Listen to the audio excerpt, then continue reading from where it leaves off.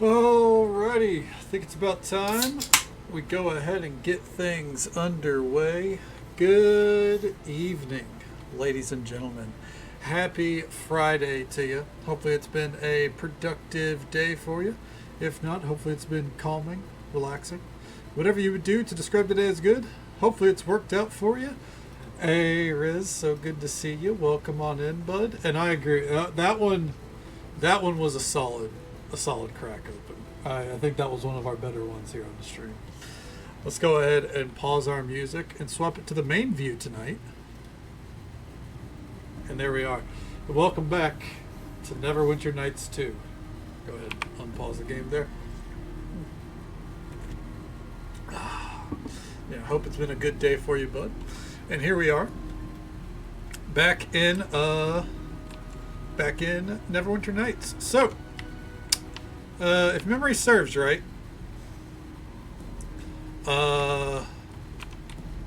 we did not, or I did not want to go forward from here, which is kind of shitty because we are actually we're suffering right now because of our spirit energy gauge. Probably have to devour some spirits at some point. But we had just gotten into this place at the end of Sunday night. This is the underneath. This is like the sewer area of the hag's sleeping chamber, where they banish everyone they don't want to deal with. We got sent down here, and we found the shouting, crazed hag, beat her down, and found out she is the mother of our hag spawn companion. They really don't try to hide that. Gan. And she's basically like, you should go kill the hags for us. Because the story is that she fell in love with a man. She sent him away, whisked him away during the night to keep him safe. And turned out she was pregnant. And when the other hags found out, they ripped the son away. And as he was a toddler, made him watch as they chopped up the dad and forced the mother hag to eat him, which then drove her crazy, and they locked her in the basement. But so yeah.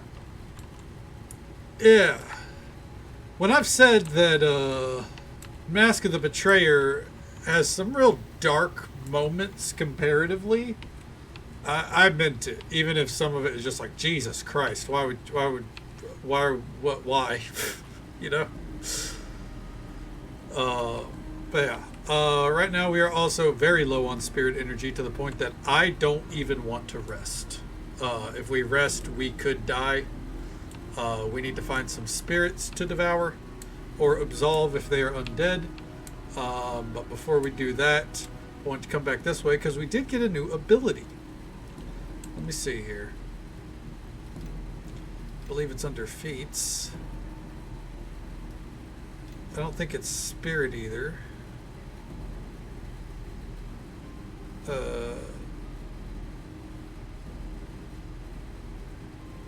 It's some kind of dream walking ability. I think maybe we just gotta like talk to this character and then it will go from there. Okay, we're gonna quick save there. Yes. Though Gan does have a level here we can spend. Of course, we just hit recommend and let's get to it. The sleeper. Sleeper sits here, quiet and unresponsive. Enter the sleeper's dream. As you enter the sleeper's dream, you feel as though you are spinning madly, though you're standing perfectly still. A new skill we've unlocked.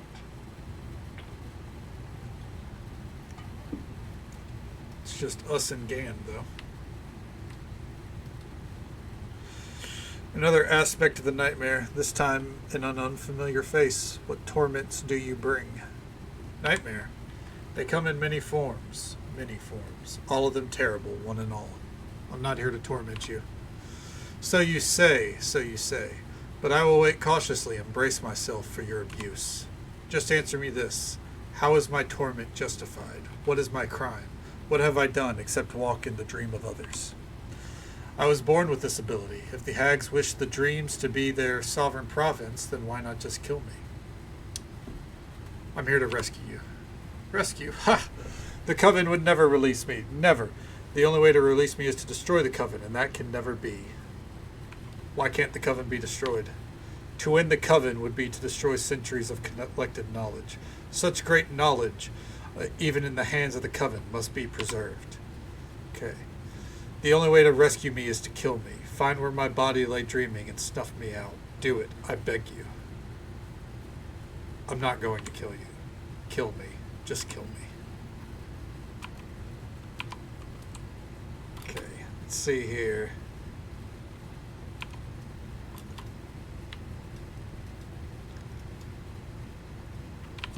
Can we talk to him? Gokash is gone.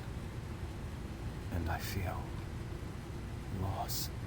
All that time wasted in judging her for something she had not done. That's the name of his mother. She did the exact opposite of what I had believed all my life. Felt the exact opposite. She loved me and loved my father.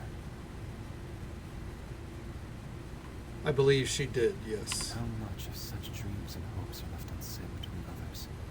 Why is his How voice so many could be quiet? saved or healed by such knowledge? If I am ever to love, I will speak of it. This is my promise, the first vow I have ever made. And if I am loved in return, then it shall only be the first vow of many. I had questions for you. Of course. Ask what you will, and I will do my best to answer. Nope. Okay.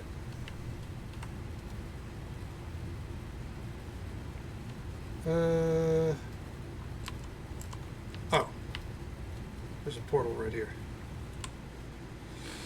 Okay.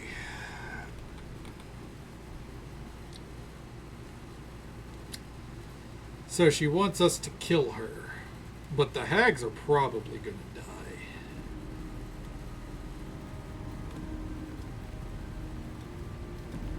Okay. Alright, let's get a move on. Oh, we are suffering fast.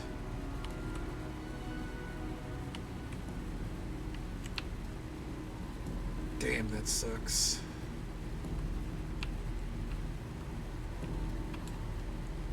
I really hate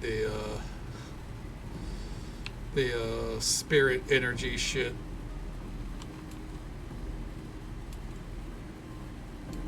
I think if we had access to I'm going this way because there was a few. There was this area down here that I missed that I want to grab. I think if we went into the shadowed realm and devoured some of the undead there, I think the shadows, I think we'd be okay, but I don't really know how to... Well, there's nothing we can do about that right now, really, so it doesn't matter.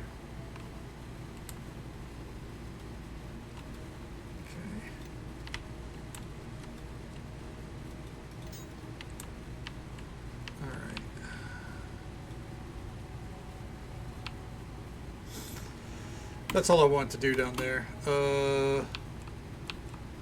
Which, it looks like that's some fancy armor, so I guess it was worth it.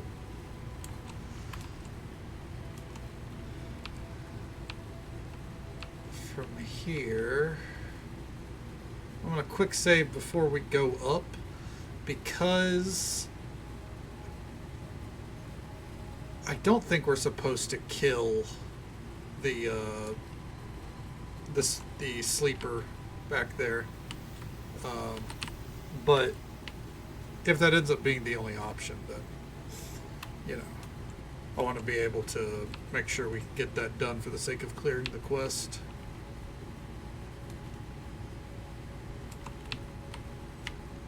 Alright, we gotta move fast though. feel like every conversation we have loses us so much fucking spirit energy.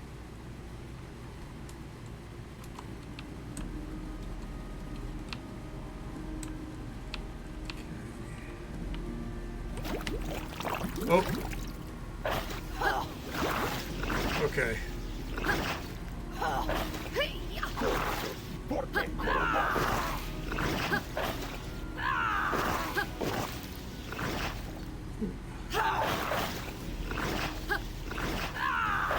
Come on. Oh, okay.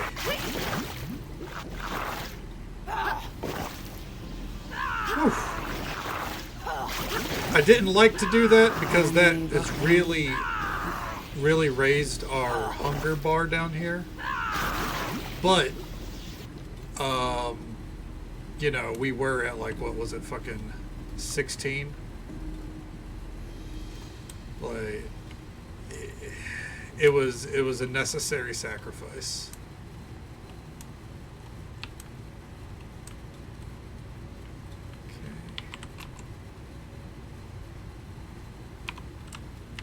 This passage is sealed? Is that what it said? Okay.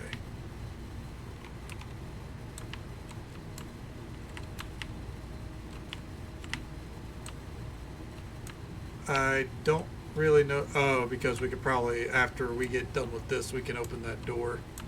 I'm assuming is the case. Okay, let's check over here real fast, see if there's anything we're missing. There's not. Alright, gang. Quick save. Up we go.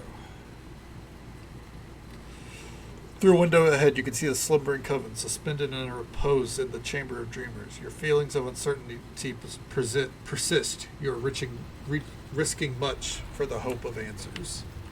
That's what it said. Ooh, it did a hard save. I love when they do that. They knew that they knew how to signal that you were coming up to some real shit. You know what I mean? Do I have any healing kits? Yeah, let's go ahead and get Sophia healed up because we can't rest. Okay. Oh shit! City of Judgment, you go.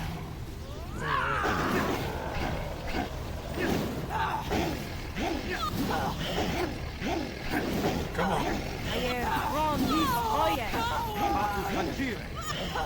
Ooh. They won't even let me through the door. Oh shit.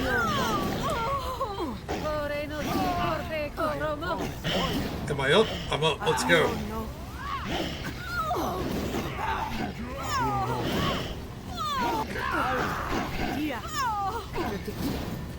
Okay, drink it up. Come on.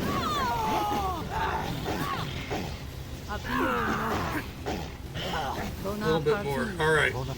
Get her.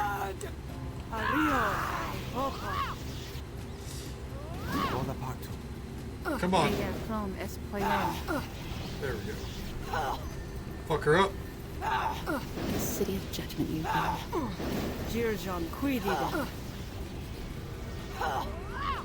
Oh, come on. There it is. Get dropped, bitch.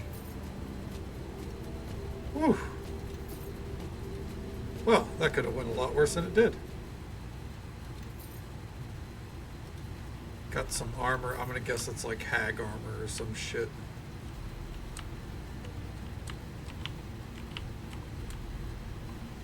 I just want to take a look around, see if there's any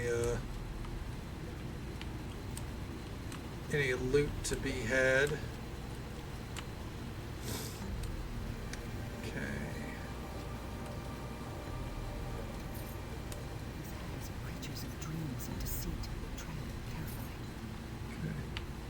Don't want to go back to work tomorrow? I know, bud.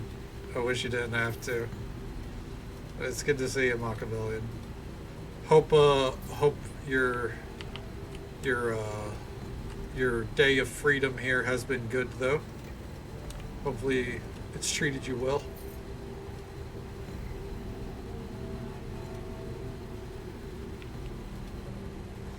The 9 hags that make up the slumbering coven hover midair, protected by energy barriers. The energy fields prevent us from slaying these crones as they sleep, but from here we can prevent their collective dream and perhaps destroy them from within. You can use your dream-haunting ability to enter the slumbering coven's dreamscape. At first, it seems easy entering the coven's dreamscape, like diving into warm water, but then you are grabbed by an unseen force, shaken violently, and thrown into blackness. You are shocked to find yourself in a familiar place. Did the coven somehow return you to Molsontier? How can I expect to move quick? Burger and Chinese right now. I'm gonna assume that you mean Chinese food there, Riz. Hey man, you can't go wrong with Chinese food. Hell yeah. Yeah, the cuisine, Twitch. Hey, on your last day off, not doing much and just hanging back with some Chinese food, that's a good way to do it. With all this trash, some of this has to go. Wait, what do you mean some of this has to go? What?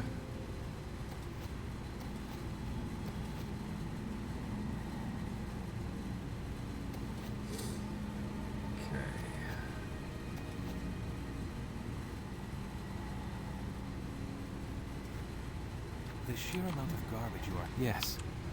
Alright. Fine. Drop it. We don't need it. Nice. Hell yeah. Yeah. Hopefully it was, yeah. Hopefully it's treating you well so far. That's nice. Riz, just go for, what is it, Bleach? Go for like Bleach and Naruto, the ones that everyone watches. Come on now. Hurry, Kaydonna, or you'll miss the final scene. Where is the slumbering coven, Magda? I've come to find them.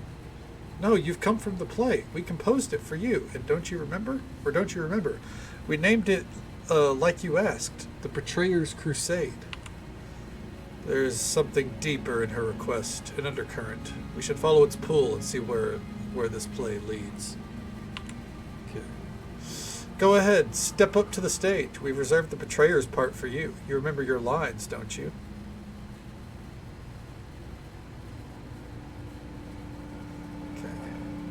No, you'd better remind me. No time for that. I'll set the stage and you can make up your lines as you go along. The crusade has failed. The betrayer's army is crushed and he must give his final commands to his lieutenants. The dark god Merkel is close at your heels. You must make these orders count. They shall be your legacy, perhaps all that shall ever remain of you. Alright, I'll play along and maybe the stream will start to make some sense. Ah, you have a dreamwalker's heart. You swim with the currents, not fight them. Not a dream, a play, or perhaps there's little difference. No matter, get up to the stage, hurry, the audience is getting restless. I greet you.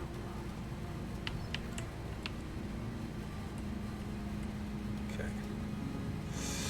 I am Zoab, of white wings and golden brow, born of the radiance of Celestia. For mercy and for justice I swore to bring down the wall. I am Ramak, the old, the dead. Thrice have I glimpsed godhood, and thrice that prize been snatched from me. For the knowledge I was promised, I swore to bring down the wall. And I am Seriu, the vast and the glorious, who soared the desert skies blue upon blue. For the debt I owe to you, betrayer, I swore to bring down the wall. The god of the dead draws near, and our battle is lost. What would you have of your generals? Okay. Stand and fight. The crusade may have failed, but we won't be taken alive.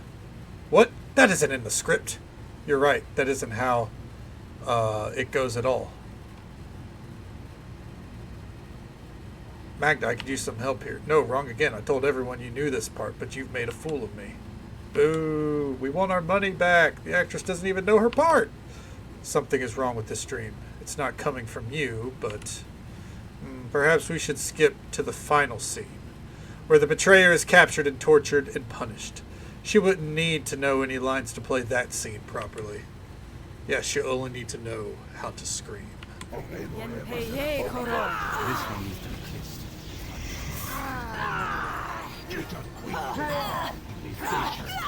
Come on. All right.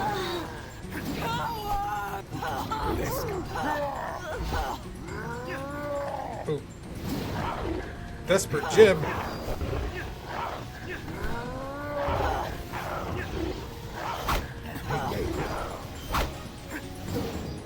Come on.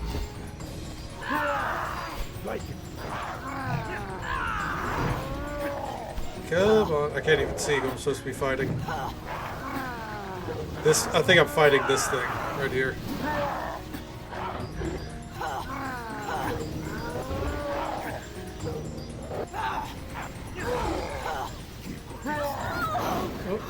Oh, and just so folks are aware, there's an ad break coming up in just about a minute. As usual, 3-minute ad break. It happens once every hour.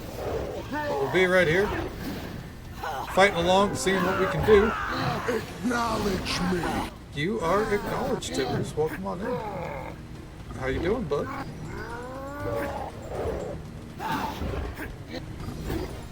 The intro, outro goes hard. You know, I've never heard it. I think I've watched like 30 seconds of Bleach in my life.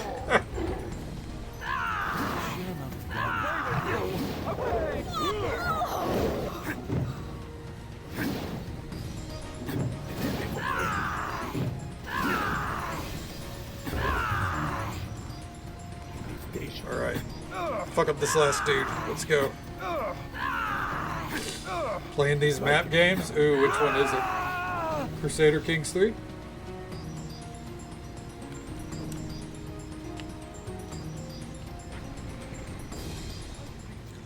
The betrayer will return, and we will wait for him as we promised.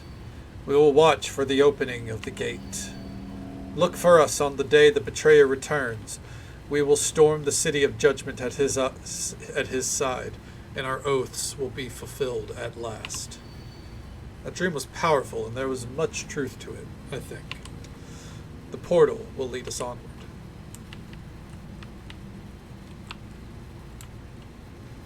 Alright. We've already lost 10 spirit energy. That's great. You find yourself back in the Chamber of Dreamers.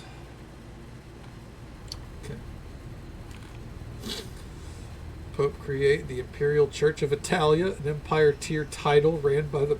Damn. Is the Pope going to take over the world? Oh, we're saving it again.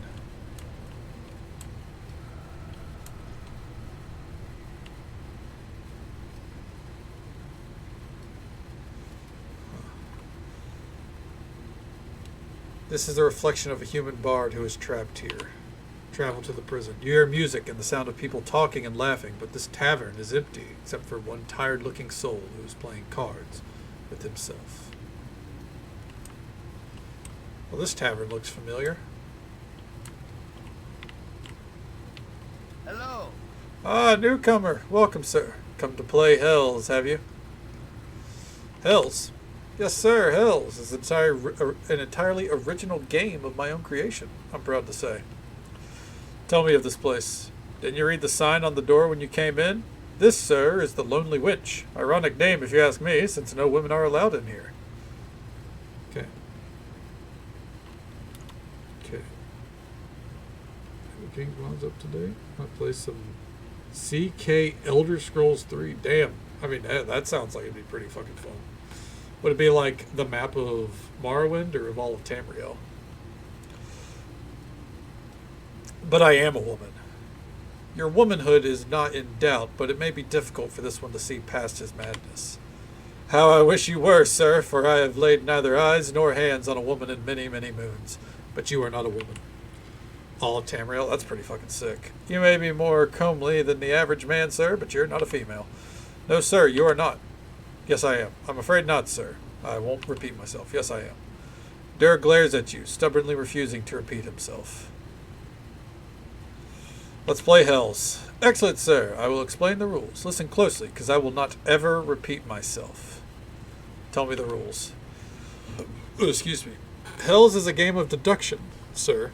Inspired by the 9 hells of Bator. Avernus, Dis, Minaris, Phlegethos, Stygia, Malbog, Maladomini, Cania, and Nessus. as the Empire. Fair, I mean, that's pretty true to form. So what are you going to play this time? I will think 4 hells, and you, sir, will have 9 guesses to determine which I have in mind. If you get one of the hells correct, and in the correct order, you have a devil. If you get one of the hells correct, but not in the order, then you have a demon. Alright, let's play. Yes, sir, before we begin, let's agree on a wager. Have no cares for wealth. I can see him imagining some into being for you to play with. For you, simply concentrate on the game, and I shall do the rest. You can conjure gold.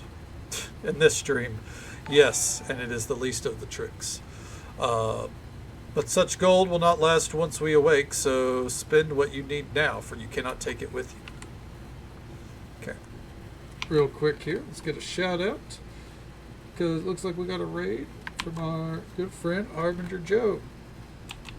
Khajiit finds the throne to be gaudy and uncomfortable.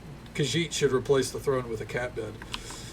The shout out for our great friend Harbinger Joe, who was kind enough to bring their community our way. They're playing a little bit of Expedition 33. They're doing a new game plus playthrough, kind of like, analyzing the story and such. It's a lot of fun. Show them some support, drop a follow, say hello sometime. Welcome on in, bud. How you doing? Howling Strider, welcome on in. And Dr. Pepper, MD, you gotta earn that MD. It's good to see you. Welcome on in. Thank you for coming in with the raid as well. And thank you so much for the follow, friend. We do keep those anonymous for the sake of our lurkers. But I hope you're having a good time, and I hope you're having a good day or night, wherever you are in the world. Thank you so very much. And hello there, Ossitator. Welcome on in.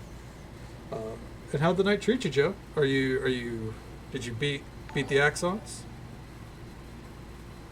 Well, thank you very much for the follow. I appreciate it. Because I believe you were on the Axons. Am I wrong? You're starting the Monolith? Fuck yeah, man. Next stream? Fuck yeah. That's going to be sick. That's where the story really starts to, unravel into some crazy bullshit.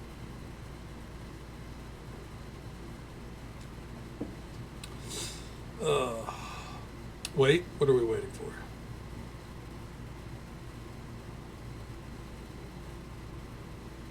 Before I tab back to the game, what are we waiting for? I'm concerned.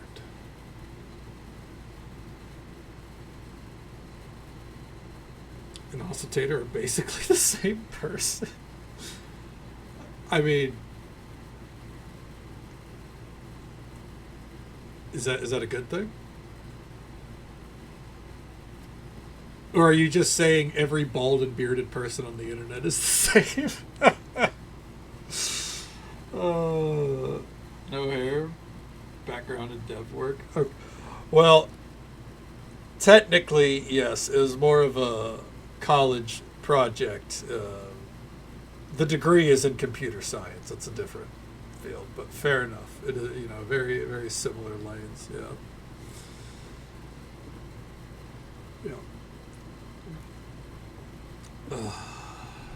Just being bald. That is true. I'll take that. More to it than just being bald. Because there are people that go, "You look like this streamer." Obviously, you wouldn't do this, Joe. You know me well.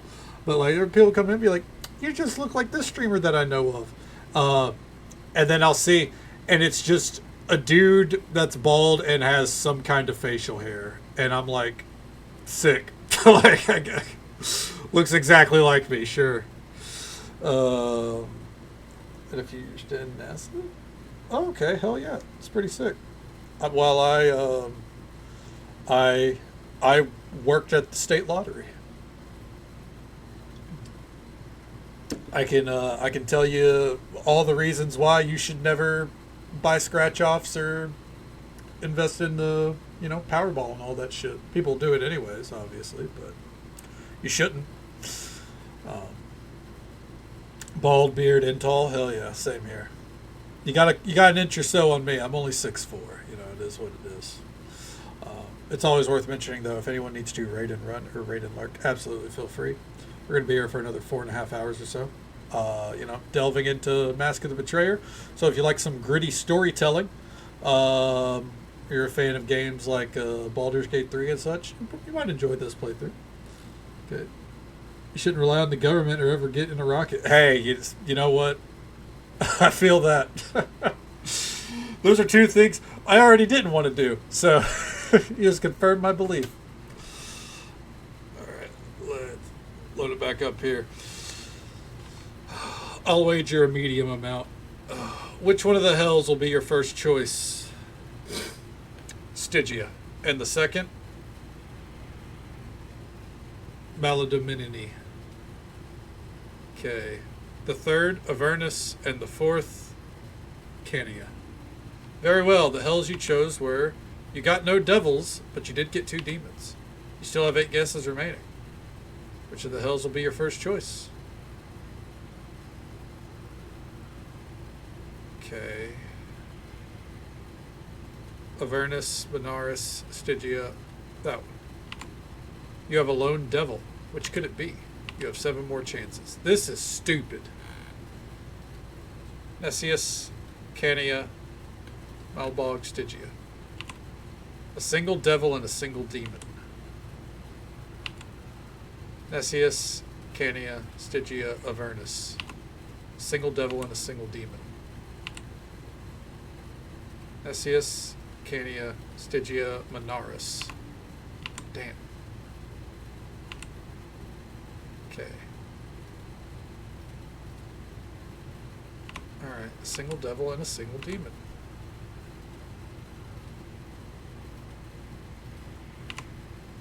Two devils and a demon, but do you know which is which?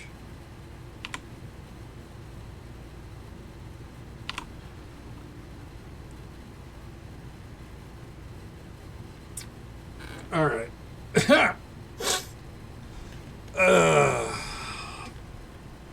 I'm not gonna lie to you. I don't care for guessing games. Alright. Let's see here. I think that's how you spell the name.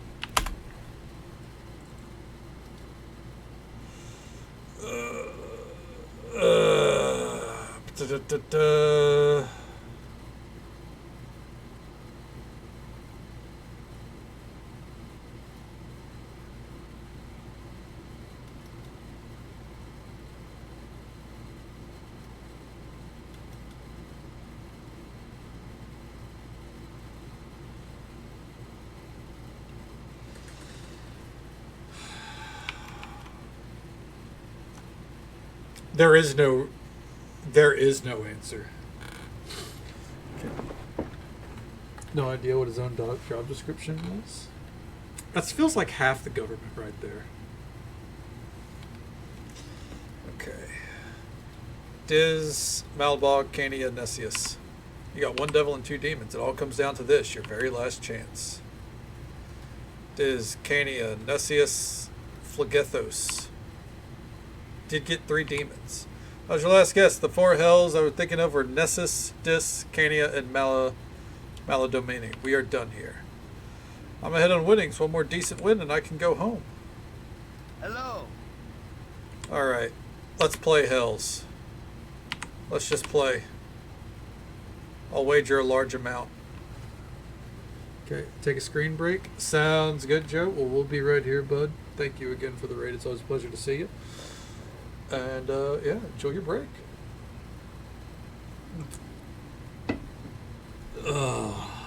Let's see here. So I saw something that was like... Okay. 2, 2, 3, 3. We did get a single devil. I'm gonna step away. It's 2 a.m. here. Absolutely, absolutely. Well, I'll appreciate if we get to see you again. I know how it is, though. You know, only so many hours in the day. Thank you for coming in with the raid, Ostentator. Take it easy. Stay safe. Take care of yourself. Hope you have a good one, bud. And we'll catch you next time. All right. So let's try it. 3, 3, 5, 5. A lone devil. Which could it be? Okay.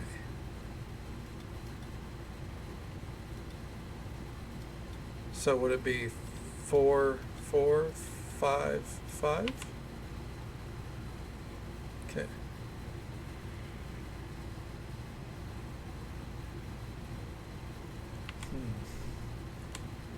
gonna guess 6, 4, 5, 7.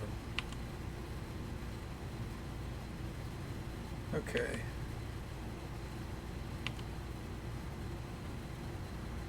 So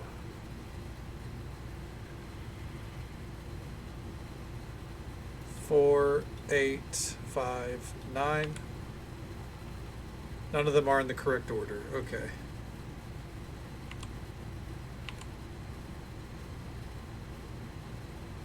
Let's try 5, 4, 9, 8. 3 demons. But which the demon or which is the devil?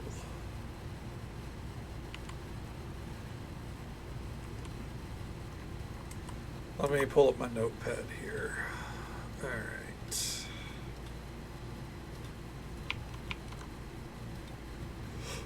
So we did 8, 4, 5, 9. Let's try 5, 4, 9, 8. Okay. 9, 5, 4, 8. God damn, I kept just mixing them up. It was 9, 4, 8, 5. God damn it. Farewell. Okay, so if we had won, we would have gotten double the experience. But we didn't win, so okay.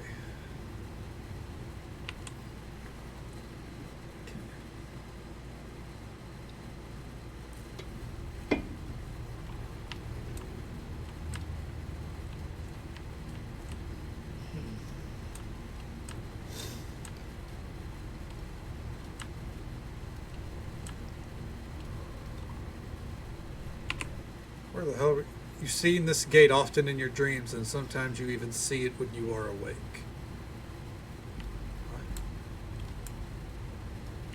Oh.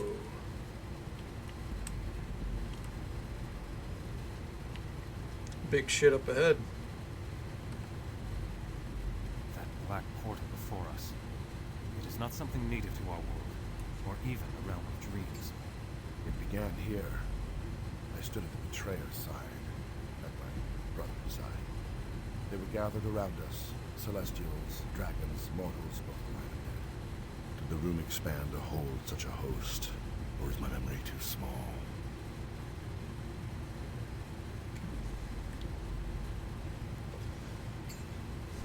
You're Armin, a red wizard of Thay. You're the one who usurped Sophia's academy. I was not always a wizard. The last time I laid eyes on that door, I was nothing but a younger brother, the shadow of the rising. We stand before the betrayer's gate. You want to speak up, The bud? door should not be. Oh, hi, Mark. Rest your eyes upon its edges. Well, hi, THC. Welcome Watch on them in. carefully. Hope you're doing well tonight, bud. It's good to see you. Death and life go together in this slab. Pass through it. See the place of final judgment. You mean the fugue plane, the city of judgment? Yes, the Grey City, and its wall of screaming souls. Passage to that forlorn realm is granted only by death. But this gate provides another way, a forbidden way. A way that my brother opened with his silver blade. I swear to you, if I could take it back, if I could make him see. Sophia. No. Wait, it only seems to be her. It's so close. So... You make him see? Armon, you flitting shadow. You are nothing but a leaf born by a great storm.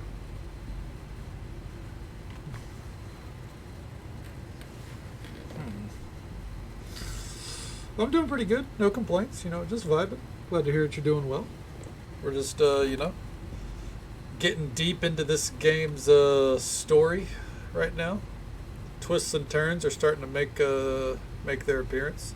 You're not Sophia, are you? Ahriman, why do you hunt me? You would destroy everything your brother strove for, render his sacrifice meaningless. Not to destroy, to set things right. How can I choose my brother over my god? Yes, I was a feeble, flitting thing when I passed through that door. I was born by my brother's storm, but I learned from his folly. He set mortal love above the gods, so he paid the price. And we paid with him, you and I. Be cautious. I think choosing one over the other will lead to bloodshed in this dream.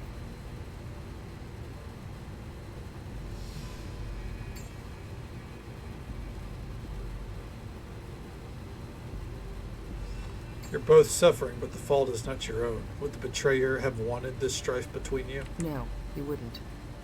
What my brother desired, how can that matter? My brother wanted to uproot the flames and tear down the gods from on high. Suffering cannot be avoided. It can be minimized, yes, but the universe cannot be torn asunder for the sake of one soul.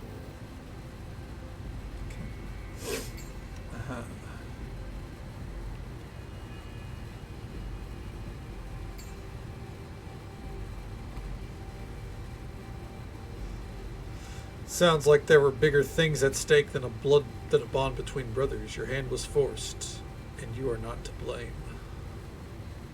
Why did you absolve him of blame? He had a choice. He could have shared his brother's fate. The flitting shadow could have stood firm and become something more, but only at the end. But instead he remained a mask, a puppet for a darker thing, a twisted and dead thing. But your eyes will be opened. At the end of your road lies a groaning waste of dead faiths and sundered dreams. And there you will see the twisted thing whose side you take. Uh-oh.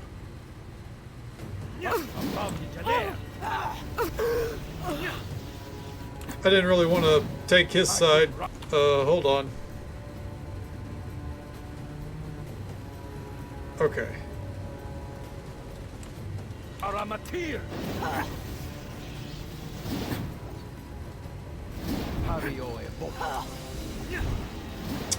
Well then. Trying to see if any of these were undead so we could, hit them with the absolve. Nope, seems like they're not.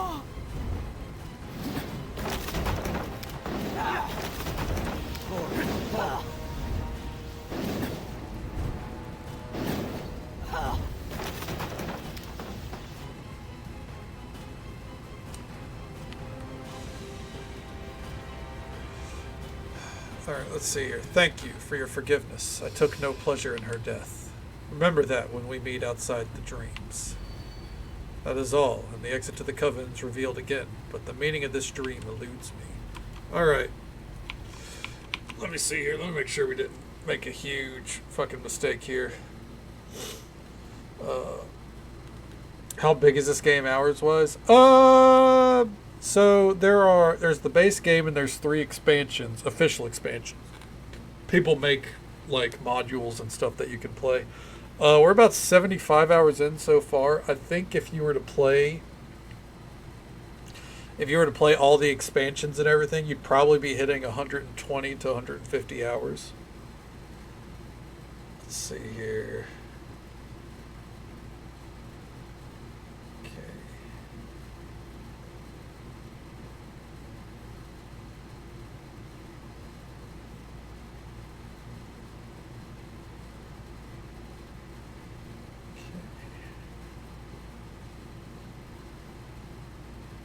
All right, so there was no big deal to us, to the decision we made there. Oh.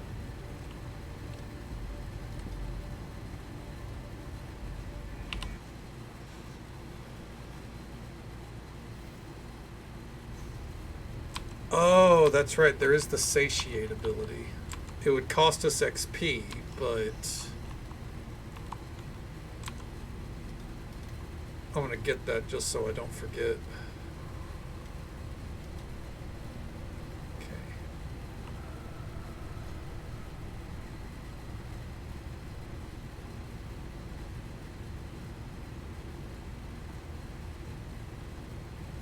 So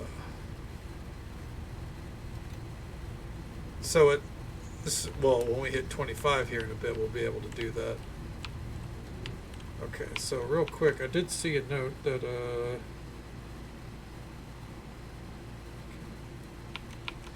alright. We're going to go with him.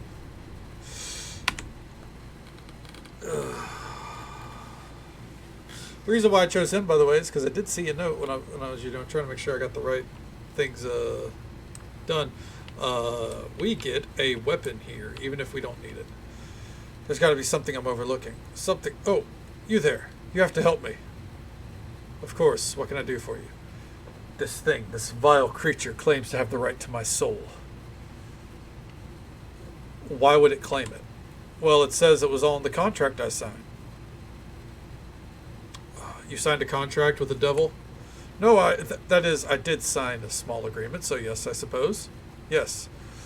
What were the terms of this agreement? Not for my soul, that's for sure. We simply agreed on a number of favors he would grant me if I did certain things for him. What kind of favors was he supposed to grant you? A little this, a smidgen of that. It's all in the contract, I'm sure. Is that the contract you have there? Yes, but I need to keep looking through it. I'm sure he has another copy on his person, just to taunt me with it in case I lose mine. What did you have to do for him? As you might imagine, nothing you'd care to mention in the presence of a paladin of Tyr. If you simply must know the gritty details, I'm sure they're all in the contract. I'll ask him for the copy. Greetings, my friend. I hope our good friend Ferris here hasn't concerned you overmuch with the talk of our business relationship. He said you have a claim to his soul. Is there any truth of that? Why, yes, but that is only because I do have a claim on his soul. It's all explicitly stated in the contract. Do you have a copy? Of course. Here, you may peruse it at your leisure. If you have any questions about it, feel free to ask. I'll do just that. Where is this infernal contract? Okay. Upon being fully unrolled, the scroll reaches the length of approximately 30 feet. It features a tiny, precise script written in reddish ink, presumably blood, on a material that you'd rather not consider too carefully. With a little writing in this language, you cannot decipher. The majority of it is written in common. Okay. After unfurling the scroll, you realize that it would take far too long to read the entirety. Perhaps it would be better to find a relevant section. Find the part about what favors Ferris bargained for. The section regarding what favors were granted is located a few pages into the document. A short passage prefaces the section, followed by a bit of text much smaller than the rest, after which the favors themselves are explained. Read the smaller text. Each favor shall be granted but once and have a duration of 1 year, renewable each time the signee fulfills the obligations of a new favor. Should the favor's duration run out without being renewed, it can be granted again for another year starting from the date the signee fulfills the obligation. Another item on the list. Okay. What are the favors? There are 5 favors listed in total, and each specifies the condition required for it to be granted. They seem to have an order of sorts, which the later favors requiring more from the signee. With the later favors requiring more from the signee. There we go. English. First favor. For the favor of one powerful magical item, unspecified, the signee must inflict pain on a helpless being. Second favor. For the favor of increased skill in one area of endeavor, the signee must perform a mischievous act upon a hated foe. Okay. Next one. For the favor of a wish... hi, Mark. Oh, hi, Rogue. Welcome on in. For the favor of a wish limited proportions, the signee must cast a spell of evil nature. The fourth favor. For the favor of increased mental ability, the signee must cause grievous harm to another being. And the fifth and final favor. The favor of supreme magical power, the signee must cause, directly or indirectly, the death of another. Okay, go to a different part of the contract. Skip to the end. Alright. Sleepy time? Hell yeah, it is getting pretty late. Absolutely. Get cozy and get you some sleep. Final part of the scroll is more mind-numbing legal jargon before ending with the signature that clearly reads Faris Windlehelm. Below that is a long string of neatly written symbols. Slightly above the signature, you notice a section of incredibly small text. What's that read? The text is written so small that you can barely make it out. If you hadn't been carefully examining the document, it's likely you would have missed it altogether. It reads, furthermore, the signee agrees that should all services be rendered unto the provider and all favors for such services granted in response, the signee's immortal soul becomes the sole property of the provider of the for all eternity. There we go. And the string of symbols. The symbols arranged in a neat row and appear to be comprised of sharply written lines of odd geographic patterns. After a few moments, you realize what you're looking at is Inziber's signature. All right.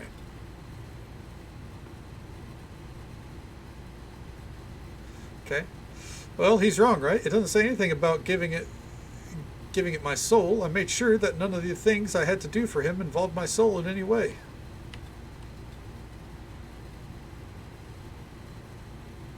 Okay. Actually, it does say something about your soul. What? It does? Where? Okay. Right here at the bottom, it says that if you complete all the terms of the contract, your soul becomes his property. Oh gods, I didn't even see that. I just checked the conditions and signed the stupid paper. You mean you didn't even read the whole thing? Of course not. Did you see how long that thing is? Did you read the whole thing just now? Of course. Oh please, no one could possibly have read all that. Well, maybe I skimmed some parts. I thought as much. In any case, this means what the fiend says is true. My soul really is at stake here. Yeah, so how did all this start? It all began several years ago.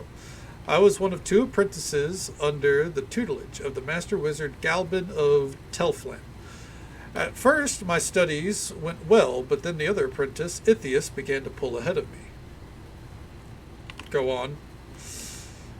The master began to get upset that he had to teach us at different rates, and he started assigning me menial tasks so that he could spend more time with Ithias. It became so unbearable that I went to look for a new teacher. Okay, keep going. One prospective teacher who lived nearby was a summoner, but I arrived early to our meeting and he hadn't returned home yet. Instead, I found that thing in the circle in the center of the room, waiting for me. Did the summoner ever arrive? I don't know. While I was waiting, I began talking to Inziber over there, who was sympathetic to my plight and promised to help me with my problems. What happened next? I returned home, but Inziber began to visit me whenever Galbin and Ithias went out, and we eventually came to an agreement. What kind of agreement? Nothing too drastic. The first contract he offered me was what you would expect from a devil, with my soul as the price and everything. But you turned it down. Oh yes, as if I'd actually be stupid enough to sign away my soul. Of course not. I'm guessing you settled on a contract sometime later? Oh yes, we eventually came to terms where we would simply exchange a few favors. What was different about the new contract? This one only required small favors on my part, and nothing was absolutely required of me. Okay. And that's this one? Yes, soon after signing it, I fulfilled a couple of the conditions and immediately began reaping the rewards. And then it all went terribly wrong. Not quite. Sometime later, the favors I earned vanished. My studies plummeted once more, only it was worse this time because both Ithias and Master Galbin suspected I had been cheating somehow. So what'd you do? I summoned Inziber. Unfortunately, Ithias burst into the room and caught me talking to him. He immediately began threatening to tell my master. And what did you do? Without thinking, I cast a spell on him. He wasn't quite so quick to run at the master after being doused with acid. Fortunately, I had an Arius silent spell memorized as well. You wouldn't believe how much he screamed. Yeah? I hope Galbin didn't come back right then. No, not right then, but he found me eventually. And you killed him, right? I didn't kill anyone. What makes you think I would do something like that? Do you really want me to answer that? No, I suppose not. Anyways, he said I was dangerous and began chanting a spell. I didn't know what to do. I closed my eyes and wished he would go away. Heard the crackling of energy and then a harumph of surprise. A harumph? Yes, a harumph. It's the sound that old men often make when to express displeasure or surprise. Fascinating. So what happened? I opened my eyes and he was gone. I searched the area where he had been standing and only found some dust. I was scared out of my mind. What do you think happened to Galvin? I honestly don't know. He might have just teleported away, or he might have been killed by a spell. Either would explain the dust I found. Why would he teleport away? He wouldn't, or at least I can't think of a good reason why he would, which means he's likely dead. So I fled. Again, I didn't stop until it had gotten dark out. I was staying at an inn about a day's ride from Teflam whenever I found a letter in my pack. It said that the terms of our contract were complete and that my soul would become Isenberg's property upon my death. What'd you do? I began researching infernal pacts, trying to find something, anything that will help me get out of this mess. Where have you gone to do your research? All kinds of places. Arcane libraries, clerical archives, you name it. I've talked to every mage, priest, shaman, and soothsayer in Telflam to here, and I have almost nothing to show for it. Have you discovered anything useful at all? Only a little bit about Batazu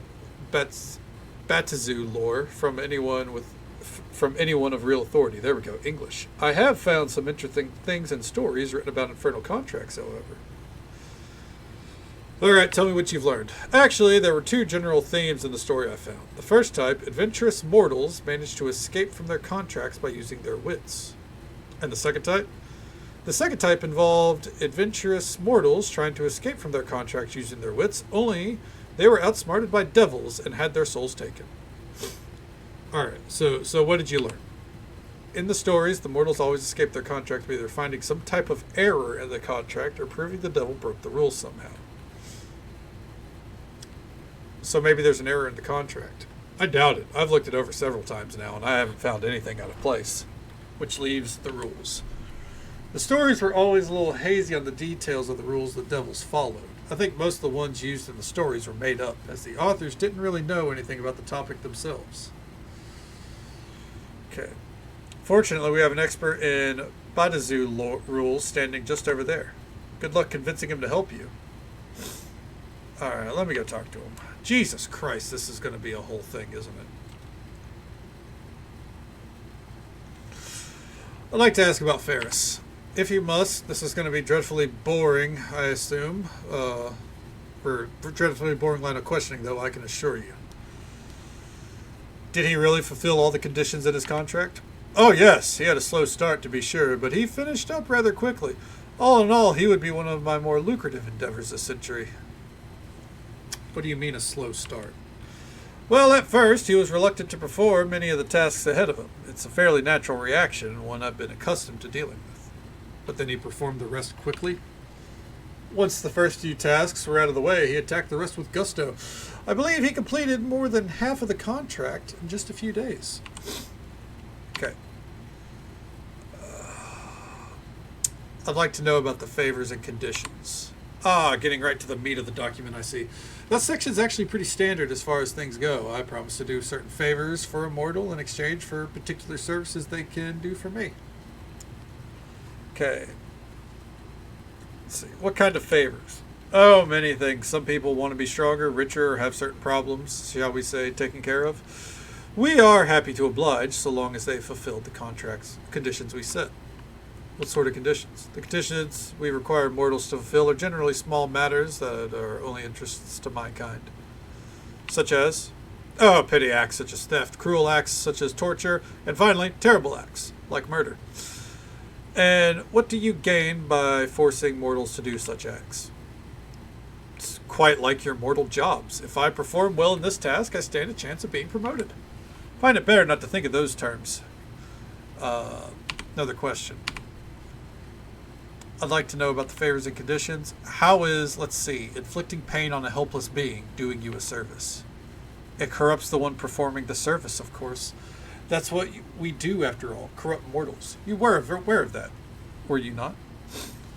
No, what's the purpose of corrupting mortals? What a fascinating line of inquiry. It's so rare that mortals wonder what we get out of our bargains. It's always me, me, me with them. Very well, I'd be delighted to explain it to you. Badazu, or devils as you mortals refer to us, have a unique economy that is based on souls. The more souls a devil possesses, the richer and more powerful he is. The main problem is collecting them. We can't just grab a mortal's soul when they die, though certain unsavory elements have been known to do just that. There are rules that govern these things, you see, and if nothing else, a Badazu always follows the rules. What kind of rules? Well, when a mortal dies, his soul goes to his god. If a mortal doesn't worship any particular god, his soul becomes the property of the god of the dead. You made Kellamvor. One does not simply acquire a soul. Welcome back, Joe. Yeah, that's the current one, I believe. Well, they do change so often. Why, there have been at least 4 different death gods since I spawned as a lemur. I don't even want to know what that means. Can we get back to my questions? Of course. Sounds like all mortal souls are accounted for then. Where do you get yours? Excellent question. We are only allowed to take souls of those who have bargained with us. Thus, you can see the importance of our contracts. But a mortal has to actually agree to give you their soul, don't they? True. But we can offer them so much for their paltry little souls. Money, power, love, fame, all can be had for just one soul. It's almost as if we are getting the raw end of the deal, you know. If you say so, what's the point of simply corrupting someone then? To understand that, you'd have to understand how gods operate. While evil mortals think that they will be rewarded for their years of devotion to their gods, that is almost never the case. You see, if an evil soul heads to the afterlife, it means they died. That's somewhat obvious. But don't you see? When was the last time you heard an evil warlord dying of old age? Most of the time, when an evil person dies, it's because they were killed, which, in their god's eyes, means they failed. Oh, I see where this is going. Yes, the afterlife waiting for most evil souls is not exactly pleasant. We offer them an alternative. Alright. I'd like to know about infernal contracts in general. Type of contracts. You know what? There's an answer here somewhere. Okay. Let's look at the contract again. Start at the beginning. A maddening long piece of text starts the document by declaring the omnipotence of someone named Asmodeus and declaring the inevitable victory of the demons over their long-hated foes, the demons. Further on, you find a passage that pertains to the matter at hand. I, Ferris, do enter into the binding agreement with the devil Isenber for an unspecified length of time. The terms of the agreement exist in accord with the tenets laid out by the Pact Primeval, which states that the text continues on for many pages, citing a document of some considerable importance. To devils. Okay. Read the preface. Okay, the signee agrees to the following favors to be had upon completion of the services mentioned. Type, number, and degree of the services rendered are not negotiable after signing the contract. Read the smaller text. Okay. Skip to another part. Skip to the end. Alright.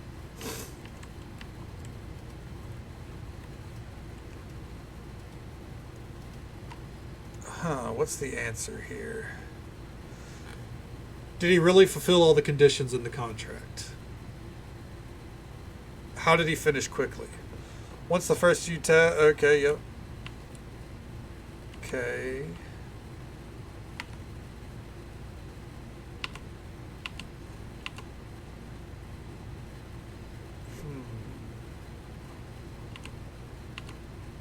I'm kind of just... Alright. How do you get out of the contract? You don't. Contracts are binding agreements and are, as such, are enforced harshly. Defined harshly. One possible punishment involves sending a pack of infernal hounds to tear the Oathbreaker to shreds, his remains scattered to the winds. From there, the measures only get worse. So there's no way to get out of one? No, not if the contract is well written. So if there was a flaw in the contract somewhere, a mortal could get out of it.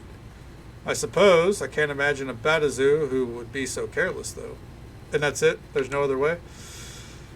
Well, I suppose if the Badazu in question were to inadvertently break the stipulations of the contract, it would become null and void. The same would happen if the Badazu broke any of our laws in carrying out the contract. Badazu law, eh? Okay. Tell me about Batazu Law. We're going to figure out this puzzle eventually. This is dragging out, I know it. Aren't you the inquisitive one? Sad to say, Batazu Law is far too complex for a mortal to possibly understand in a single lifetime of study. Could you at least give me a brief explanation on how it works as it relates to mortals? You may as well ask the ocean to be served to you in a thimble, but I will try.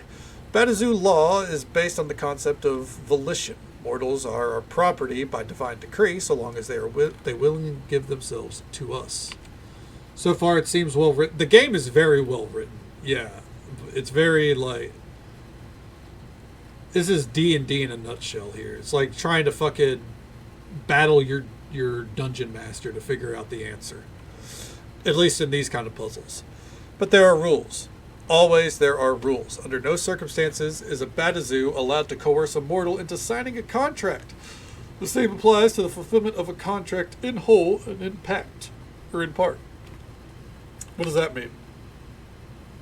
It means, dear mortal, that we sit back and let you do the majority of the work. Interesting. Yes, it is. Did you have any more questions? Okay. So have you figured out how to save me yet? I have a few leads, but I'll need to ask you some questions. Of course. I'll tell you anything you wish to know. Let's talk about the favors. The contract says that you had to fulfill all of their conditions in order to lose your soul. But that's just it. I never fulfilled all the conditions. I performed a few of them, sure, but not all. Why don't we go over each favor individually? Yes, of course. We must be thorough. Go ahead, ask me about them.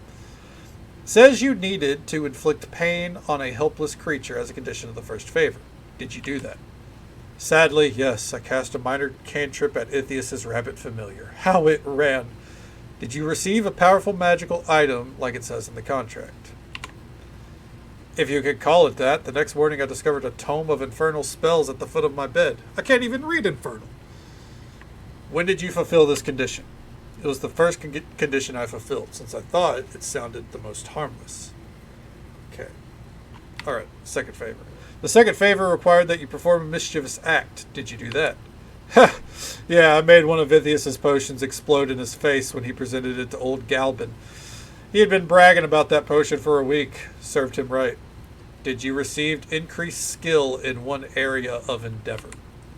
Actually, yes. The following week, I started noticing a change in my potion making. It began to come to me so naturally. Pretty soon, I had surpassed Ithias. Master Galbin even complimented me one day on what a fine potion I had. Wow, and it only cost your soul. Yet, it only cost me my... that's right. What am I going to do? Calm yourself. I have other questions. When did you fulfill the condition? Shortly after the first, maybe a day or two later.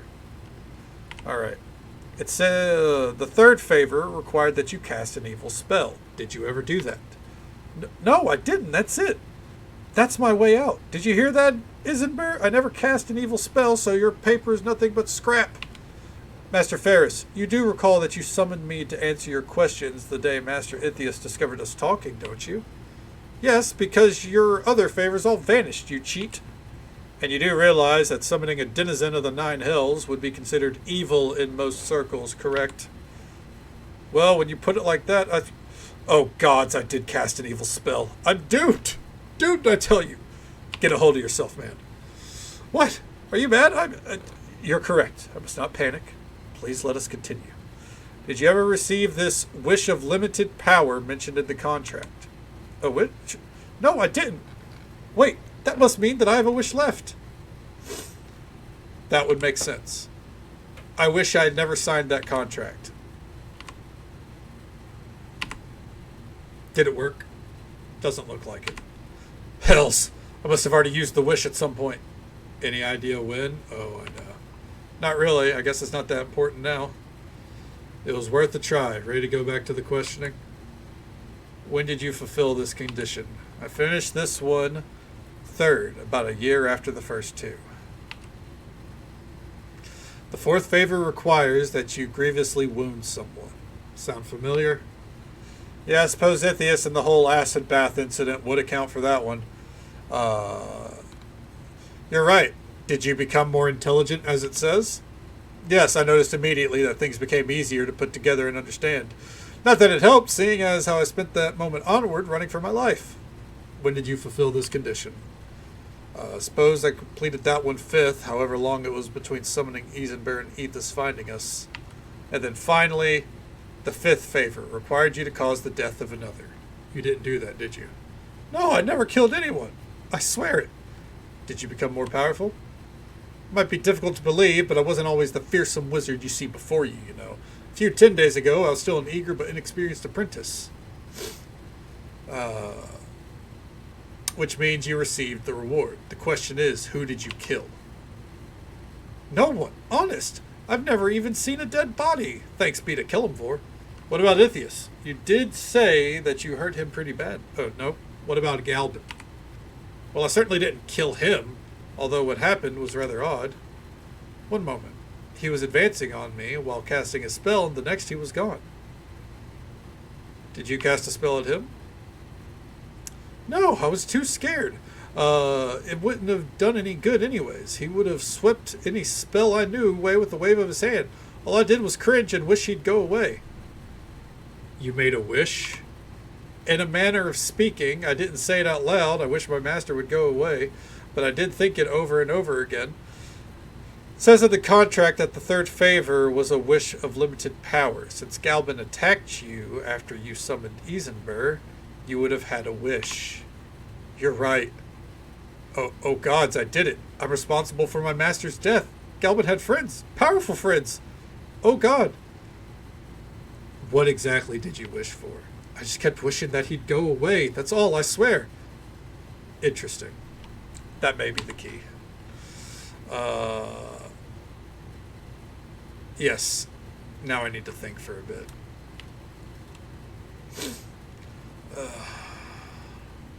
Your contract with Ferris is null and void. Oh, is it? And how exactly did you come to that conclusion? You broke Badazu law. Oh, you think so, do you? Then regale me with the tale of how I managed to break the laws I know by heart and whose existence you learned in mere minutes ago. You forced Ferris into completing his part of the contract. Exactly how do you presume I accomplished that? Okay. Alright, you forced him to kill someone indirectly to fulfill the 5th favor. Who did you maintain that Ferris killed again? Why, he killed Master Galban, of course. I'm sure Ferris has told you all about that. It's funny, but when he told me the story, he said he didn't kill his master. Of course he did. He wished that his master would go away, not that he would die. You were the one who decided to interpret that as a wish for his death. Let's suppose, for a moment, that you were correct. What does it matter? The wish was made, and here we are. Because by interpreting his wish in that manner, you forced him to fulfill the condition of the last favor. Don't be silly. Nobody forced... Wait. Don't think too hard about it. I said wait. Let me think for a moment. Think all you want. You broke the law. The contract is null and void. Damn you, mortal. I will not forget this. Good. Make sure you remember the smile on my face right now, too. Legal Eagle should hire me for the team. Anyways. What just happened? Is it done? Am I free? Indeed. Isenbear's contract with you is no more. Excellent. How did you do it? Really, I must know. He broke the law of his kind by making you complete one of the conditions of the contract. Really? Thank the gods you came along. I never would have figured... I mean, you saved me a great deal of time. Thank you so much. You're welcome. With that said, I really must be off. Thanks again.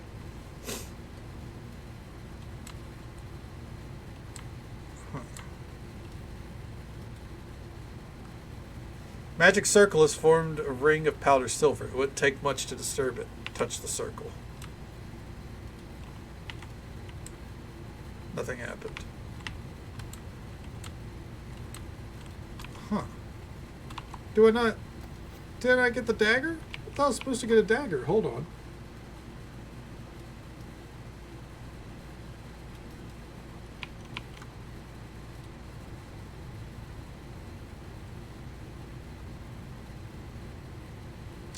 I didn't get no fucking dagger. Boo. I was supposed to get a dream dagger anyways. It's whatever. It doesn't matter. I would have sold it anyways.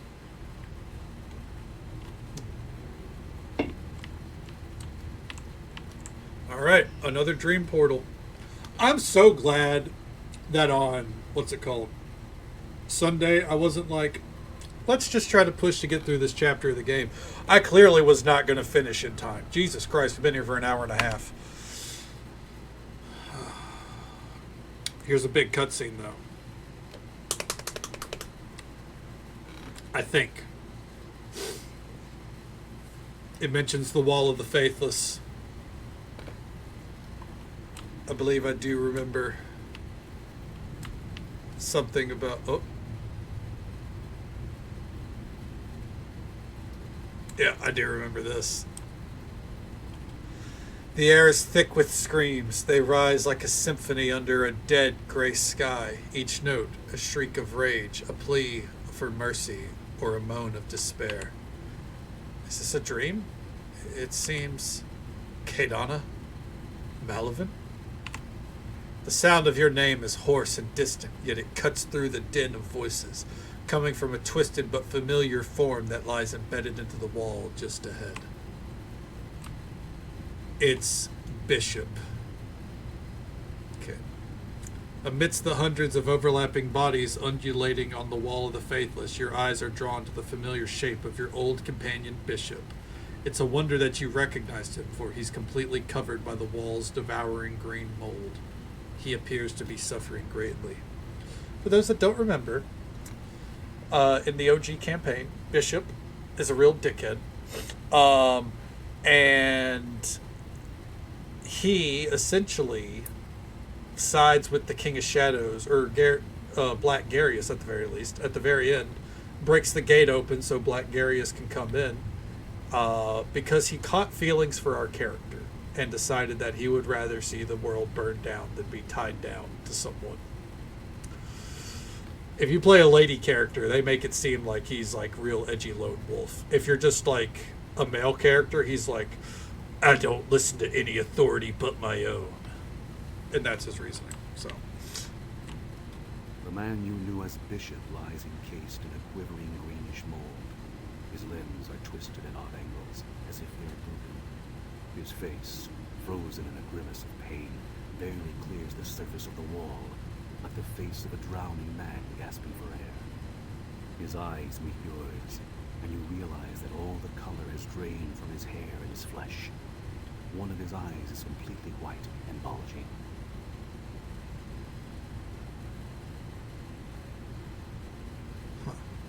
this can't be right. You turned against Garius and fled. You survived. Funny. I remember things differently. Halfway out of the temple, everything shakes, and 100 tons of rock fall on my head. Last thing I recall seeing were bits of my own skull. Who is this one? He speaks as if he knows you. Different voice actor, too. And where's dear Casimir? Have you already traded up for this hag-spawned wretch? Or did you leave the paladin under a pile of rock as well? Okay.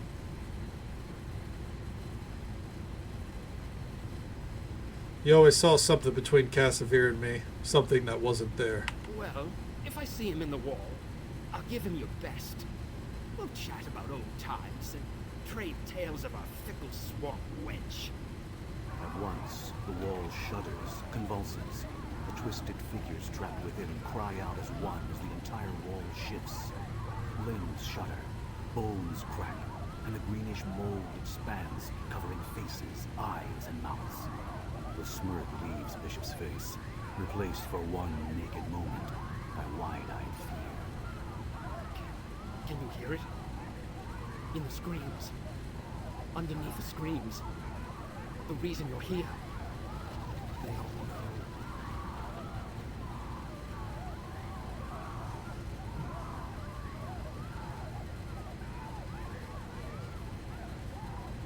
There's got to be a way to get you out of this wall. No, I made this bed of molten rot.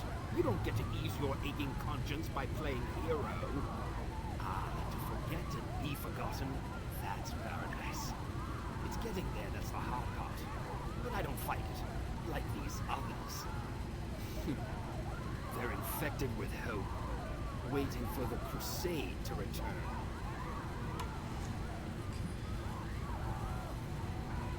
The Betrayer's Crusade? What do you know about it? Bishop's one good eye loses focus.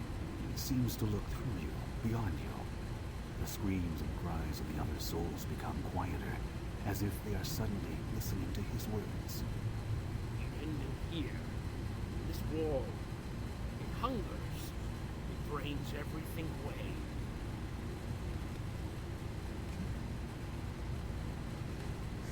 Focus, Bishop. I need to know what the dream means. For a moment, Bishop's eye seems to clear. He looks at you, takes in your face, as if... Hold on. There's an ad break coming up, and we are going to delay that. All right, continue. For the first time. I saw you. Here. I saw you in the wall. You saw me? Are you certain? No. It was someone else. You're a mask. Nothing but a mask. The wall shudders again, and you hear a sickening crack as Bishop is drawn further back into the wall. Green mold rushes in to cover his face and bursts forth from his mouth in a noxious plume. He's seen you. The god of the dead. They're coming. Again, the god of the dead. There is some game being played here, with ancient rules. They're coming. Uh-oh.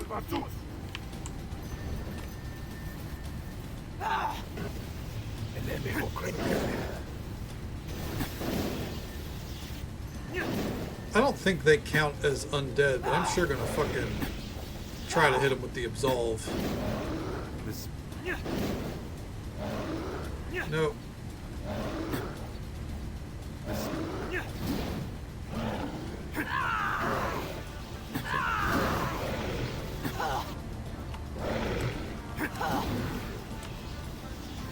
Damn, poor Bishop.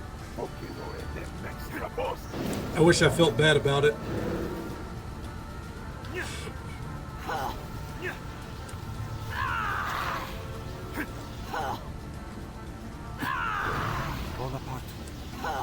Come on. Bonaparte. Ooh. Bonaparte. I'll tear you apart. So this one, if we time it right, we can use... Okay. Sanctus. There we go. Yes! Bonaparte. All right.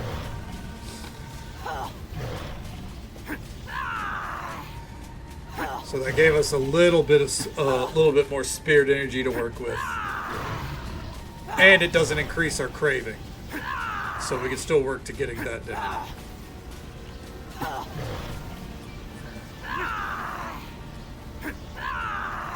Come on. I find it weird that he's not doing anything. Wonder if he just can't. Come on.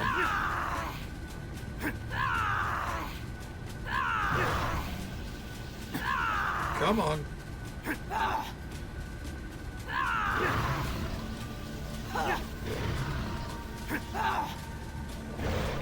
I feel like the Wall of the Dead should be a little taller. It may be my instincts speaking falsely, but I think it may benefit us to examine the section of wall where the flame used to be. Okay. Real quick, I'm going to go into the game options here.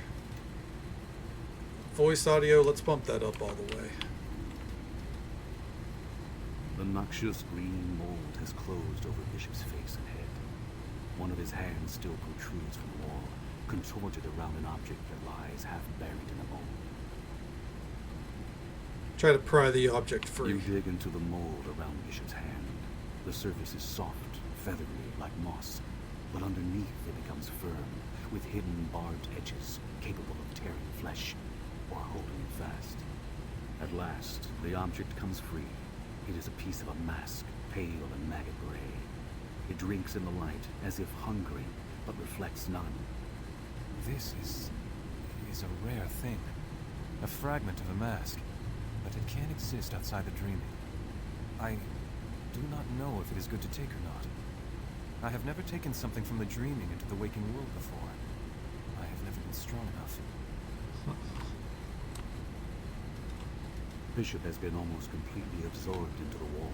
Only a faint outline of his body remains, buried beneath a feathery blanket of mold. I think there is little here left for us. We should return to the Chamber of Dreamers.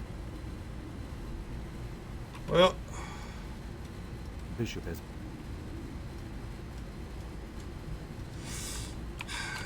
It was good to see you, Bishop. Dickhead. Alright. And now, I don't think we can avoid this one. Just so folks are aware, there is an ad break coming up in just about a minute. It's the usual 3-minute ad break. It happens once every hour. But clearly we're about to deal with the hags. So, I guess we'll wait until the end of the ad break, maybe? Maybe I'll run AFK real quick. Answer nature's call.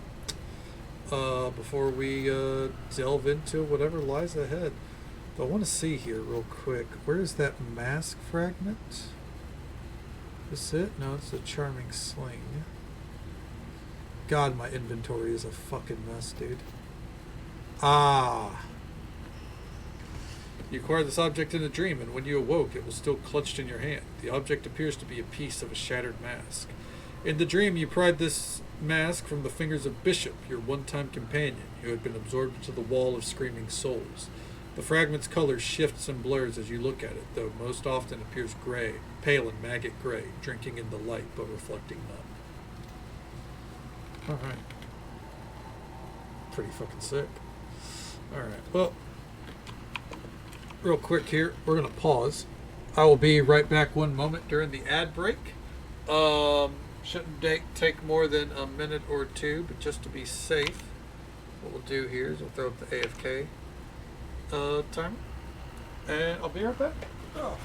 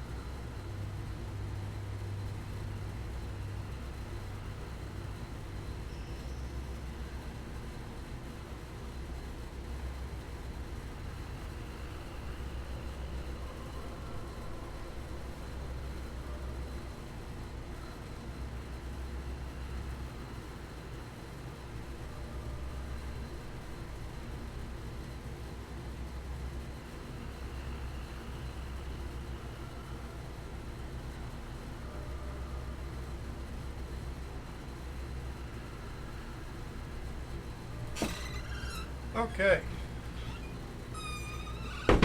That should be the end of the ad break. Ugh. Let's get back to it. Alright. Oh. Right there. Okay. So, looks like the hags are up ahead. Or do we have to deal with this dude? Might as well. Let's see what's happening here.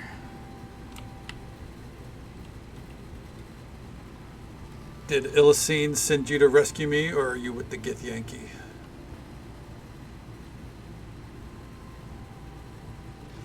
I'm here to rescue you. You lead. I will follow after I see you are safe.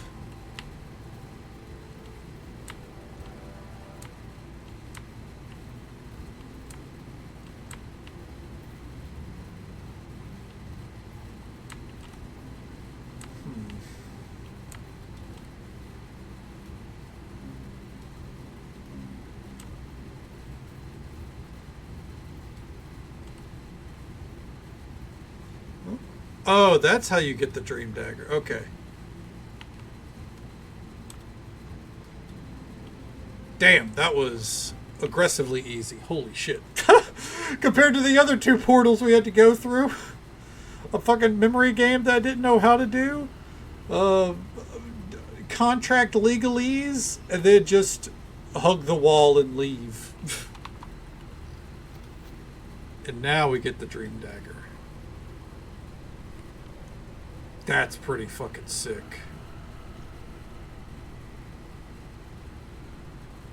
Okay.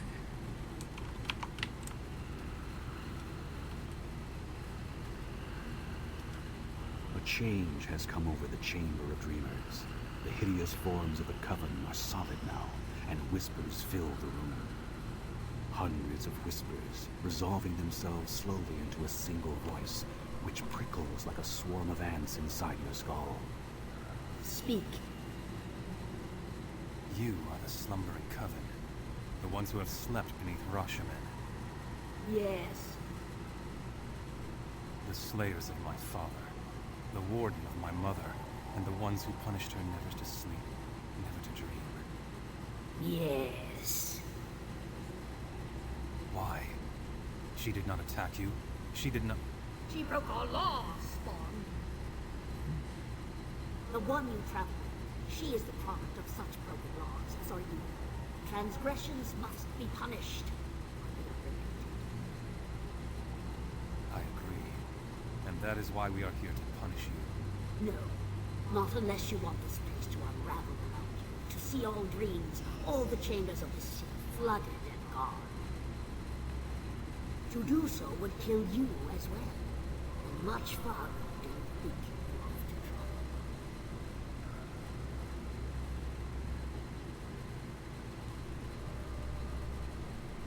travel.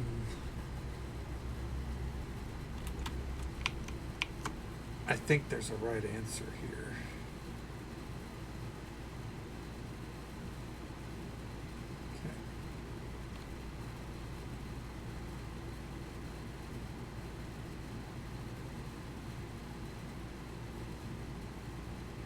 Okay.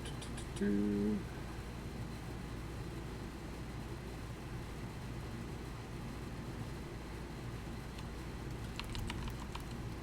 Let's see here. What does Gan want to do? Is the thing.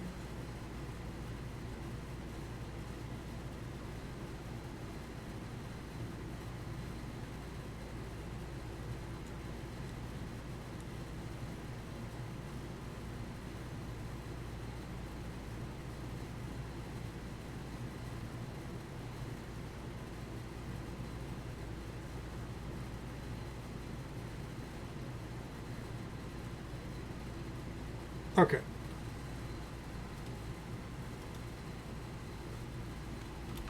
Go on, Gan. They should be held accountable for what they've done. My father. What happened to him? Dead and gone by our law. As her mother gave in to her appetites, so was she forced to devour her own mate. In the manner of all paths, piece by piece, they just allowed. By your law, you say? then all I wish is that the same justice be brought upon you, and that you feel its self-same mercy. You have questions, Spirit Eater? Ask them.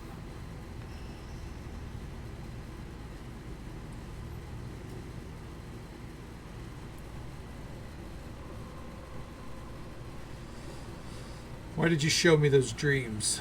What did they mean? I'm playing this very carefully. You showed us and we drank deep.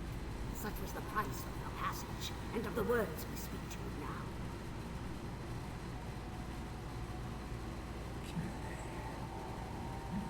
now. Alright, we'll see. I'm not 100% sure yet. Not entirely sure. Those dreams came from my mind? From its deepest places, yes. Where dreams mingle with hidden and forgotten things. Two women came before you not long ago. You gave them advice, something to do with me. Yes, the white twin and the red. The white twin was Lena. The red twin was Nephris. The mother of Sophia? The pretty one. Her dreams are scattered, nauseating to look upon. She knows not what she is. But yes, the one she calls Mother beseeched her advice and offered her dreams of the truth. Then Nephres and Lena were sisters. They were sisters, of soul, and they were more than children. They sought to end your affliction, your hunger, to spare you from this suffering. The whispers seemed to draw back from your mind, separating themselves into many different voices. For a few moments, they echo back and forth across the chamber, as if conspiring amongst themselves. Then, abruptly, they resolve again into one. We are creatures of dreams, not words. Telling is cumbersome. We will show you what you wish to know.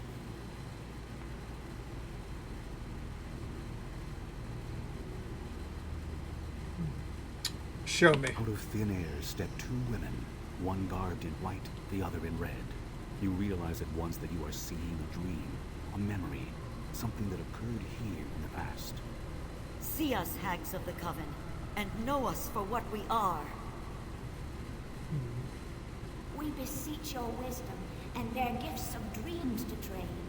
Dreams of a sort even you have never seen.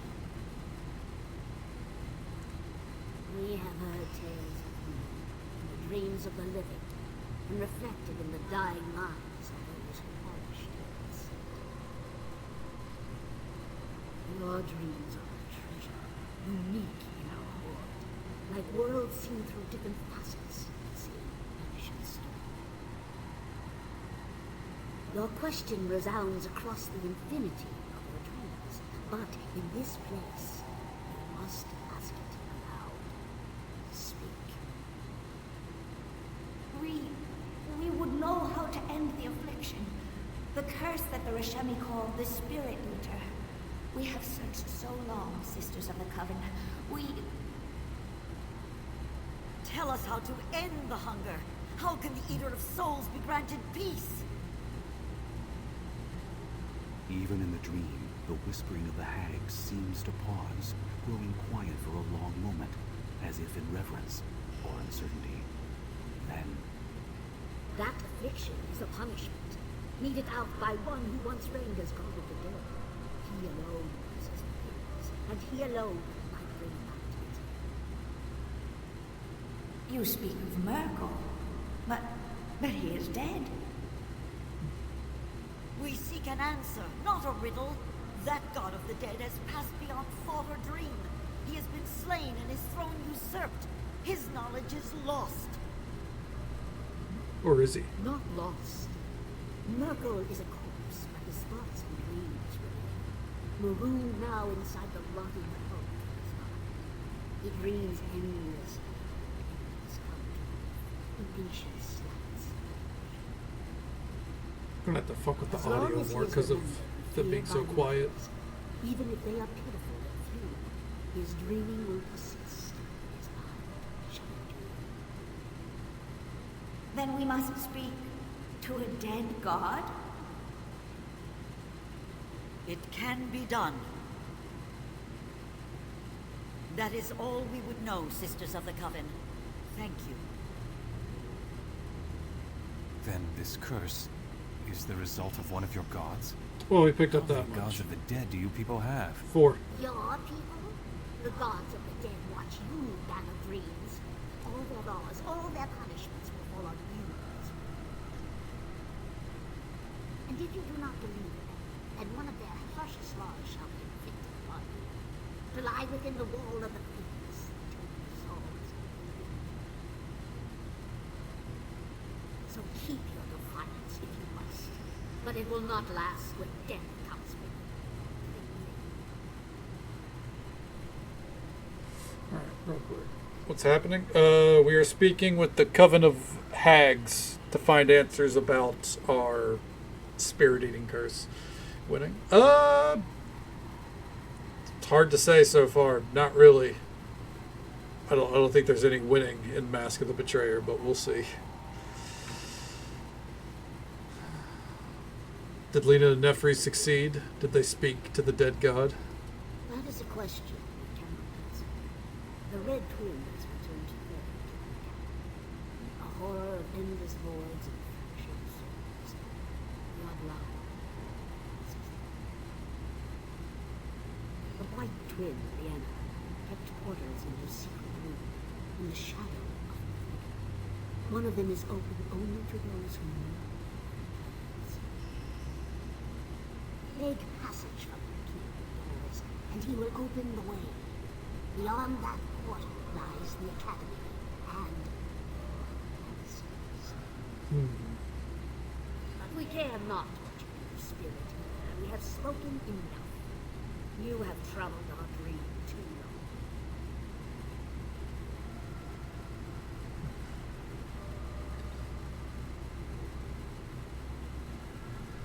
Very well. You've told me all I needed to know. I say we bring their dreaming to an end. Show them the pain of the waking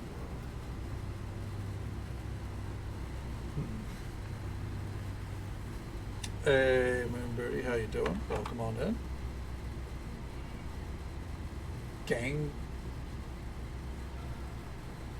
Gangcology. That one's a new one. But, you know, we're just, we're seeing what we can do here. See if we can, you know,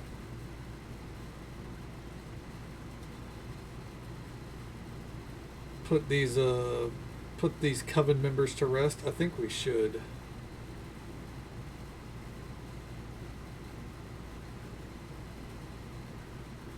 All right, 1 second here.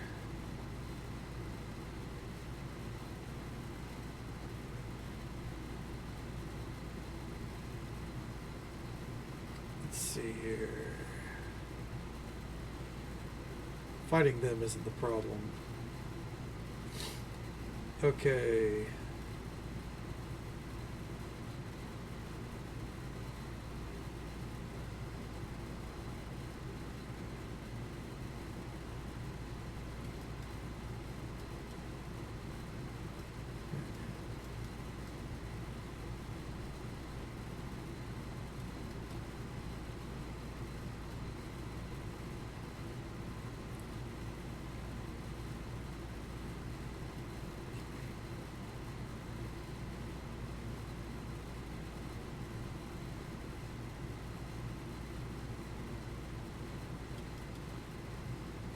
Okay.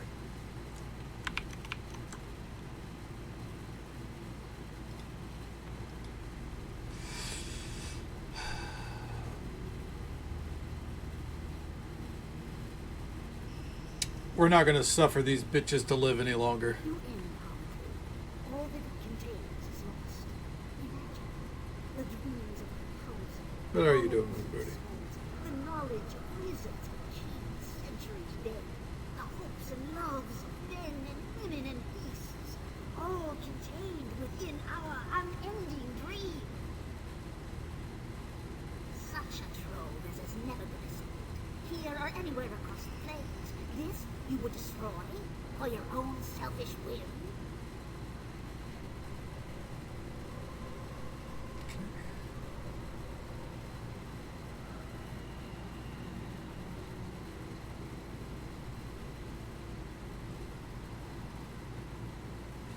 It's not an easy choice, but who else will see that justice is served for Gan's mother and father? So be it. My spirits are ready to fight with us, to their second deaths if need be. You have not the power nor the will. Stupid, arrogant thing. How many humans have tried to usurp our place, but we took their power and absorbed their dreams. This one does not stand alone, but with me. I am no novice to be unraveling the dreams and ambitions of others. Together, we will not find us easy prey.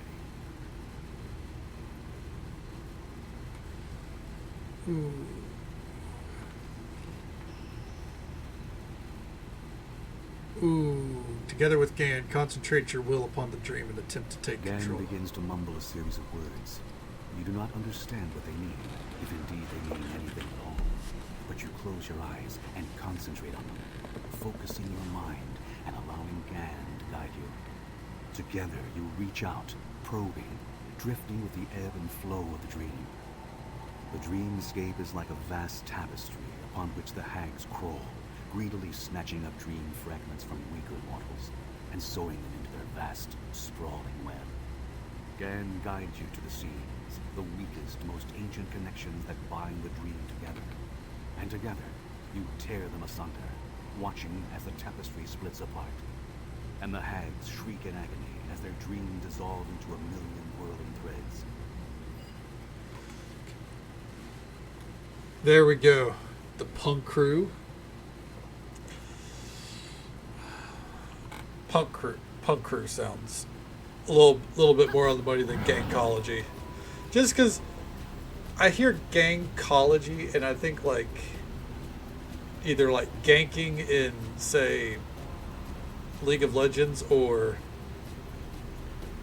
gangcology sounds like gynecology. Like it's so close to gynecology, and I don't know if I'm about that. All right.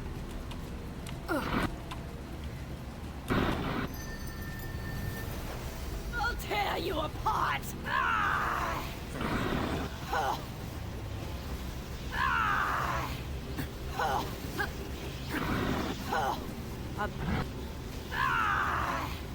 Punk colony? Like colony?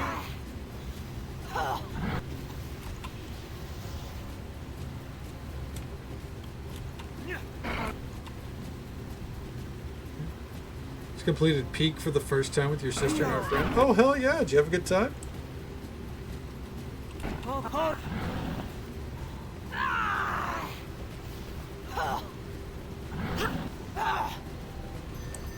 Come on, get her. Punko immunity? I'm respecting the effort.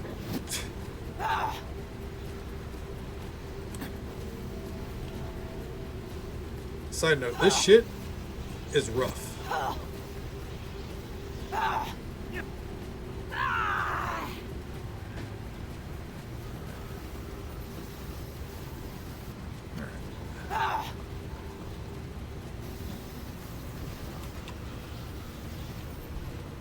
Ooh.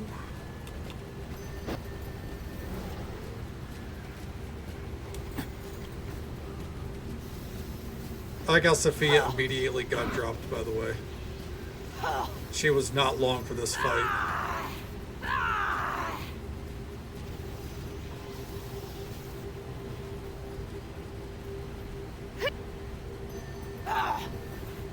Oh, shit.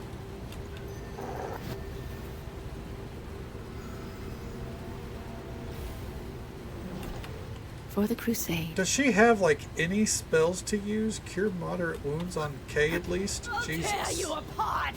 Crayon. Oh, damn. Martin.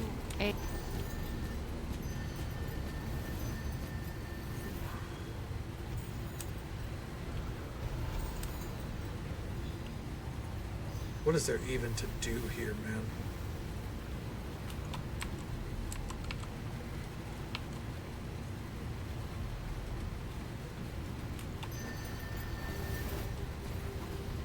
This one needs to be...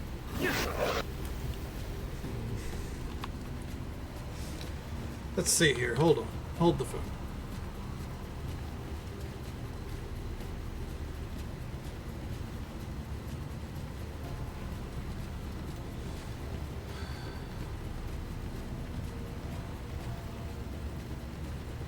Maybe there's a scroll that will work for us. No, I guess not. Damn.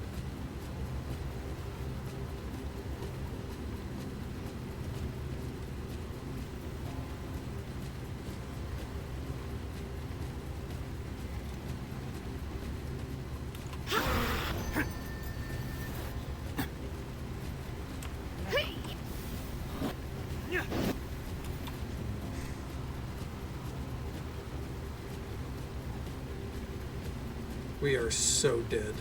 Like, I don't know. I don't know what I can do to this. So we're probably going to be blitzing through some dialogue in a minute. Yeah.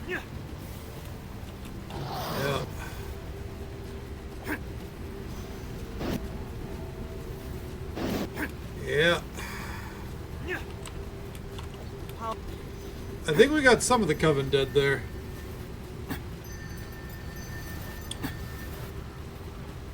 Yeah, I don't think there's anything you can do there, Dan.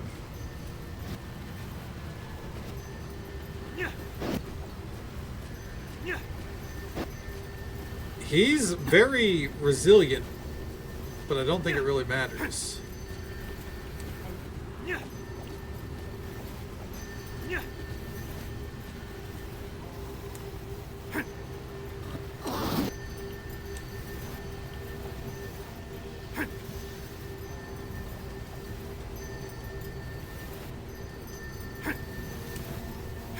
There's... This one needs to be kissed. Alright. Load game. God, this is a load from like 30 minutes ago. That's alarming. I think this is when all the dialogue started.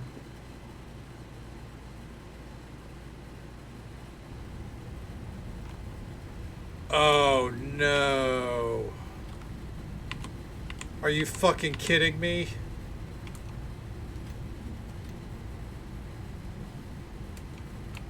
Alright, let's be quick. The man, his eyes meet yours, and you realize that all the... Funny. Who is this? And where's dear Casimir? Have you already traded up the... Well... At what was smirk? Can you hear it? Okay. In the screams. Underneath the screams. The reason... No. I'm gonna make the same, They're infected with hope. Bishop. gonna make the same decisions I did before. This wall. For a moment, You. I saw you. Here. No. you're all... They see. Again. They're coming. Alright.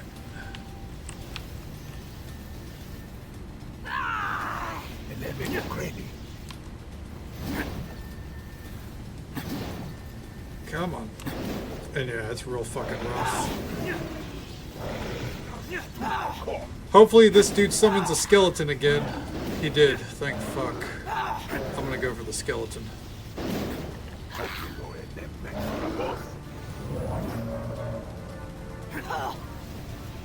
I gotta keep my eyes on it.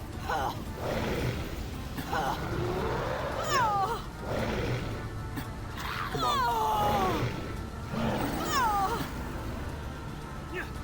Oh, it didn't kill him. I needed him a little bit lower. That fucking sucks.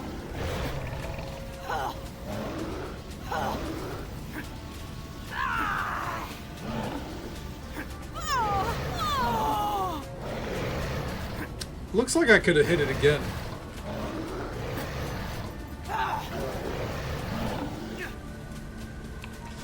Well, then I'm going to load it. I'm not going to lie to you. Fuck it.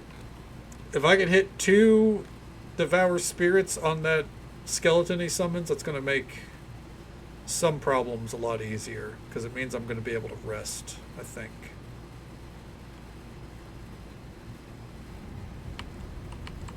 Alright, so I am able to rest here if need be. Okay, here we go. The man you knew, his eyes meet yours. Fun. Who is this? What? The smoke. Okay, Can you hear it? No. They're in. there we go. For You. the Again. They're coming. Alright. Let's do it.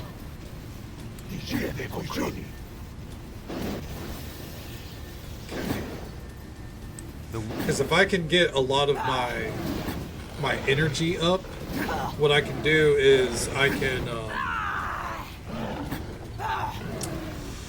can rest so Gan has access to everything, and then from there, you know, if I have to eat my XP in order to get somewhere, so be it.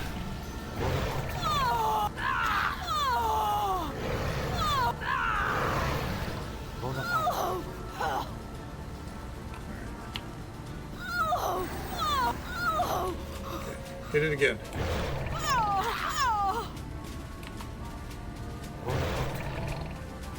Damn it. Is it just a fucking bug? Homie, I need you to focus on this thing. He fucking...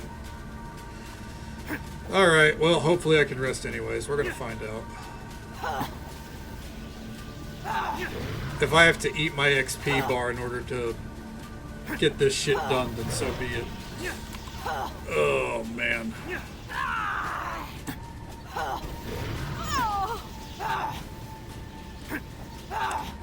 I'm not gonna use a potion for this, though.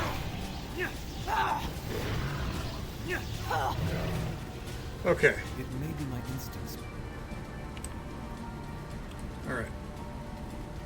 The noxious breed you had left. Thanks, Bishop. Bye. Talk to him one more Bishop, time. I think. Okay. Rest.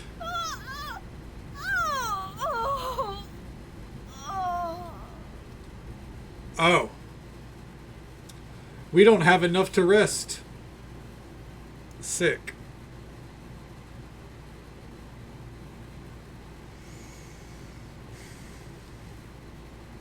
I hate the Spirit Eater curse, dude. Alright. Fuck it. Satiate.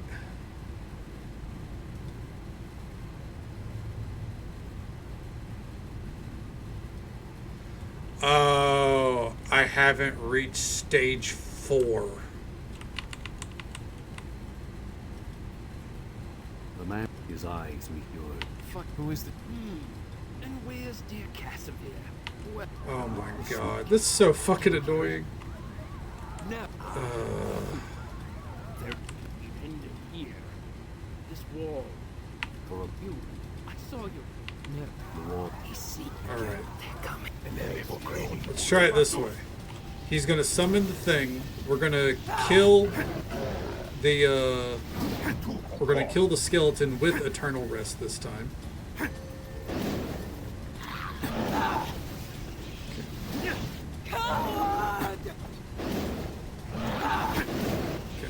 Good crit, good crit. Come on.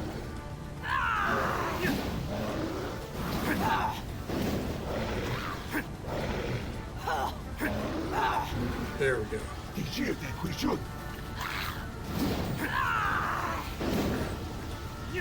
Get ready. Fuck! God, I fucking... Ugh.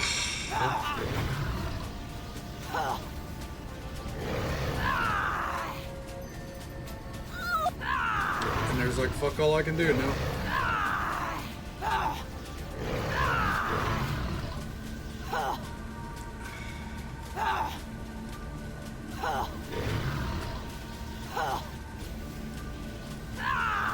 Come on. Torch him in the dick. I wish that was a solution, Tibbers. Unfortunately, it's not though. Punching him in the dick doesn't do anything for my spirit energy. As much as it would make me feel better. Alright.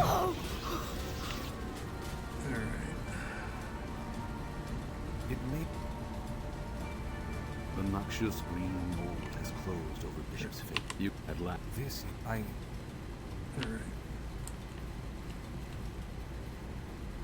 Bishop has... I think there is little here left. Okay. Well...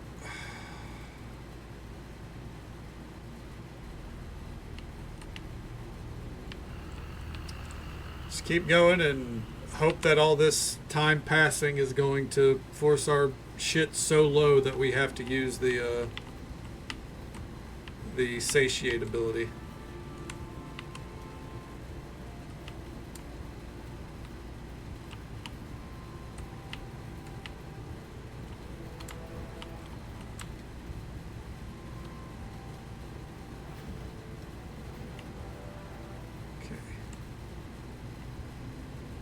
So this is literally as simple as escort him out.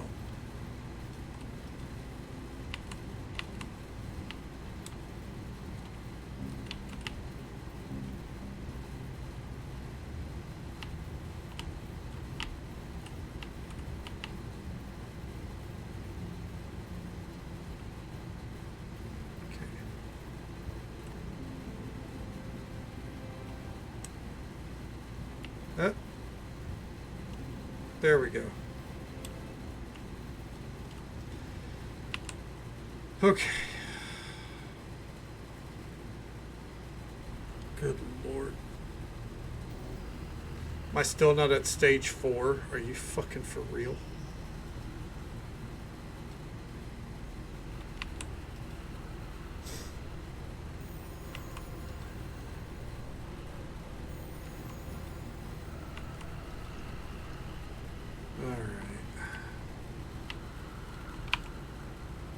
I guess fucking quick save.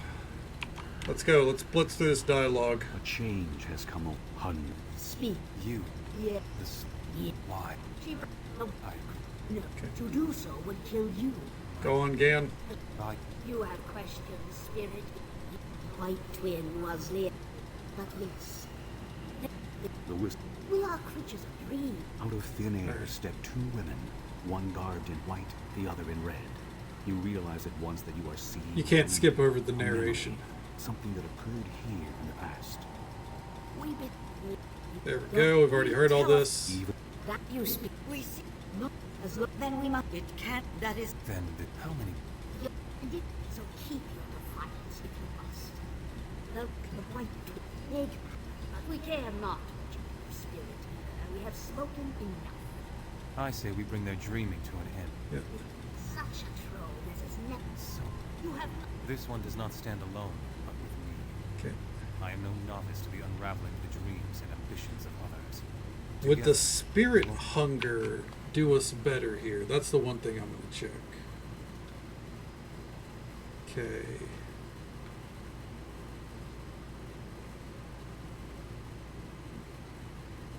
Alright.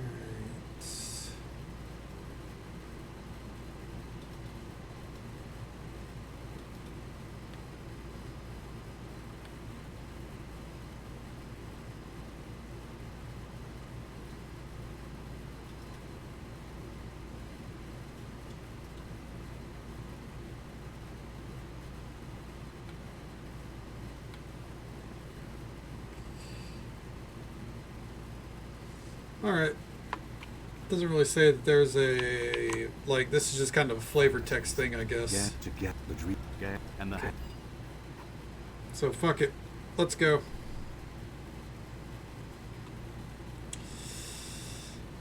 Time to get stuck in combat for an hour.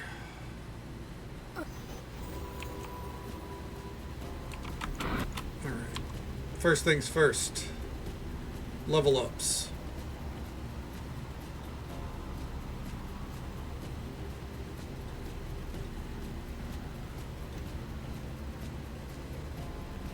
Okay.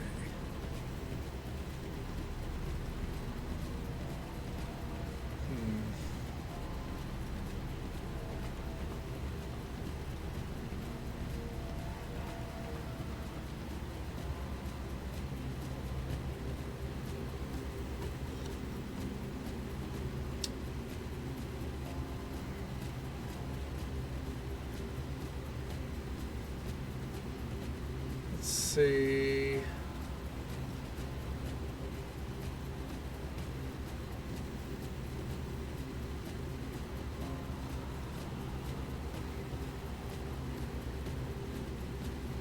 Yeah, fuck it.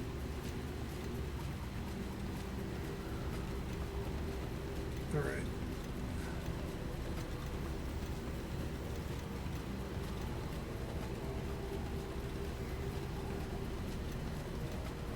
You. And Oh, I don't know any profanity. How embarrassing. epic prowess? Yeah, why not? No, go ahead. And save. Okay. Act 2. Hags be brutal. That's an easy way for me to know what that is. Okay.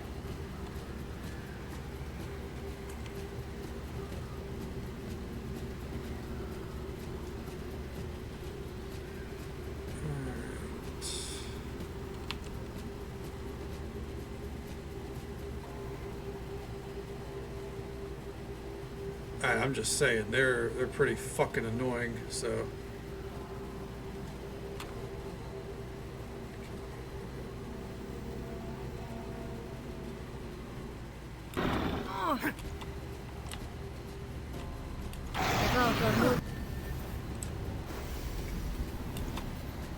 Did they immediately stone to flesh? I think it's supposed to be flesh to stone. Doesn't matter, she's dead. So.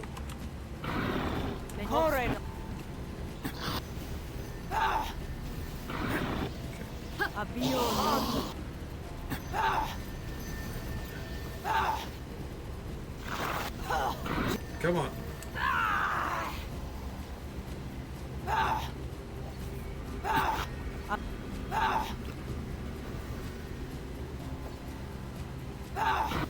Ooh, good hit.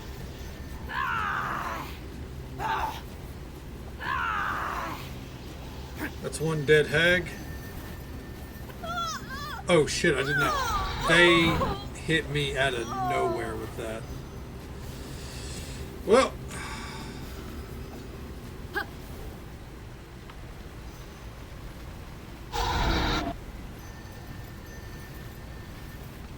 Pretty sure we'd be better off just reloading, honestly. So, that's what we'll do. Oh, man.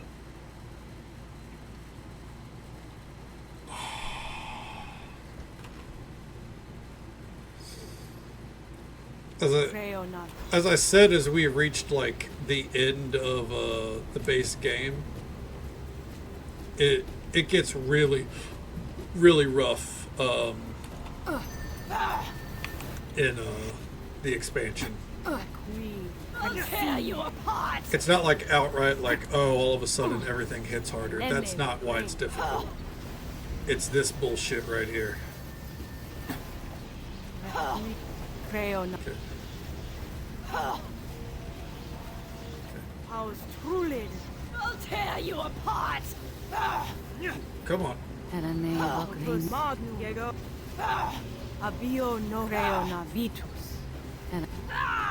Come on, can I hit a fucking sneak attack, please? How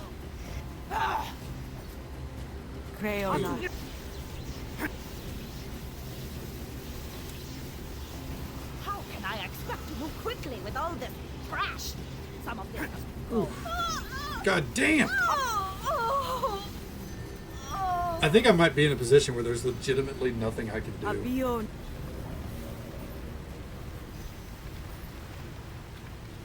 Which is an awful place to be, honestly.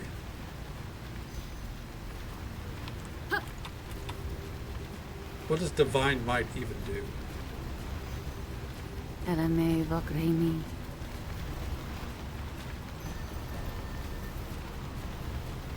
In Akachi's name.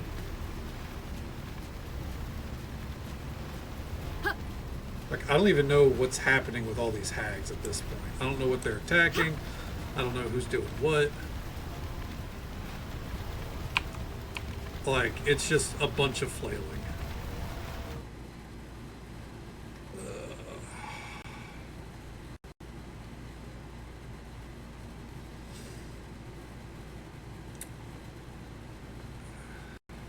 Beautiful.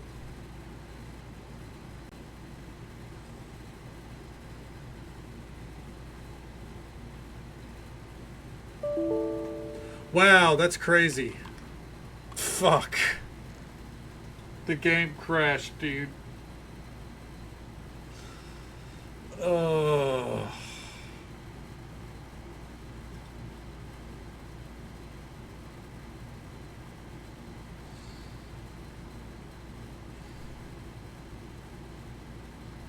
Yeah. Yeah, it's rough, Hog. It's rough. Good Lord.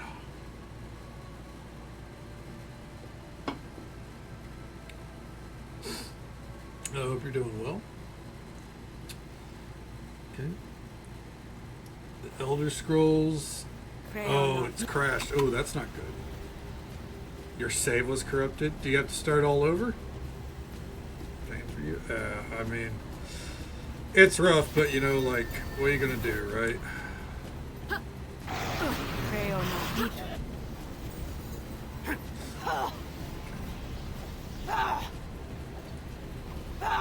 Come on.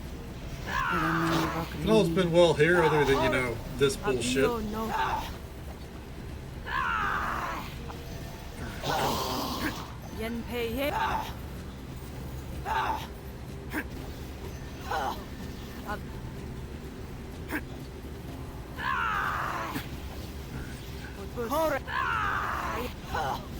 Come on.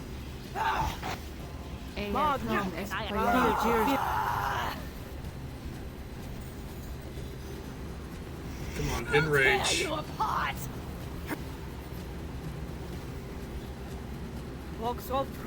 Come on, keep going. How can I expect to move quickly?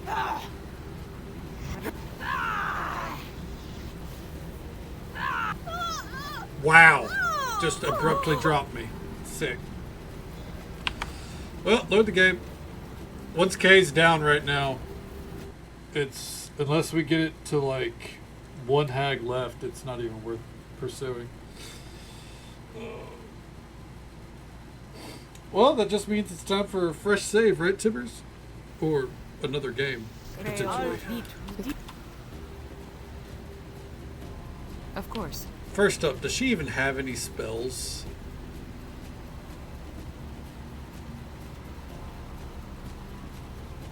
Cast that on K. Of course I can. Anger, believing that they're rolling the world with timbers.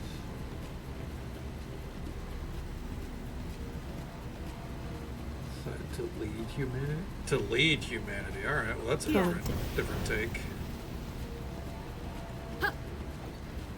Creo.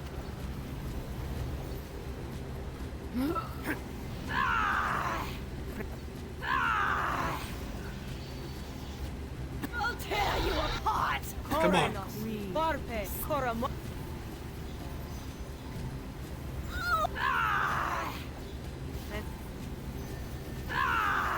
There you go, Kay. Come on. How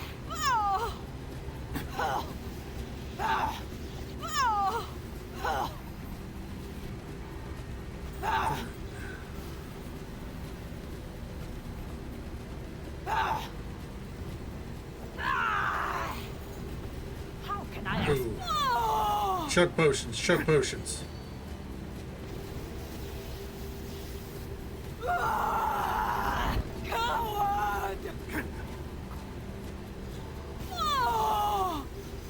Come on.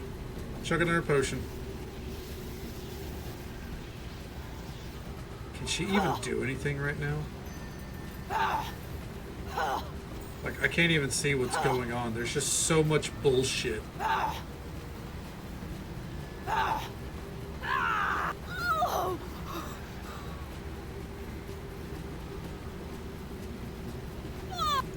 Like, I feel like it's so much that the game is going to start having issues. You know what I mean?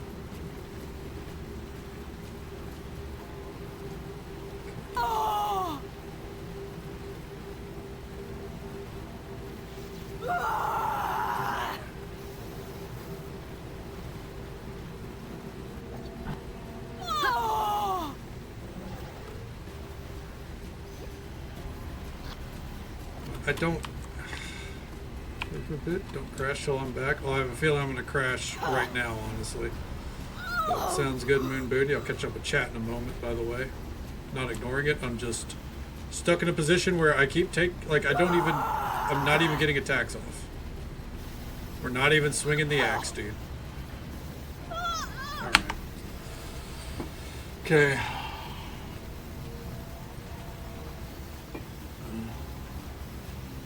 No, there's a guy in the north that likes to eat dragon ass.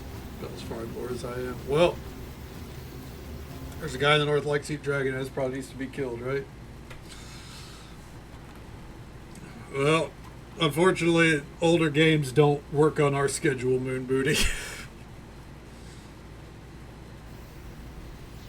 Alright. Let's try this shit again. Yeah. Okay. And then...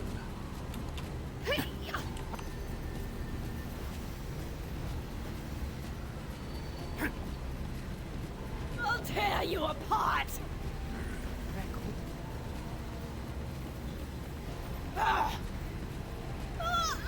Wow, so that time they just focused all the spells on me. The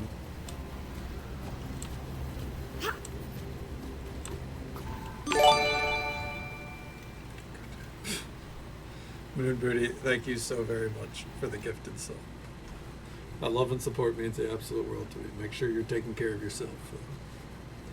Thank you very much. Wish you luck. I'm gonna fucking need it, man. This shit's ridiculous. I genuinely put myself in a fucking impossible position. And I have no way of fixing it.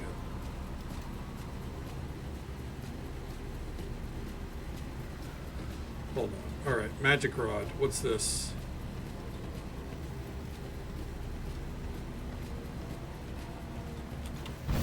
I'll tear you apart! I'll tear you apart! Okay.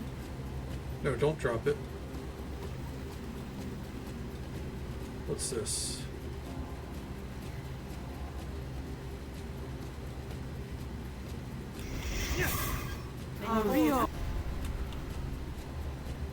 Okay. Son of a troll. What's this wand? Ethereal Decay. What the fuck? How's truly salt?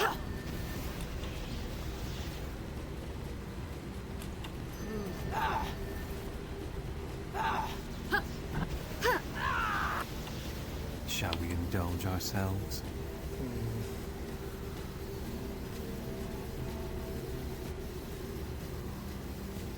How about that right there? Oh, god damn it. Ugh. Fuck me, man. Hey there, Tamaki. Welcome on in. Hope you're doing well, bud.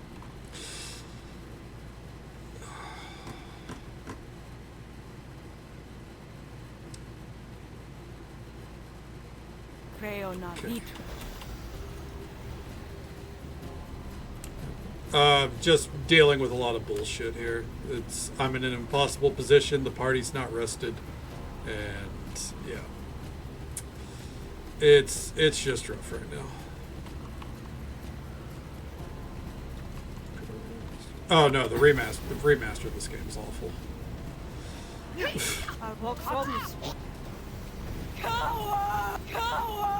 Okay, can we do anything? Thank you. Jesus Christ. I'll tear you apart, coward!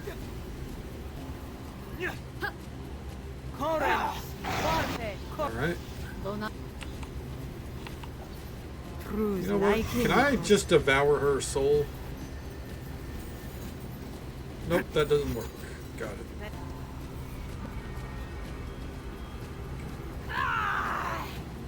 So we'll swap targets, because anytime I see this kind of shell effect around someone, that means that they are not taking, like, any damage.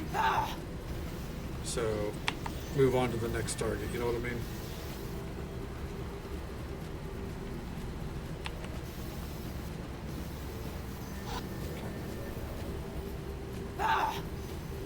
Come on.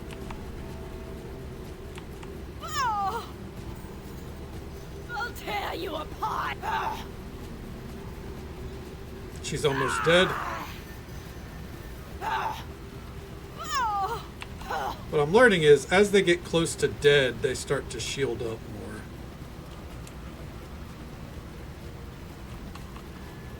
Alright.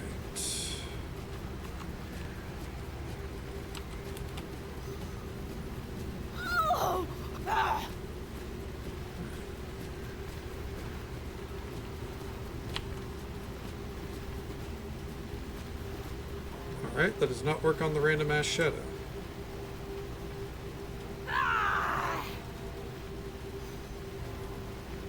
Okay.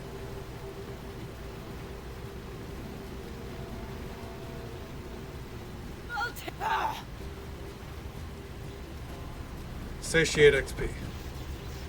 How am I not at stage 4?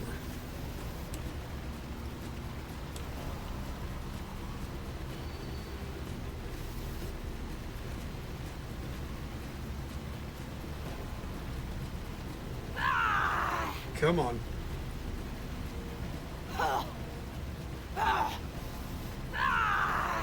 Alright, we're getting hits in.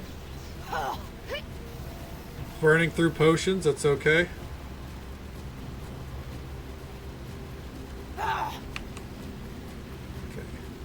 I'll tear you apart.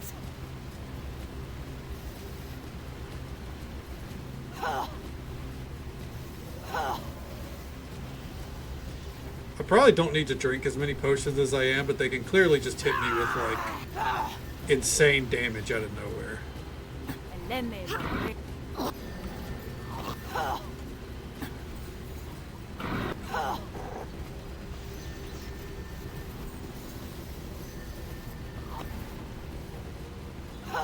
Like they are now.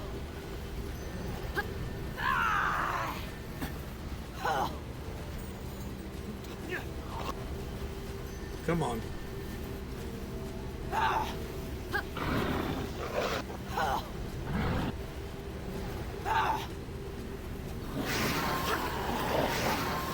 Come on.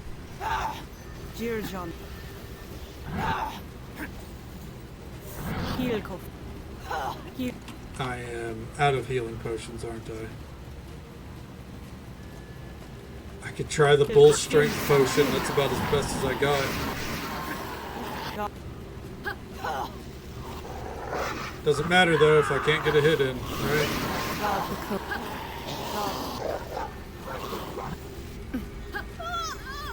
And dead. How many did I have left? 1, 2, 3, 4, 5. So I killed 4 It seems we have unpleasant. before it all went to shit. Oh.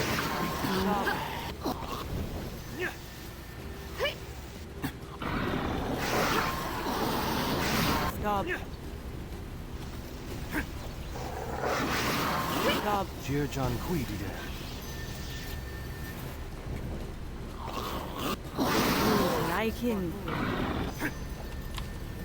What is his fucking hit chance with this spear? Because he doesn't hit shit. And just so folks are aware, there's an ad break coming up in just about a minute. Usual 3-minute ad break happens once every hour. We're still going to be here. We're not getting shit done. It is what it is. Alright. I'd go back to a little bit of an earlier save point, but I genuinely don't think it would do me any good. I can't rest because I don't have enough spirit energy. If I rest, I die.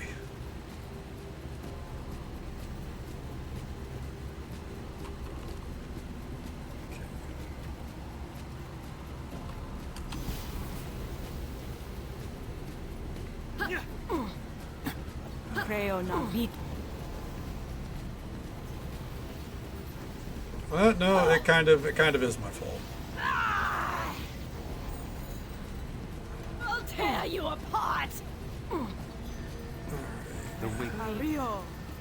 I'm awful about managing this spirit energy bullshit.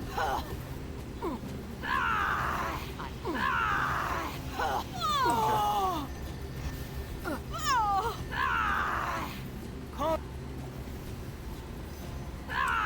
Come on. How can I expect to move quickly with...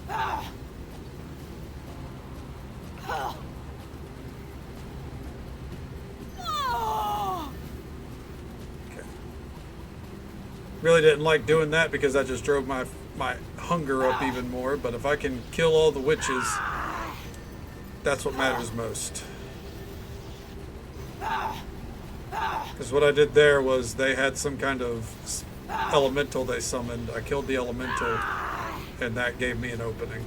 I'll tear you apart!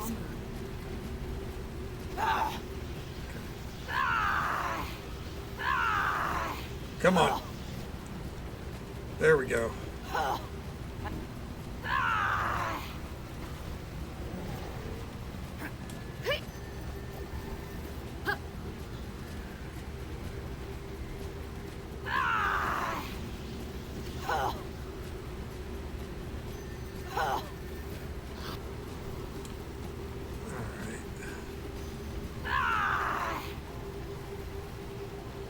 Come on.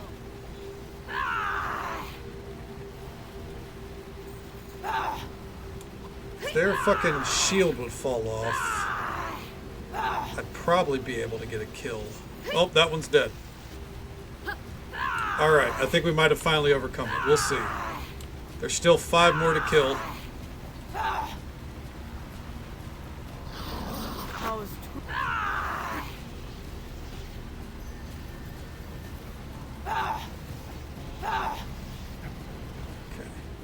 I essentially have to keep K at full health.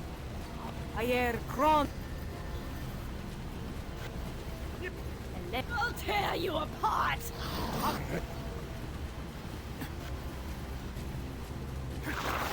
How's truly?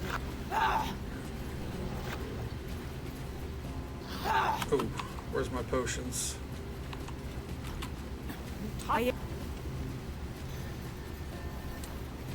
Oh.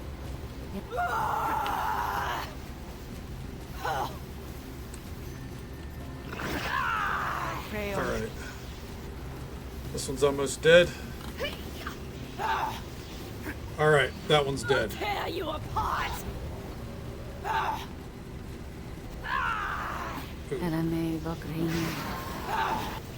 There we go. I think we might have finally got it. We'll see. I genuinely don't know what went differently this time, but I think we might have got it. I'm gonna drink this potion.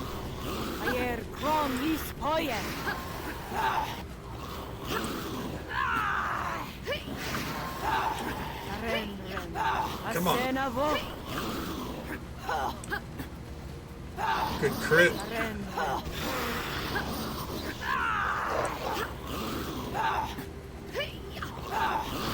Alright, there we go.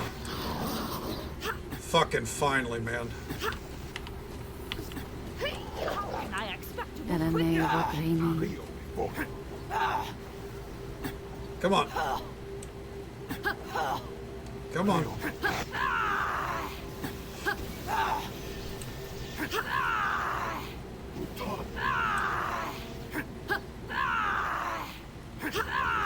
Come on, one hit's all we need.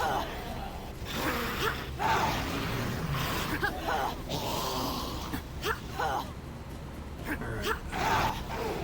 Okay.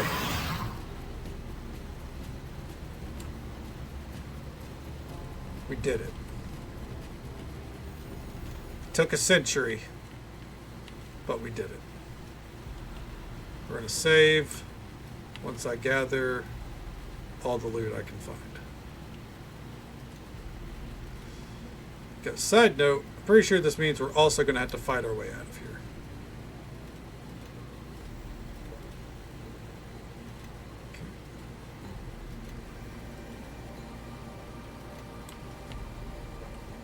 I think some of the loot went through the floor,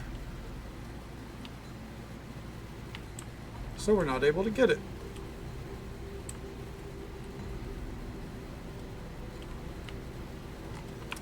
Either way, quick save. gonna come back this way. Uh-oh. The more you struggle, the more painful you. Oh, shit.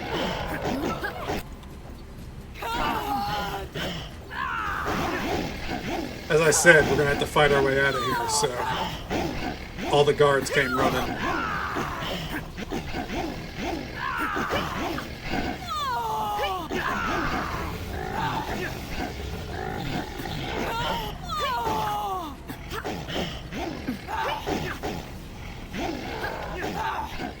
Come on.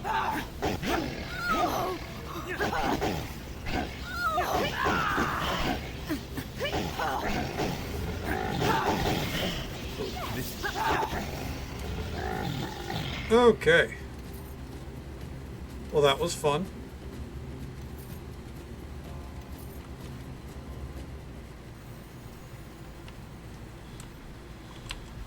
All right. Can we not get back down?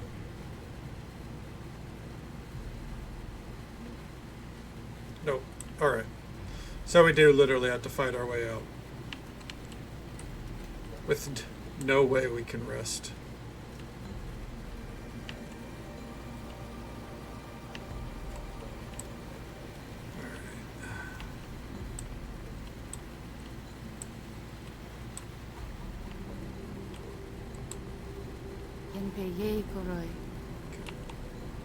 The more you struggle, the more. Get him.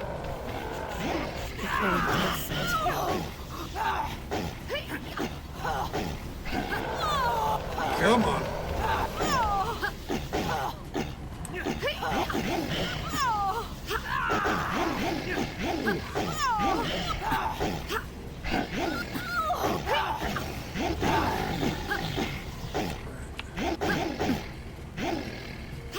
There we go.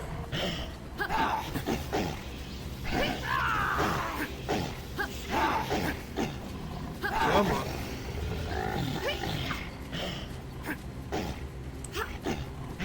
Can't even get to that last dude. Guess I'll wait for them to do their thing.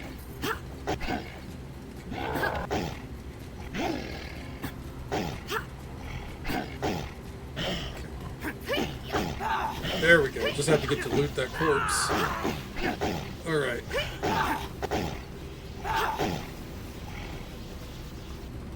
Okay, keep fighting.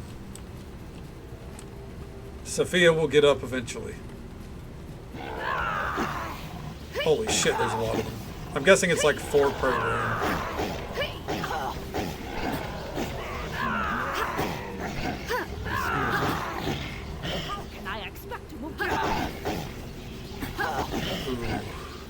Well, this is good, because the more combat goes by, the more our spirit energy gets depleted, and that means that I can sacrifice experience for the sake of, you know, surviving. Yay.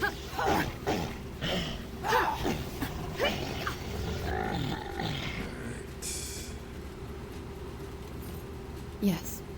What?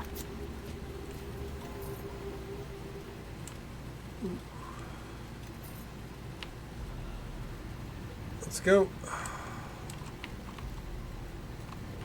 My strength is getting depleted, but that's okay. The call of death sounds for you. So we have to hit 10 or below before we can satiate.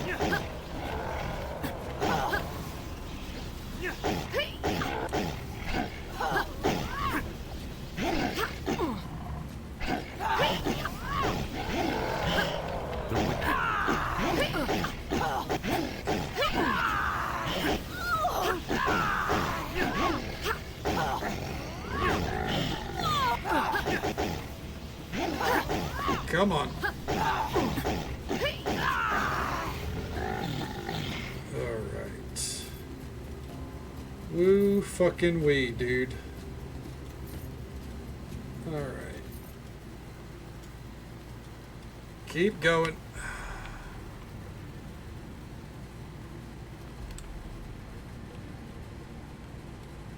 Suppose I should Drink a healing potion.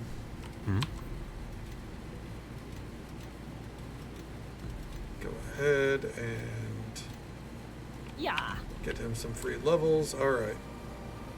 At least we look pretty sick, you know, holding our axe like this.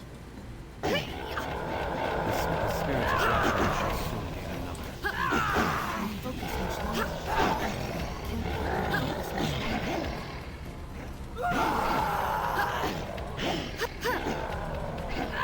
There we go. Worthless. How much more time do we need to pass? We're at 16 energy and it's not going down.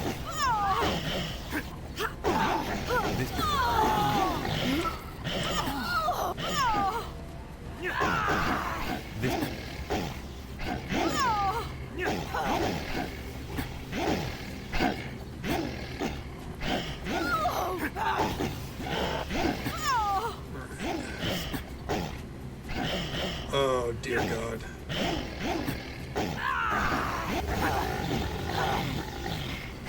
Okay.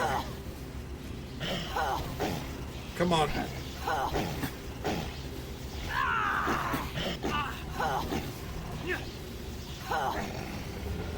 Well, we are left in an impossible position now, I think. We essentially have to rest.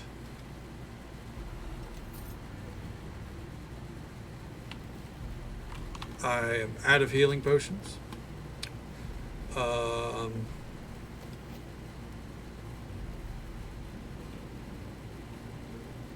Yeah.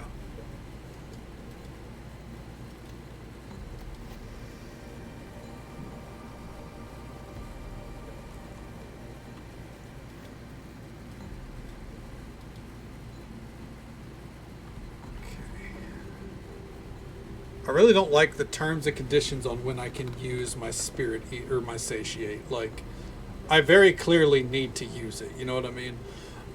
What we have to do now is we essentially have to sit here and wait for the spirit energy to hit below 11. So now we're going to play a waiting game.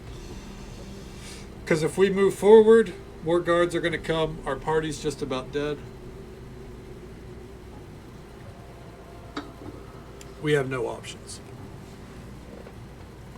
So the next time we take damage, we should drop below stage 4.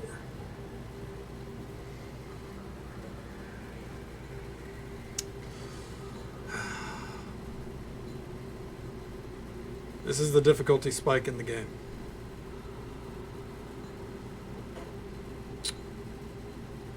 Yeah. Well, it didn't drop there. We're still at stage 3. Guess we gotta wait a little longer. Coffee time? Well, I mean, coffee time for you? Absolutely. For me? No. No. I dare not walk away in case I miss it and then it dies way too fast. But I hope you're doing well now.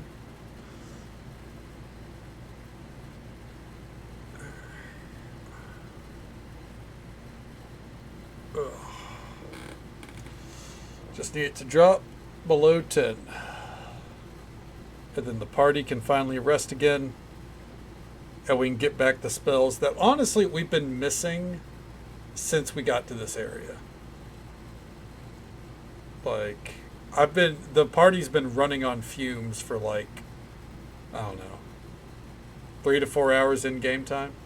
Damn, that proc didn't do it either.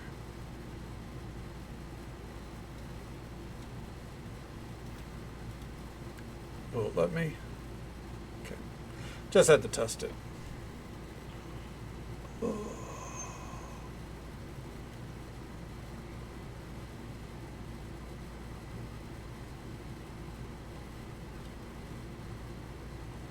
On the plus side, our regeneration is keeping it to where at least the curse can't kill us. You know, depletion-wise at least. Because we heal up about 20 HP before each proc.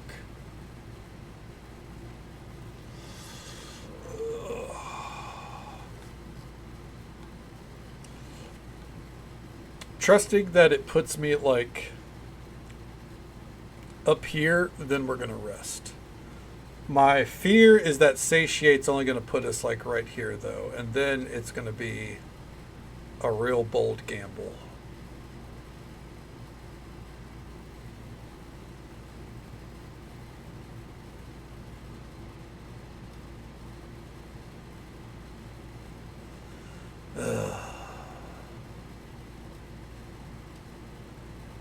Come on. Any day now.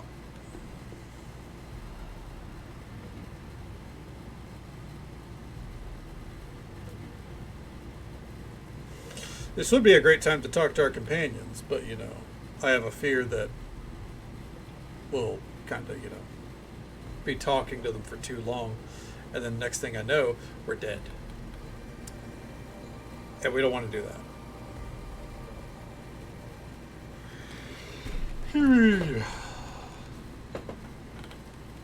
How can I There it is. move quickly with all this trash? Let's test it. All right. Lost all my XP, but that's okay.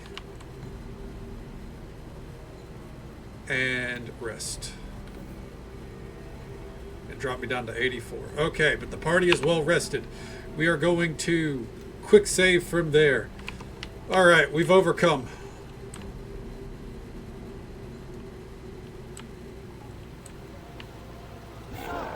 Let's go.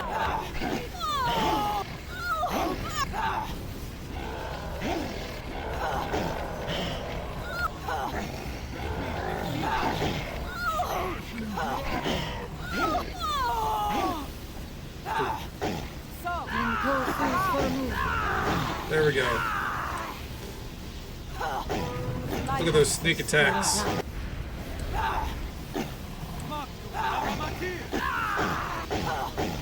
Alright, I don't know if we needed to go that far out, like, because we still got the exterior to deal with, gang. That's okay.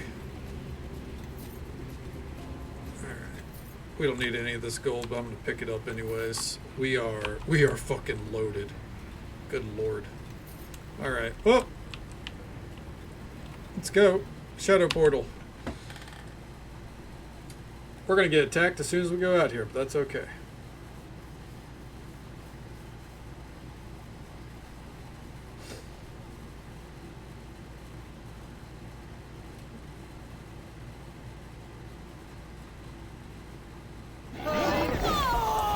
Told you.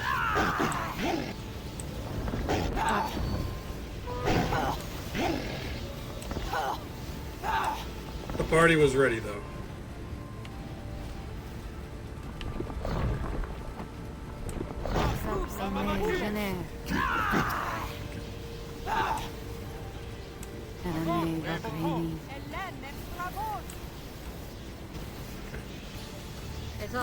Trying to loot everything because we are not coming back. Alright. Oh, this dude got fucked up. God damn. Shield of the Magi, thank you for all the extra loot. Let's go.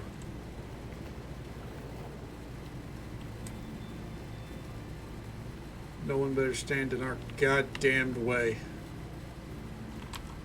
I didn't devour my XP bar for nothing. Okay. We did it. It took 3 fucking hours. But we did it. We beat the hags.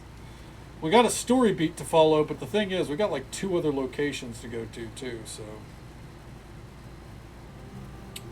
that's neither here nor there. Alright, what's up, Fintomi? How neat is that? That's pretty neat. It was pretty neat. You defaulted on our agreement. I gave you the key and you were supposed to destroy the Earth Elemental. I'm very displeased. I tried, but the Earth Elemental was too powerful for me. Yes, I suppose so. I was going to make an example of you, but you're not worth it. Farewell, weak one.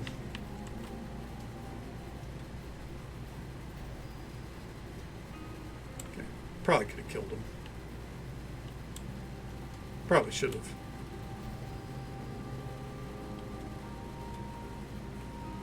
Alright. So,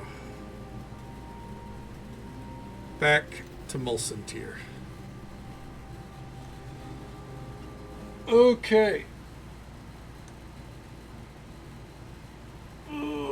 I think for the Well of LaRue, we wanted to get the bear. I think we want to bring the bear along. If that's the case, then what we're going to do is we're going to take out probably Safia.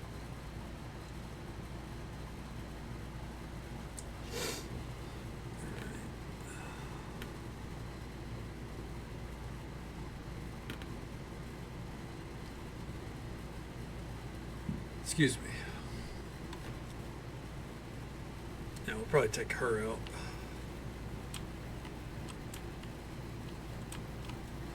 Alright. But first things first, where's the vendor? Let's have a chat. Okay. Identify.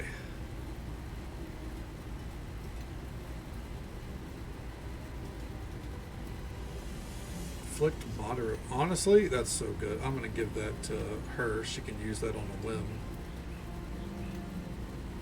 Okay. I'm also going to give that to her. I think you've mistaken me for... Yes. Okay.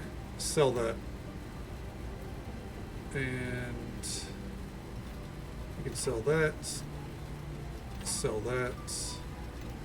It's crazy how little, like, carry weight she has. Alright. Let's get rid of some clubs. What's this staff? Quarter staff plus 5.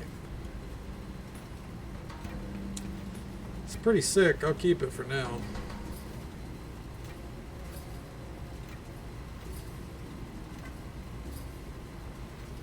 On to the heavens. I don't even need to check it. Same with the staff of defense. All these scrolls are actually worthless.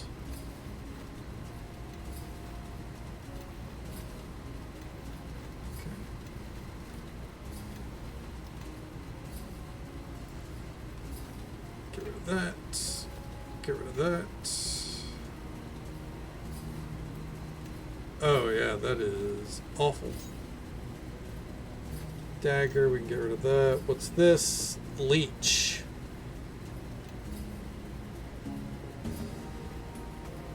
We have a lot of really good daggers, but I don't think we really have a need for them. What about this? 1d8 plus 3 plus 2 strength. Okay. No, I think Axe of the Bear King is still better.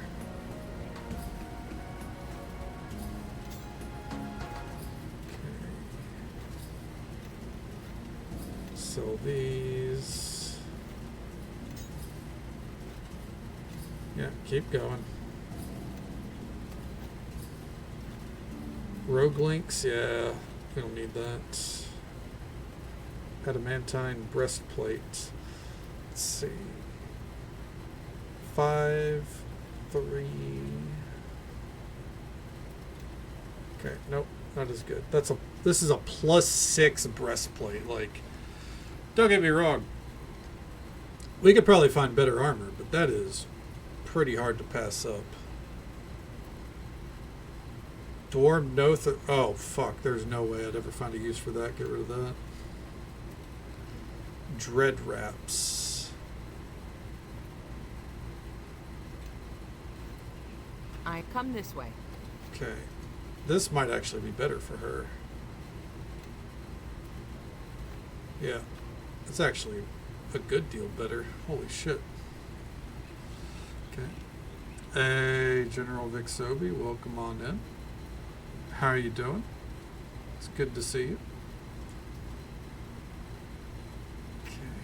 Okay. I guess give me those to hold on to. But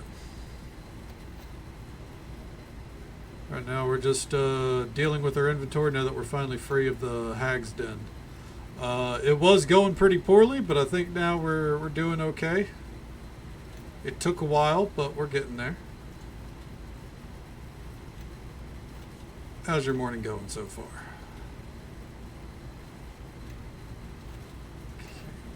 That Belt of Agility. Yes.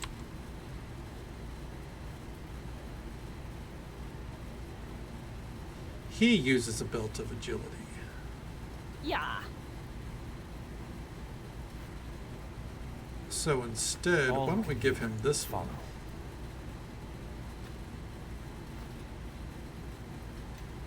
one? Follow me.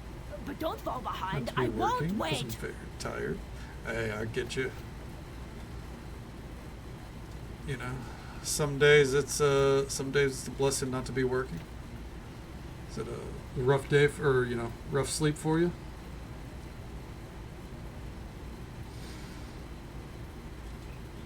Did you pre-plan to have the day off? Shield of the Void and Shield of the Magi.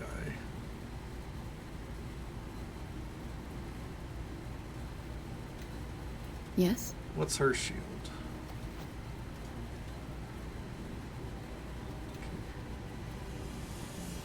Get off till late. Ooh. Yeah. Yeah, I don't blame you for needing the day to yourself.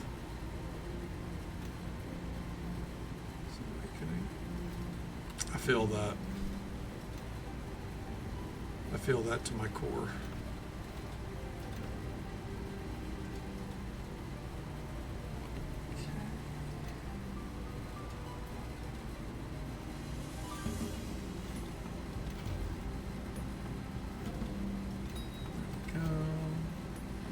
Right now we're just sorting out our inventory after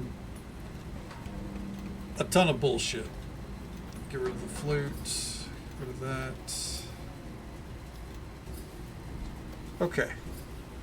We now have nearly 1 million gold. That's neat.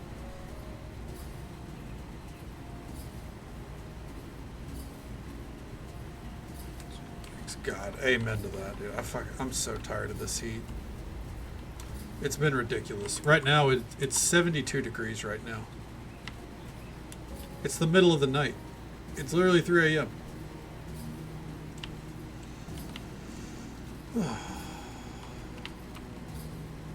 Okay.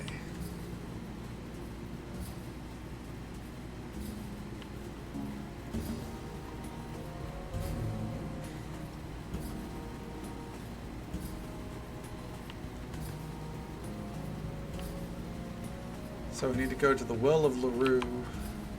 Let's go into here. I believe this is where the sleeper should be. So the sleeper, if we didn't kill her, she's supposed to find her way back to Molson Tier.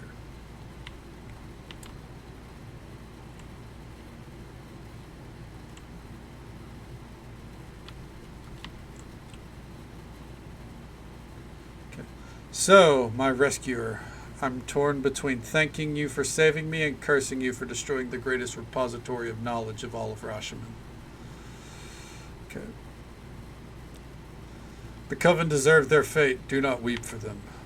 Please take this. Wear it, and may it guide your actions to more wisdom in the future. Please lead me to my thoughts. Okay. Hey there. Okay. There we go. Save the grandmother. She's not happy that we saved her. But I can't believe you would kill off such a repository of knowledge. Like, it's not knowledge, it's dreams. They stole people's dreams.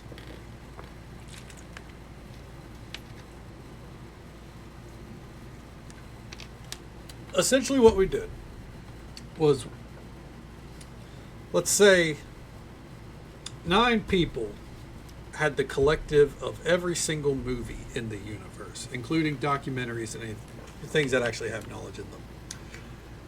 And instead of everyone having access to it, you had to come petition for access and, probably not get it. And give something in return. That's essentially what happened. Playing a dreaming fae. That's what the Coven of Hags were. They, from mortals that would not notice, they essentially stole their dreams. And wove them into their tapestry of dreams and information, people's thoughts, etc., etc. And anytime someone asked a question about some sort of knowledge, they had to offer up their dreams in return, or, you know, for payment. Shit like that. All right. I'd greet you if I cared. Okay. And here we go. I'd greet you if... Look forward to the challenge. Let's go. Okay. Nope. I'd greet... Okay.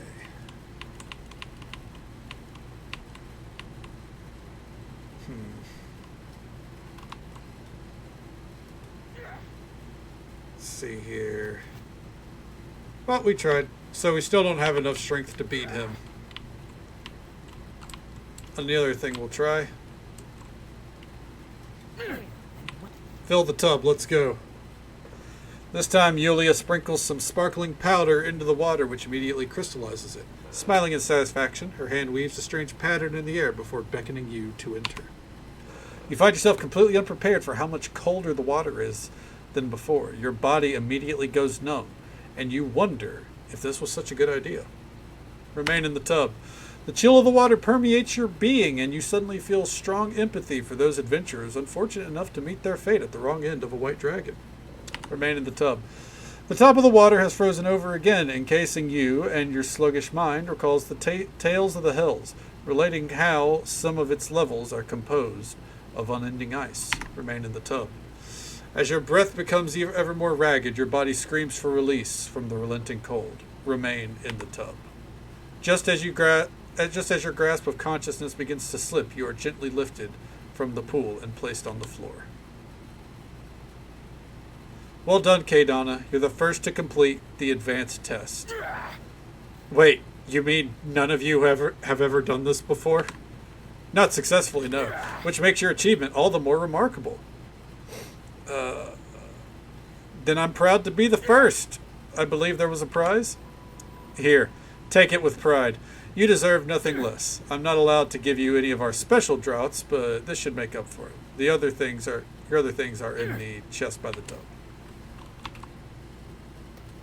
We got Ring of Major Cold Resistance. Fair, yeah. Yes. Parapet of Wisdom. +8 Wisdom. Damn. That's insane. Okay. What? Let me get our shit back then. Okay. I'll catch up with chat once I got all this equipped. I need a better ring. Ring of Protection +3.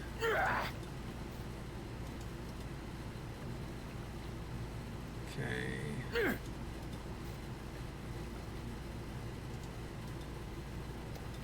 Gotta keep my eyes open for one. I guess I could always try enchanting, but you know. Anyways.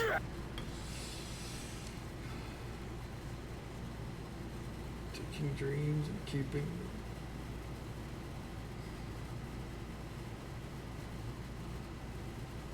Taboo, it's not. The secrets that people keep and never attempt to tell. I think secrets are a better bargaining chip than dreams, aren't they?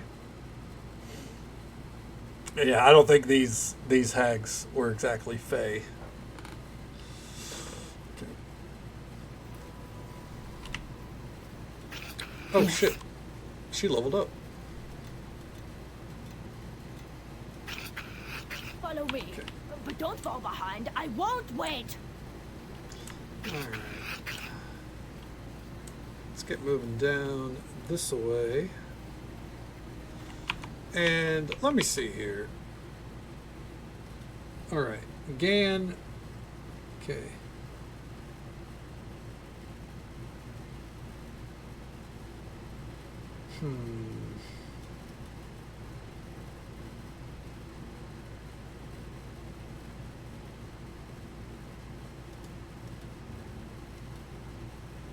Yeah, that's whatever. So, Wells of LaRue. This is where we definitely want the bear. Got it. Does Safia have any lines at the Wells of LaRue?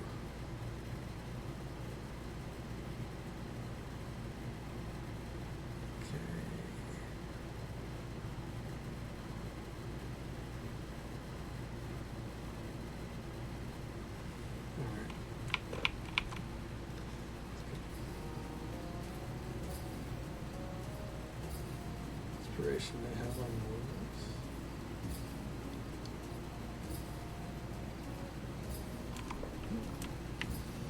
I guess I just struggle to agree with that because I really don't dream a lot in reality, and the dreams I have, I could go without. The dreams I've had aren't anything special, or anything that I think are worth keeping. They're always something weird. Very, very rarely are they anything worthwhile.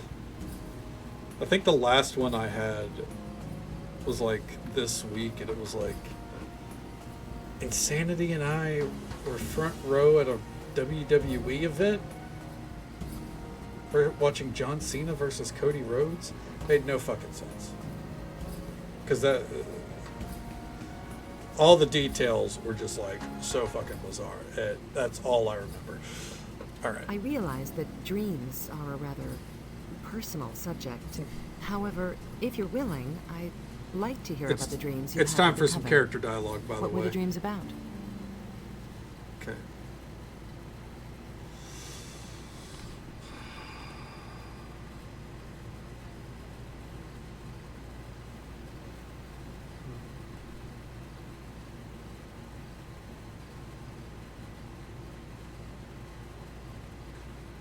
I guess that's one way to look at it. Yeah. All right. Let's see. I saw a wizard in red. She looked just like you, and Ahriman was there. Really? Was she me? Did she recognize you? Call herself Safia? And what was Ahriman doing there?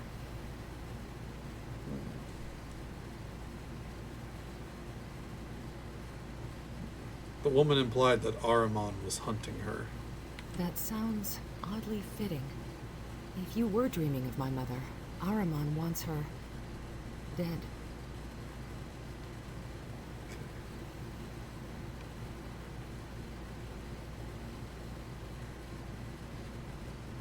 I didn't catch the woman's name, but she spoke to me as if she knew me well. The only person I know who looks anything like me is, well, my mother.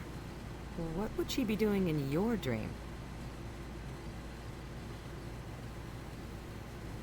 Ahriman spoke to me as if I were his brother.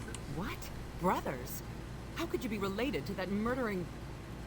Of course, it was merely a dream. There is often no connection between slumbering thought and waking reality. Ahriman was waiting by a gate. He said that it was where he stood with someone called the Betrayer. That epithet, Betrayer. I know I've heard that before, but I can't place the memory. That's all I can remember about that particular dream. What were the dreams about?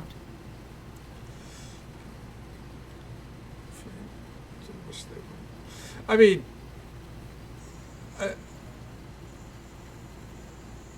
what I was saying is, I don't know if these hags in particular were Fae. Here, let's see.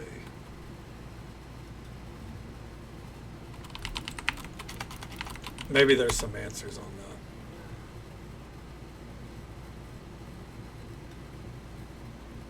Okay. And hey there, Pangolina. Welcome on in. Hope you're doing well.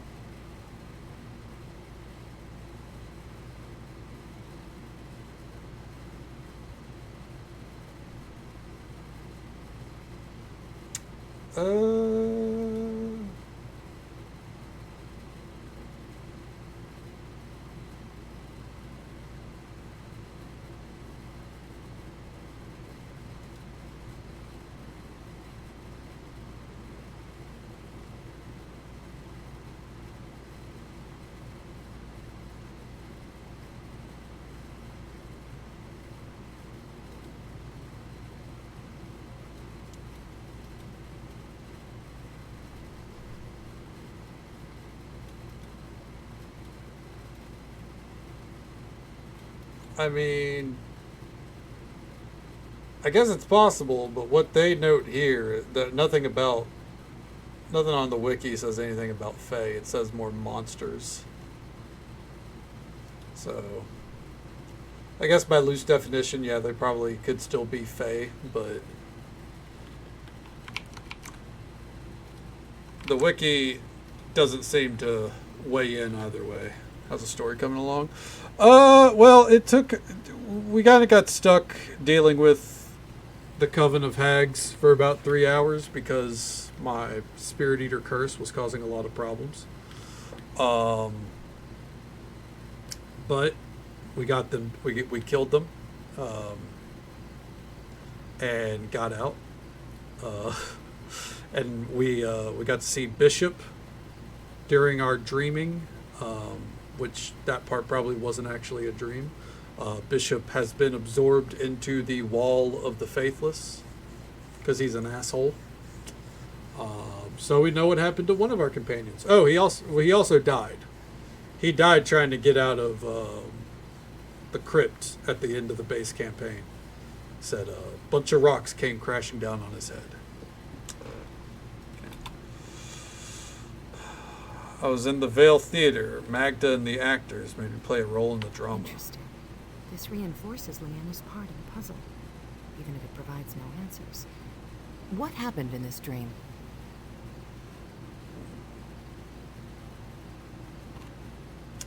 I was told to take the part of the betrayer before the god Merkel apprehended me.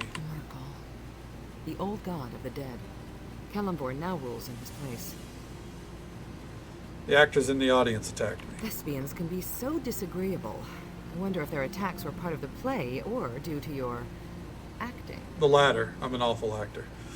A demi-lich, a dragon, and a celestial told me that they would await my return at the opening of a door. That's a curious trio. Those are three creatures that rarely get along. I wonder if they were images of actual beasts or figurative symbols. That's all I can remember about that part. About? And the last one, I saw a companion trapped in the Wall of Doomed Souls. A wall of souls. Who was this companion of yours? His name was Bishop. He was bound in the wall and clearly in pain. Bishop? What was he like? An asshole. Okay.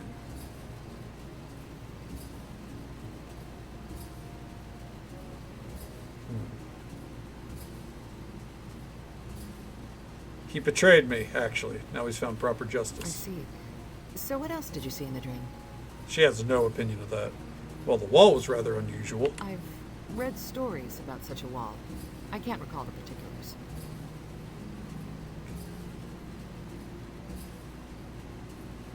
Okay. Sophia, you're a terrible liar, even when it's by omission. I have dreams, nightmares, really, of that wall. There's a sensation of being stretched, and an unending scream, one long composite scream of men, women, children. I don't know what to tell you, other than it haunts me. I don't know exactly what it is, or why I dream about it, or why you saw it too. I'd rather just talk about some other aspect of your dream. Thank you for telling me. It can be difficult, I know. You are most welcome. Oh, we're already As maxed for with the her rest of what anyways. you saw in the dream? That's all I can remember. Thank you for sharing all of that. I was curious about what you saw. It seems my mother and Ahriman are both part of this puzzle, though I can't imagine how or why. Still, we will likely find I'm just some saying, answers at Bishop the was an academy. asshole. Alright, What let's would you discuss like to something know? else. Nope, that's all for now. Okay. It's killing my, we're losing so much spirit energy for this, but it's fine. Yes? What? Let's stop. So the Coven urges us on to Merkel by taking the Playmount Road. This journey has many branches, but I sense we are closing on our destination. We should travel to the Thay Mountains soon. Your power grows, and so does your hunger.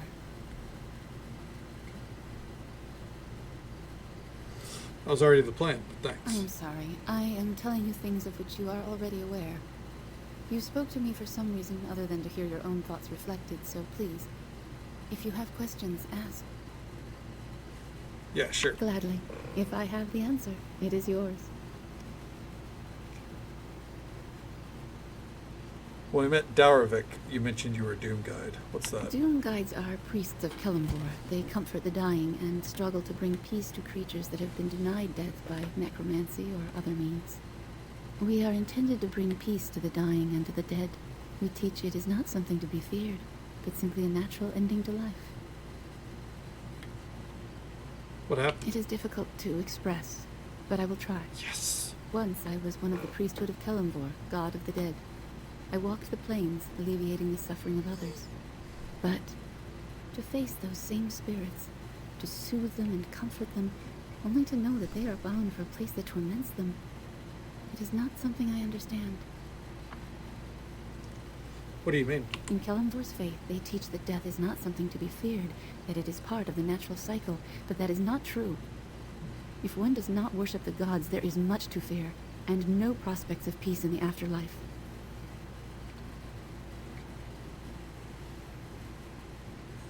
No prospects of peace? Comfort a dying child, knowing it is destined to scream eternally in an ever-living wall. A midwife of the plains who has never heard of such a thing as gods. An entire plain of sea wives who farm the sea and seed the oceans to bring about life. To know that they are bound to become stones in the wall of a faithless citadel, crushed together by dogma and ritual that has never once been reflected upon, that never once has been examined for what it is. Damn, that's heavy. You're speaking of the Wall of the Faithless. Yes, the great wall that encircles the City of Judgment. Its bricks are souls that never pledged fealty to any god, nor knew that they had to achieve paradise in the afterlife. They are mortared there, crushed together to suffer by archaic law. No matter how good or pure or unselfish they were, it matters only if they followed the proper rituals to a deity, any deity.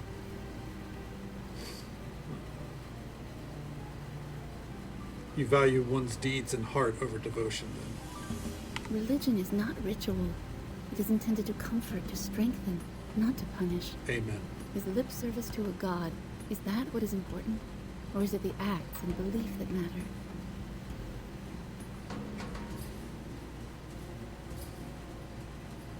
What do you believe should be done? My conscience cannot be silenced on this. I hear justice. I hear the last words of those who suffer and need comfort. All of these things I hear, always. But beyond them, in the fugue plain, I hear the cries of those dead who lie within the wall, and I cannot forsake them.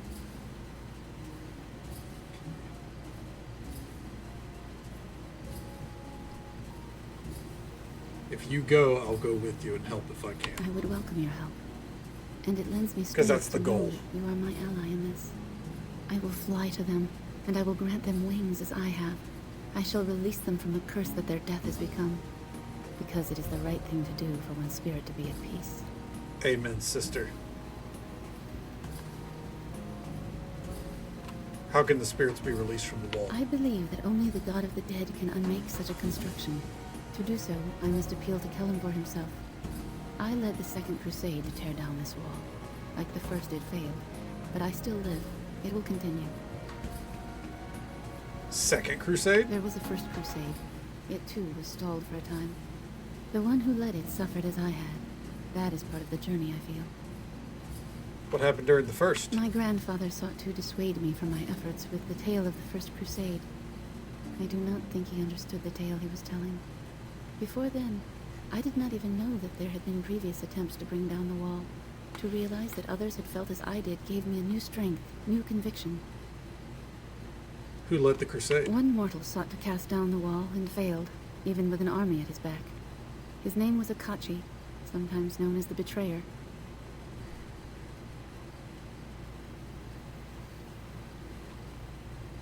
After your grandfather told you the tale, what did you say?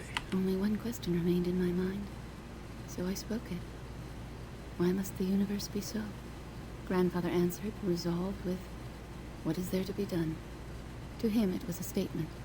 To me, it was a question. It is that question that is the torch that leads my way in shadow. I know what must be done. Why did your grandfather tell you such a tale? In all things, grandfather saw process and order and ritual, and that is what he tried to teach me when he told me of the First Crusade.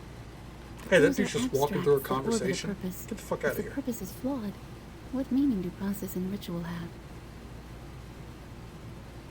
Tell me more of your grandfather. He is a Solar, and I one of his descendants. His blood runs through my veins, but my perspective and my spirit are my own, not tied to the higher planes.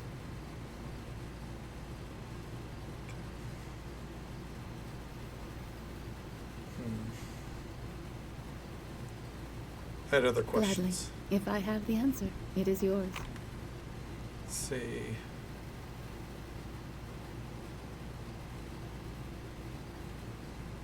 Tell me about I yourself. sought to lead a crusade against the city of the dead, to correct the injustice I saw there. There we go. If the universe would not remove the wall of the faithless, then I would. I was not the first to feel this way. Have I told you of the First Crusade? The war of Akachi against the wall of the faithless? He was a faithful adherent of Merkel, Lord of the Dead those many centuries ago, before the rise of Kellenborg. He was a follower of Merkel? Yes, one of Merkel's chosen ones, in fact. He dispensed justice in Merkel's name and hunted the enemies of his god across the plains. But when one he loved fell victim to Merkel's laws, he appealed to his god and was rebuked. Ah, so it was all for love, huh? Okay. So Akachi didn't take no for an answer. He did not, even in the face of his god. The one who loved Akachi. She did not worship the gods, any god, let alone the god of her beloved, Merkel. There is a punishment for ones who carry such beliefs. No matter how virtuous their lives, those who do not believe in the gods will suffer upon the wall of the faithless until their souls are no more.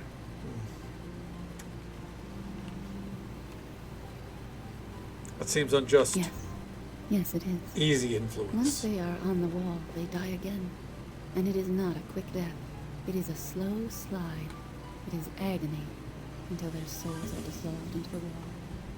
They decay until they are destroyed completely, utterly. No one deserves such a fate for simply not worshipping the gods. Akachi's sense of justice would not permit him to accept even the words of his own god if he felt they were unjust, nor would he accept the wall that encircled Merkel's city. So he gathered allies, great lieutenants of dragonkind, divas, and even the undead to his side.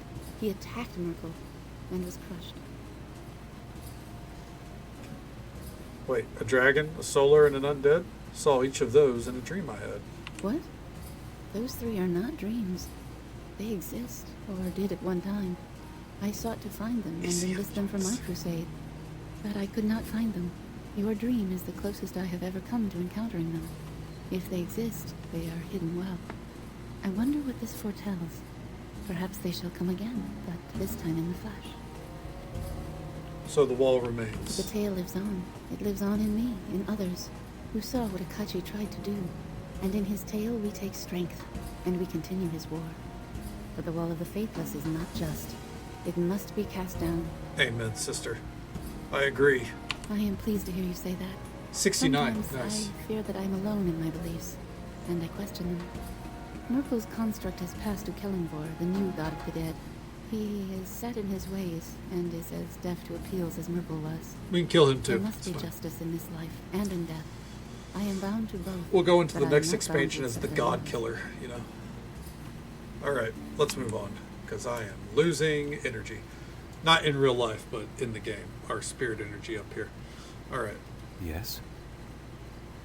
Are you alright? I am wondering about this wall of the faithless. I know your curse to be true. If it has been spawned by one of your gods, then this wall of the faithless may be true as well. So? I have no desire to be imprisoned and face oblivion at the end of my days. That is all. If you fight this curse, then perhaps you are fighting this god's punishment as well. And that is a fight I can believe in. Of course. Ask what you will, and I will do my best to answer. Let's see. Can you tell me anything about the Thaymount? Very little. Few spirits live there, and ones that scout too close do not return. It is shrouded in mystery, like much of the territories enfolded by the robes of red wizards. Tell me about The yourself. animals of the world took me in. The dead shepherded the living. It mattered not to them. I learned their speech, their greetings. All right, he's told us this Decided before. dirge. Okay. Anyways, all right, back to Safia. Okay. Might I have a moment of your time? Oh, yeah, what's The up? more I travel with you, the more you surprise me with your agreeable qualities. Oh, thanks. Yeah, you know, I'm told I have agreeable qualities sometimes. Yeah, the more I travel with you, the more I enjoy your company. I see great potential in you. Had you come to my academy as a prospective student, you would have made an excellent, if not unorthodox, pupil. I would like to share with you arcane lore that my mother taught me when I was young. Oh? Please, yeah, hit me with During it. our travels on foot and our idle hours setting camp, I will train you, sharpen your memory, your focus, your will. Consider it a gift of our friendship. Now, shall we be off? Okay. Based on Safia's influence state with you, you have gained the influence-based feat, Devotion of the Red Wizard, giving you bonus to your intelligence and strengthening any cat spells you cast. Okay. Thank you, Safia. What would you like to know? Alright, but now, If there's something I can do for you, just ask. we need to part ways. What? You want me to leave? Now? The academy can be a dangerous place. You'll need a guide. When, or rather, if, you decide you need my help again, you'll find me at the Vale Theater in Mulsantir. Farewell, Safia. Alright. It's just because for the next adventure, of all the companions, she's the one we don't need, I believe. Let me triple check that. Ba-da-ba-da-ba. Ba-ba-da-ba-da-da.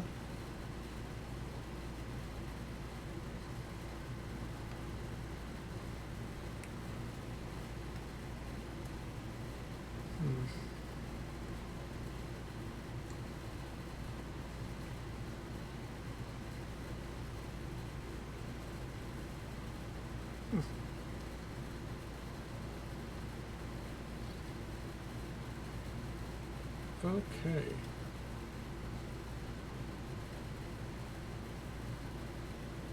All right. Anyways, just making sure we're on the right track. Unlike the base campaign, I don't really like. I remember bits and pieces, and I know like kind of where to go,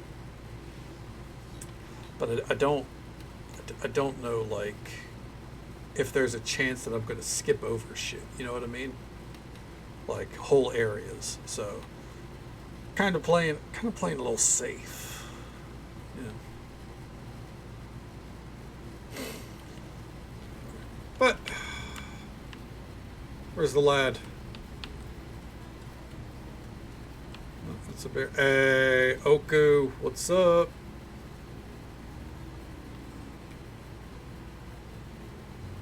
These grasses are soft, little one.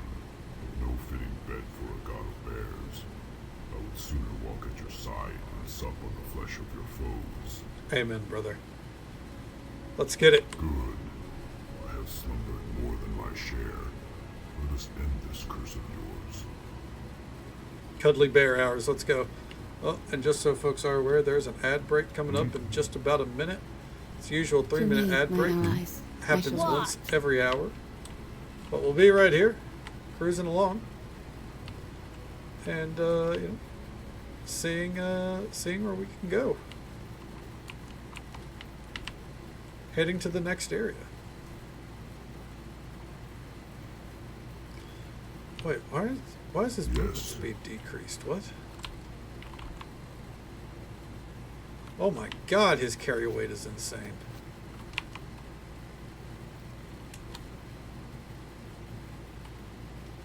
Yeah. Yeah, dude. Okay. Yes? You have heals, right? Like, we can... Mento sus formu. Okay.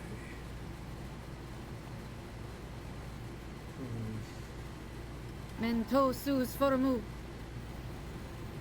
What? Definitely.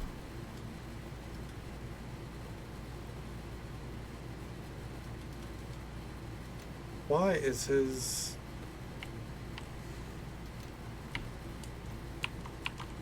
Maybe it's just natural. Alright, anyways. Off we go. That's the sunken city. We're off to the wells of Neverwinter. Okay.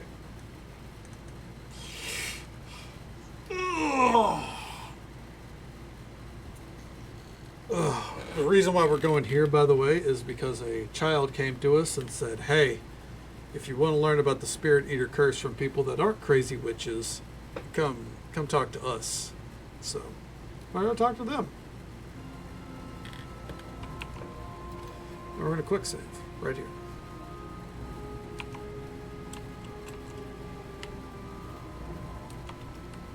I know this place. I remember a pool, gathering of beasts, water rushing from above, the moisture in the air. It carries the scent of my clan and their voices.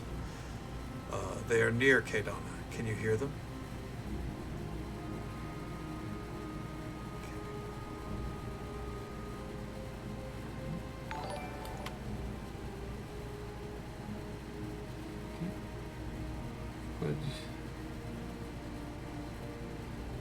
Go now and then.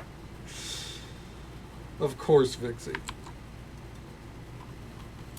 Let's get a shout out here for Ekturk, who was kind enough to bring their community our way. We're all a sprinkle of loco here, by the way. Ekturk was kind enough to bring his community our way. Show him some love and support. Drop a follow. Say hello sometime. Welcome on in, bud. I'm afraid you came in during an ad break. Let me just go ahead and type that. Just in case you can't hear me.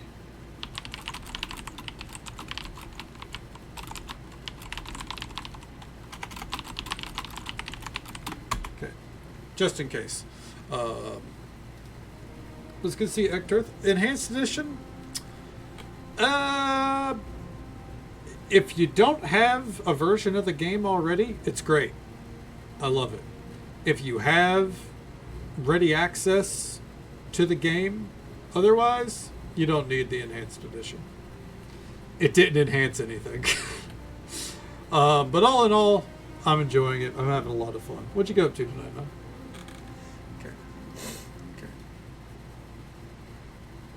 Okay. A change has come over you, my friend. Something is not as it seems here. When a cub was lost or a clan scattered, they knew to come here. The Forsaken were safe, with the eyes of LaRue upon them. I hear them as well. They are lost. They are the cries of those confused, the lost, the mad. Be careful, old King Bear. I think you may be in danger here. Do they live? I hear pain in their cries, and rage. My kin are here, hiding among the rocks, perhaps, but why?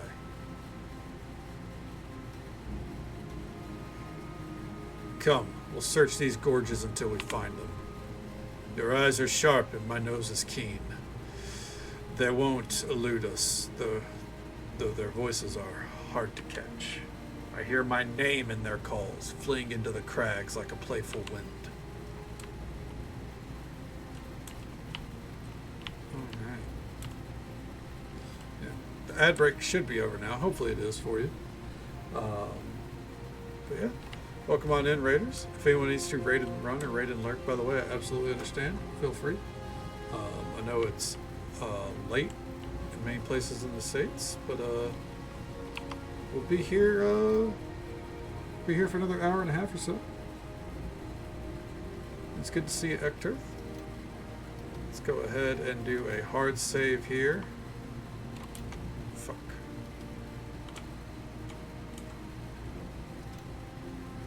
The UI for this is so fucking bad, by the way. Like, genuinely. Act 2, Wells of LaRue. Specifically, trying to, like, click in that window, if you don't click in the middle of the text box, it is, like, there's no room for you to click at the end of a word. So, then it's like, oh, okay, you're done. You know, that's one of the marks of the game is not very enhanced. Not by any means. Have you come to spit on my generosity again, spawn of hags? I was a fool to offer you my roof and welcoming words before. I expect nothing from the farmers of Rashomon except the fact and tone you show me now.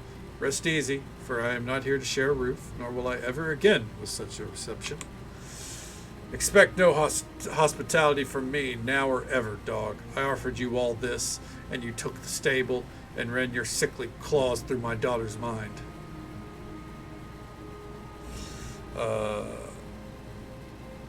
What's wrong with your daughter? Anya speaks and mumbles, half words. Ever since the visit of that hag spawn, lost to madness because of him. You think I bear the weight for that? You soil-churning fool of a farmer. Watch where your tongue takes you. I have done nothing to your daughter. If you blame me, I demand proof. If not, see her then. See how Anya whispers your name as if in your embrace. Then tell me you have not touched her mind and left it in ruins. Don't understand. Let's go examine Anya. Like, I was like, I will not let you anywhere near my roof. And then after being like, what's going on? He's like, go inside.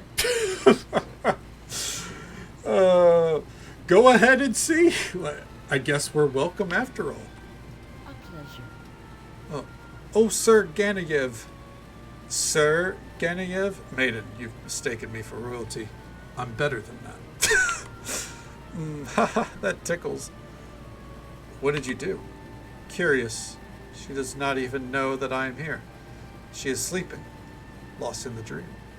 Shall we wake her then? No, don't wake her.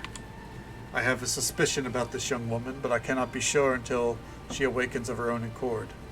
We should wait or return here later. A pleasure. Well, let's see. Because she's not going to wake of her own accord. A pleasure.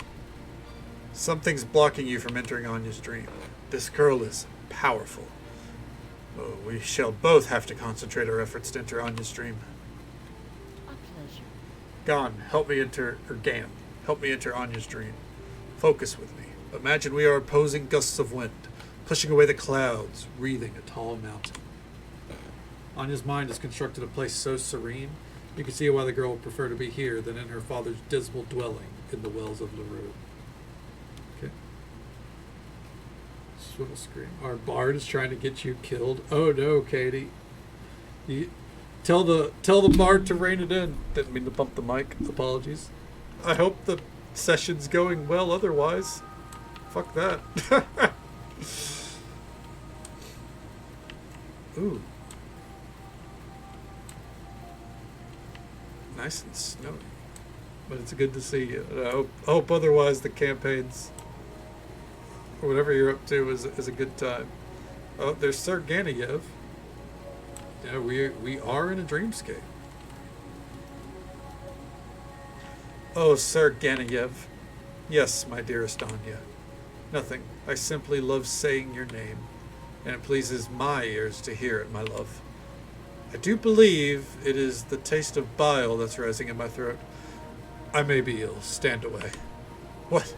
Who's there? Stand back, my love. I shall protect you. Protect her? By the spirits, she's the cause of all this. And you. Ganayev? How can there be two of you? Do you know this half-blooded mongrel, my love? Mongrel? What does that make you? A half of a half? Have a care with your words, villain, or I shall make you dine upon them. Okay.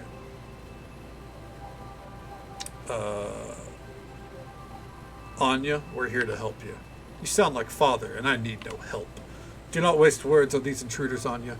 Something is wrong here, and I think these others may mean us harm. Enough. I have listened to fathers continually accuse my beloved of crimes, of hurting me, and now he sends others to find us and drag me back, away from my love. I am with you, my love. If it's a fight you want, then that is how this must be settled. Okay. We are not here to fight, simply to engage you in a contest to see which Gan loves you more. A contest? I would welcome a chance to prove myself. Bring on your contest. I am not afraid. Then we will let Sir Ganayev begin. I love you, Anya. I am the only whole when you are around. Revolting and unimaginative. Okay. I guarantee you have more eloquent words for love than he does. That is true. Very well, stand back. My words must ignite a passion so fierce that the dream will catch on fire. Anya. This glade around you is a poor home for a beauty such as yours. Those clouds in the sky hide the sun's gaze from you, when all should be allowed to look upon your beauty. I need share her with no one. I would not fetter Anya's movements. I would allow all to gaze upon her. For even if they should, only I can appreciate her inner beauty. Oh! What? He tells lies! I love you. I am only whole when you are around. Anya, I am whole at all times. For you are with me always, no matter what distance separates us. Oh my. I've been such a fool for a gain I've created out of nothingness. It's time for me to wake up. Damn. Gan is pretty smooth. That was so fucking cheesy. Oh, man.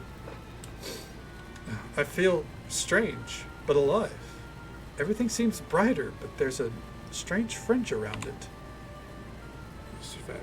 Sure. Yeah, it's just a little like side quest area. It is a fabric of thoughts, of dreams you are seeing. You'll come to ignore it in time and see it only when you wish. You are strong, Anya. I am ashamed I did not see it before. I am the one who feels shamed. I fooled myself with the idea of you, didn't I? There's no blame to be had, and if there is, it should not be borne by you. Dreams are a difficult thing to master, and now you are aware of what you can do. And you will find the fields of the sleeping world are now yours to travel. But you will not be there, will you? Not as the Gan you imagined, no. But if you travel dreams, then I hope we will cross paths again.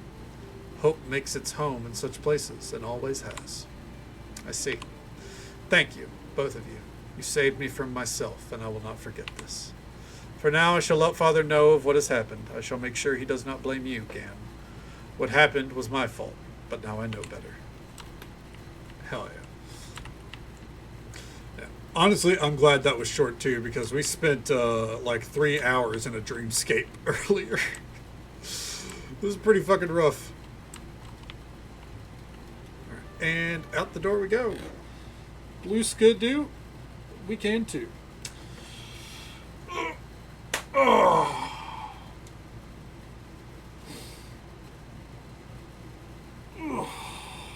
That was fun.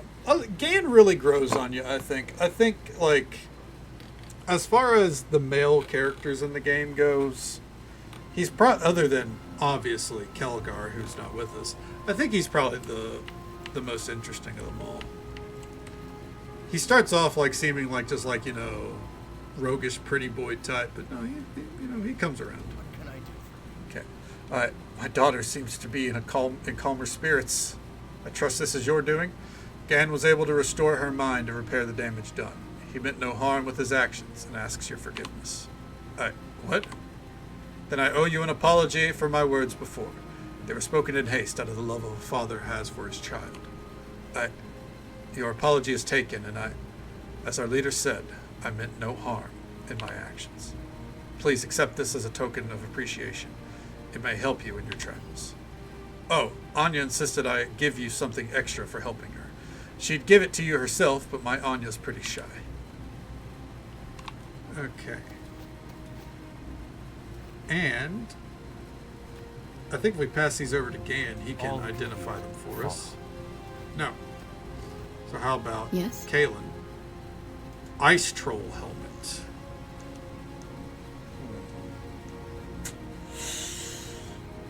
It's not bad. Is he wearing a helmet? Yes. What if he was wearing this one? Wow, it literally does like nothing for him. Alright, toss it back. To me, my allies, I shall lead. Foxheart Buckler.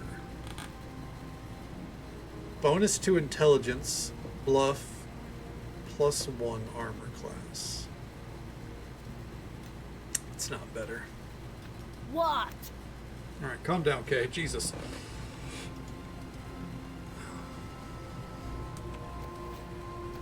We need to find a really good helmet. A pleasure.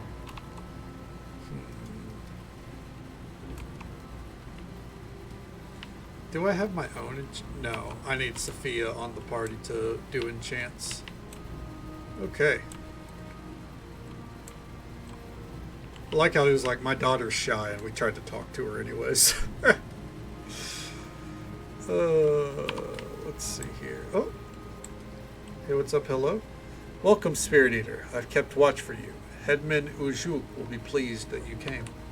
Ujuk has much knowledge of Spirit Eaters and the gift to share with you. We've begun preparations for a feast. With your arrival, we can complete the feast. Follow me, please. Oh.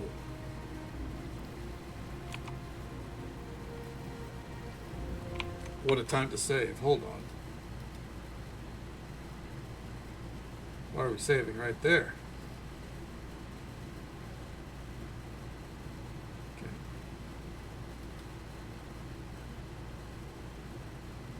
Let's see here.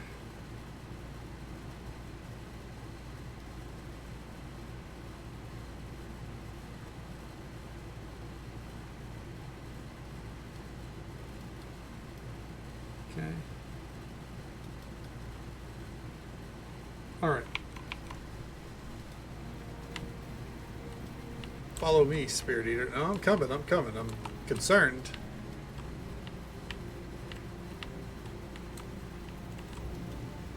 Pile of bones. The pile of bones has the bones of several types of creatures. They all look as if they have been gnawed on by powerful teeth. Some of the bones look human.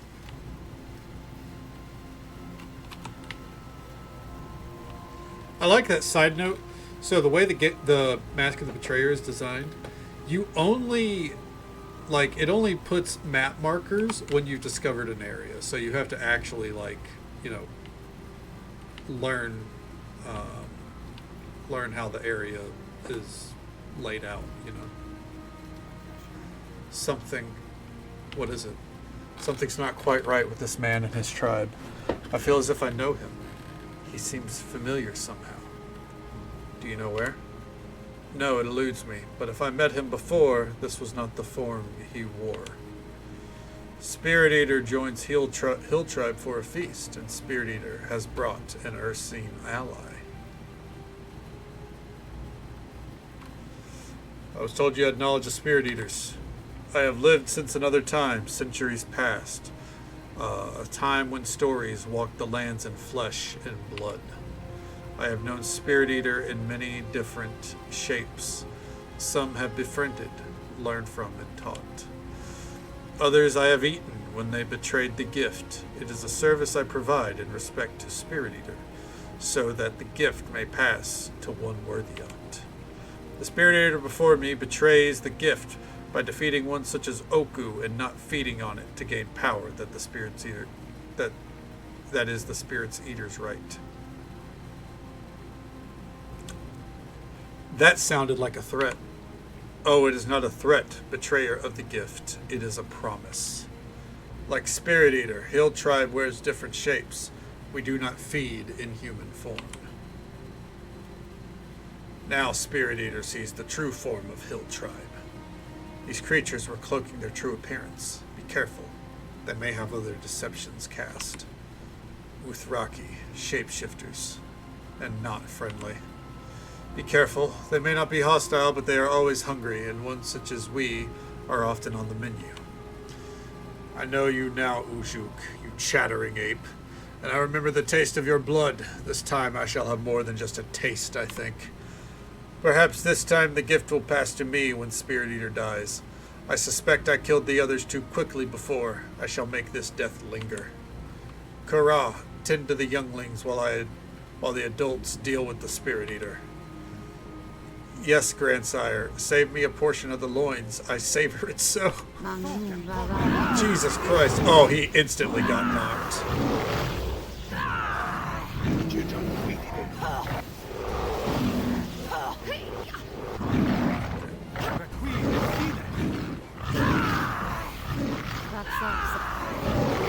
Come on. Ooh. Did I get critical hit or did they? I think they did. Yeah, they're getting crit.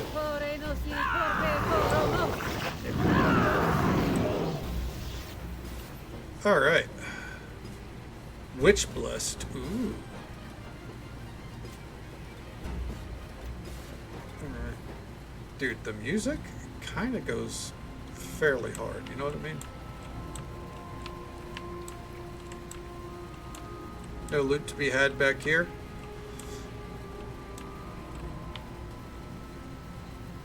Alright.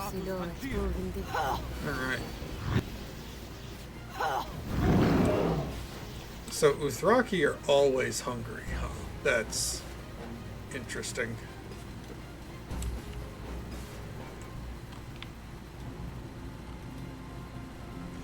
Please spare the younglings. They have done no evil. The children should not be punished for the crimes of their parents. Leave them in peace. Blood ties are strong, and given we have slaughtered their parents, these children may grow to become like them in time. Slaying them now may prevent greater evils later, especially should they come looking for us. Okay. Spirit Eater, I beg you, do not devour us. I fought the adults in self-defense. I'm not a murderer. Thank you, Spirit Eater. The Hill Tribe will never bother you again, I promise. Come, younglings, quickly now.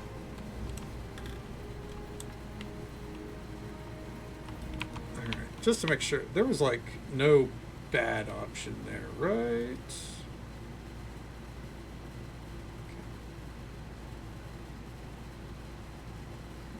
Oh, interesting. We are out of ways to get rep up with Gan.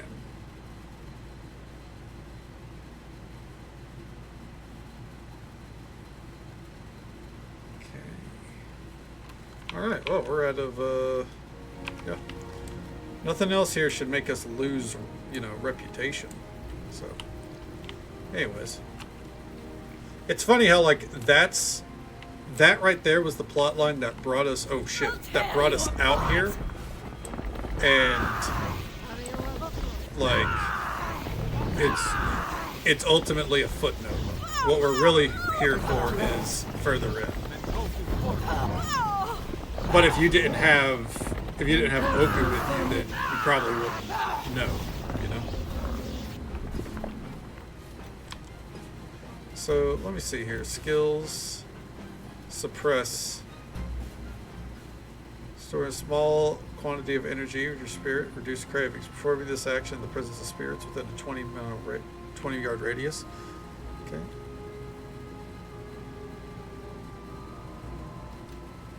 What if I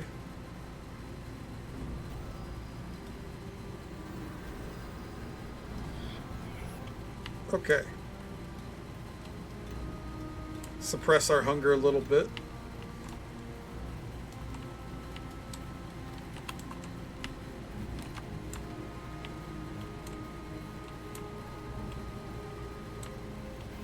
Oh.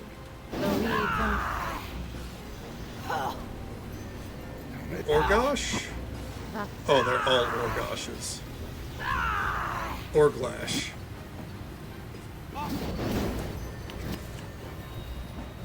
There we go.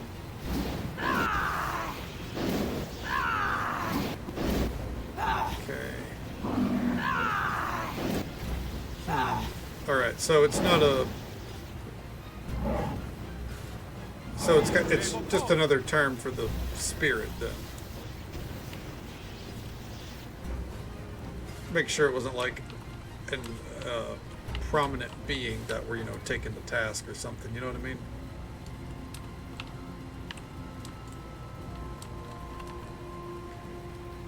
Let's go up and around and make our way back here.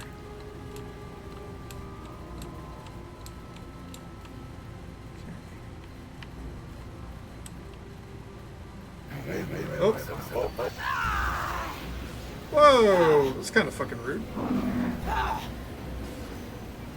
There we go.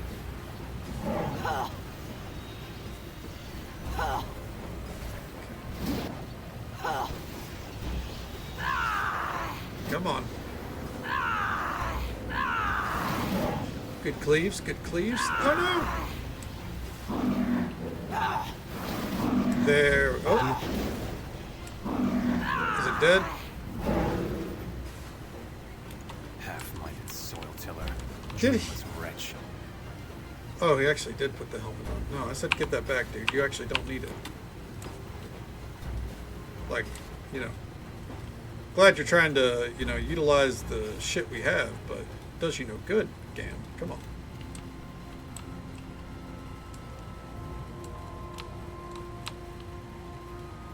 Lang ra ra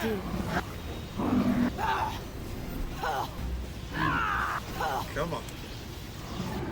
A lot of spirits here. Okay. I really need to see what it, like, kind of condense all these essences we have with next time we get Sophia in the party, just to see if we can enchant some real good shit, you know?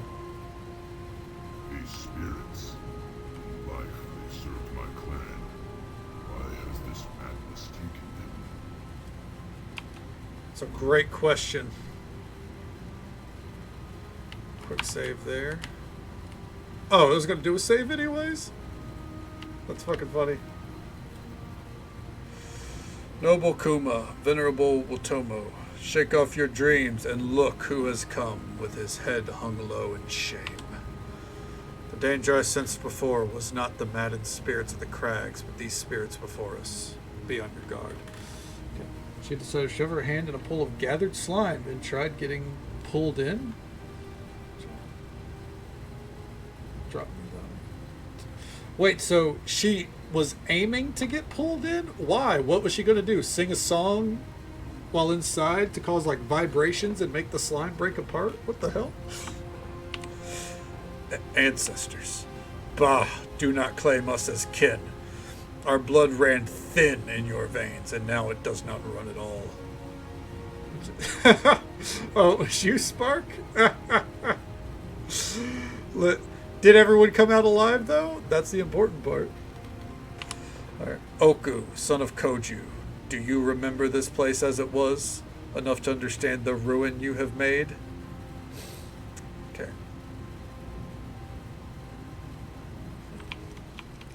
Let's see here. So this is the Oku part, so we want to play this carefully.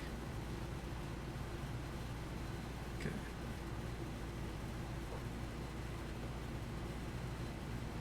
Okay.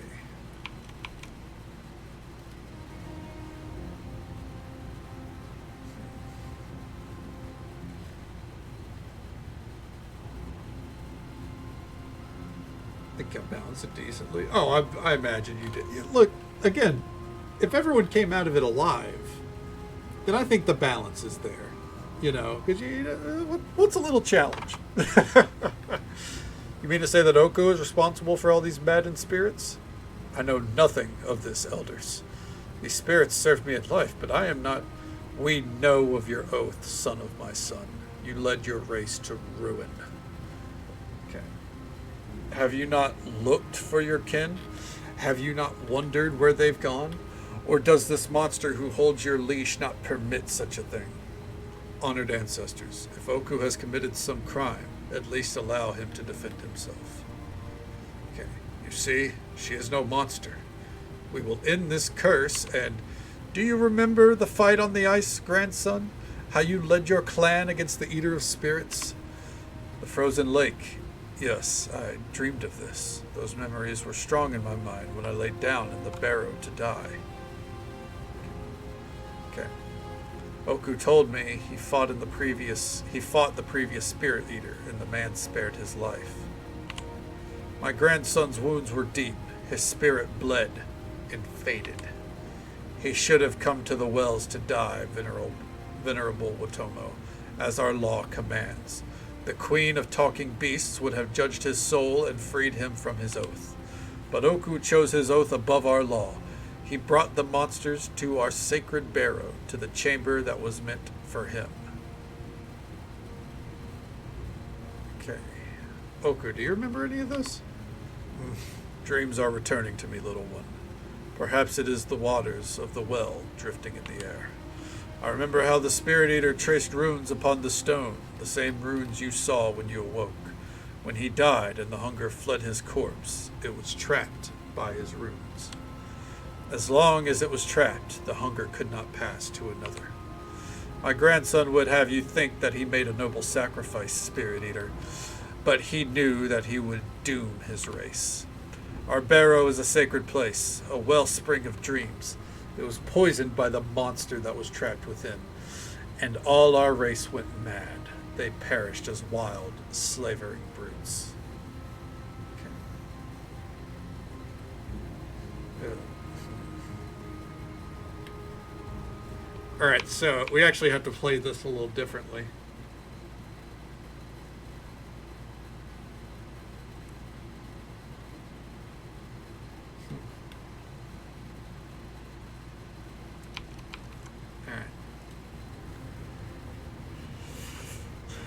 If Oku did this, he had good reason to end the curse. I need not explain my reason to petty, vengeful ghosts. They lured me here, lying in wait, no better than mortal men in the skins of beasts. All right.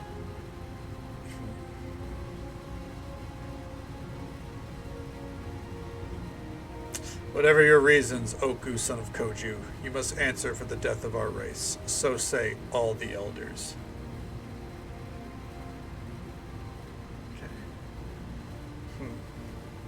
And what would you have done? Allowed the curse to continue and devour even more spirits? The king's duty is to his clan first and to the other races second, or not at all. You answer a crime for kinslaying by committing the same crime. What is justice in that? We would not. Look at them, Kadana. They are old. Once they dreamed of wind and blood and sky. Now they chatter like apes and bicker over laws. No, my grandson is right. We have lingered too long without flesh or fur. Our minds are full of words, not dreams. Let Oku find peace in his own way, if he can.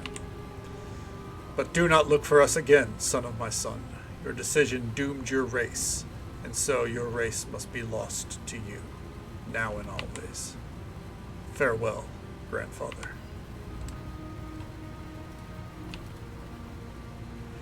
The water is cool and clear. Behind every ripple and splash, another sound seems to lurk. The baying of a great bear, perhaps, or the howling of a wolf. This is an ancient place. It is sacred to the beasts that possess awareness of themselves and their consciousness, like some humans do. They are gone now, but their spirits and memories remain. These memories, these fragments of their waking dreams, can still be seen, like ripples on the surface of the water, while others swim deep in the undertow of the pools here. What kind of memories? Battle, blood, death, sleep, comfort, life, mating. These dreams were not different from yours or mine, though some of their senses were keener. Okay. They bathed in these wells, and as it soothed them, it also mirrored their feelings and thoughts. Is it possible to see these memories? Not with the eyes with which you see the world, but the dreamer's eyes, perhaps. You would have to drink from the pools, however. And they will not show you only the memories of beasts. It may cut into your subconscious as well, though it may serve as an improvement. I can stand beside you here and in your dreams to help you sort and channel any rush of images that occur if you like.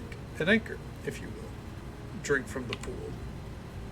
You sip the water. It is cool and sweet. And at once the ripples and splashes of the pool seem to grow louder, and the sound of the world recedes. Then your knees buckle beneath you, and you are falling into the soft embrace of the grass and the dreams that wait beyond. You awaken to the sound of falling water. Well, we're seeing some crazy shit tonight. What's up, Gan? Let's go, Ganny. Kadana, is it you? I feared you'd come too late, or not at all. I found something. Kept it safe for many years, but the faceless man may be close at your heels. We need to make haste. Okay, let's see here. Let's see. The faceless man? Who is that? Welcome back, Moon Booty. He's an embodiment of hunger. Your hunger, I think. He devours dreams and memory, and surely as spirits as souls. Quickly now, follow. I think we should go with him. I want to level with you, Ganny. I don't think we have a choice.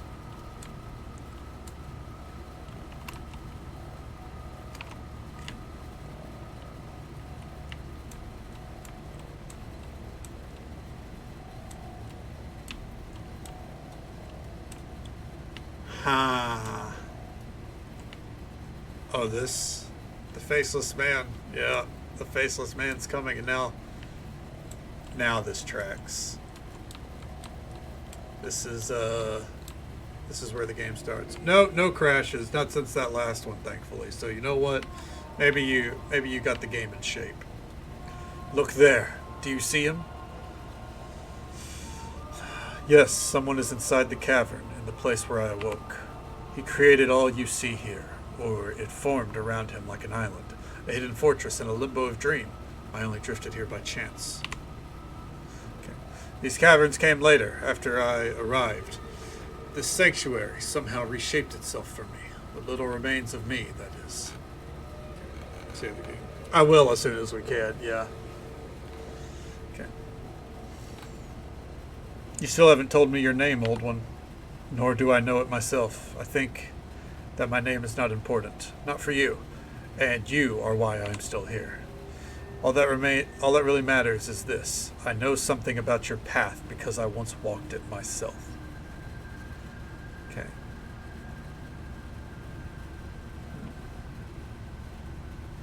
Is there nothing, are you saying that you were a spirit eater?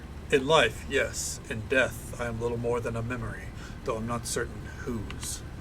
We are discarded, we who bear the hunger. One after another, we are used up, burnt out, but the hunger lives on and passes to another. I tried to break the chain, but the proof of my failure is standing here before me. What I never did was look within. I never thought to learn what the hunger truly was. Who is in the cavern? A remnant, perhaps, a piece of a larger whole. There were many such remnants once, but the hunger has gradually devoured them all. I have come to believe that he is a memory like me, of a previous spirit eater, or of something that came before. Okay. Why would this sanctuary reshape itself into Oku's barrow? This cavern is where I died. Lord Oku swore an oath when I spared his life on the shifting flows of Tirlag. Swore it in that hell of a cracking ice and screaming, drowning beasts. He would help me end my curse, whatever the cost to himself or his tribe. His barrow would become my tomb, and he my guardian, that no mortal should go near my corpse. And when the hunger fled my remains, it would find no new face, no new mask to hide behind. So the hunger passes to a new mask upon the death of the previous one? Even as I stood over the corpse of that slavering madman, the one who bore the hunger before me, I felt it enter me, and I remembered nothing more for a time. When I awoke, I felt the stirring inside me. You know it well, do you not? And I knew what I had become. Is there nothing I can do for you in return for keeping this memory safe? I ask only for your forgiveness, for I haven't told you the whole tale. I sent wards to guard this chamber when I was far stronger than I am now. Beasts await you there, spun from your own darkest memories. Dreams they may be, but if you are slain, you may never find your way to us again. Greetings. Uh-oh. Ah, shit, it's a fucking Shadow Reaver.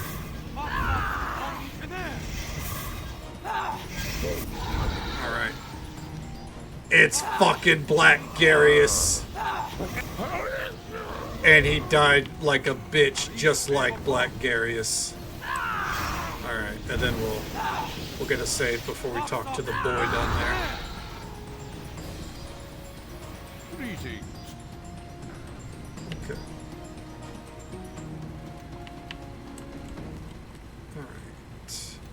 And quick save. There we go. To be fair, that crash, I think that crash only happened because there was so much going on. The game's old. The boy's face seems vaguely familiar, as if you've met him before. His eyes are bright, and he smiles at you. Do you remember me, child? I brought someone to meet you. Have you seen my brother? I think he's forgotten me. Your brother, who is he? The priest calls him Akachi. He says it's an Eastern name. We all get them when we're given to the church. I'm called Iveshi, but when the priests aren't listening, my brother calls me Alaramon. Alaramon, the word for laughter in the old Mulan tongue. My brother says I laugh enough for the both of us. He says I'll never make a very good priest if I can't stop giggling during service. I knew this boy's face was familiar. I've met him before, but as a grown man, a red wizard called Aramon. Okay. Are you certain? But that could be... Here, take this. I've saved it for you. A piece of a mask. He never offered this to me. Another mask fragment. These are important indeed and are taking on a greater significance. Okay. Thank you, but how do I use it? We are what we remember, what we dream. Nothing is gone while pieces still remain. This is the piece that is me, but I am only a part of a whole. The old man is speaking excitedly now, but his words are drowned out. A rushing fills your ears, and the dream begins to break apart. Hot damn.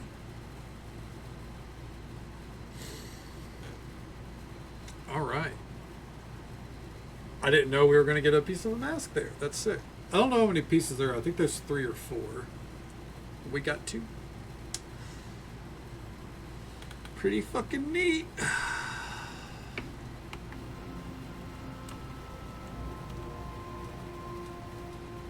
Okay.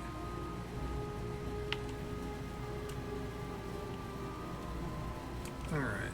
We're going to quick save again. See what happens when we drink from the pool again. You find the water cool and fresh as before, but the sweetness has faded, like a flavor indulged too many times.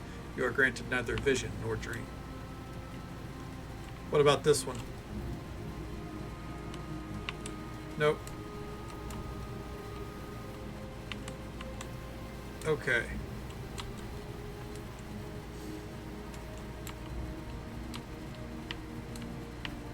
Oh, more spirits.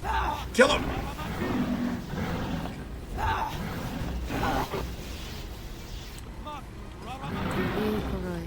Yeah, fuck him up.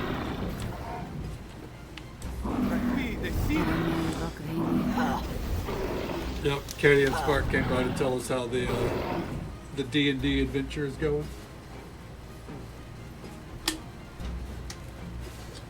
Alright. Let's grab these.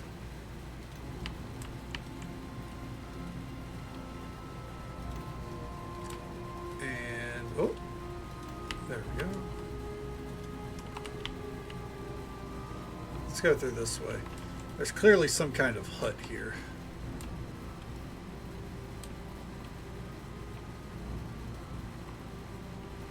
Well, if there was ever a reason to save again, here we go. The fuck's go... Oh, well, the game even knew. The game hit us with a save. Ah, look. Spirit of hunger, we know you. Hiding here amongst these crags, we heard your approach like a shriek upon the wind. Okay.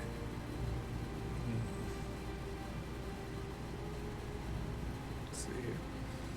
On the wrong layer for the past 5 minutes? Bathroom and some...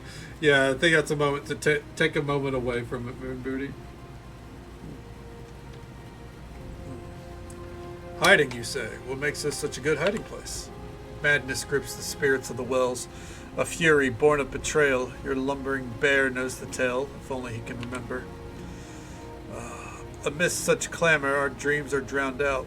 No witch can find us here. Saved by luck. As it's Catterday. Fair enough, yep. That's right. It's Saturday. I don't know why I was like, did you take the day off of work? I'm stupid sometimes. I'm sorry, Big C, but absolutely. We'll be right here. So if you aren't witches, what are you? We are branches of a different tree. Those other witches, did they tell you the secrets of your hunger? How it moves from one mask to the next? If we slay you here, your hunger will pass to one of us, and we can use the power against other cowering sisters. And it will be White Feather who cowers amongst the rocks and wails her sorrow on the empty wind. Oh!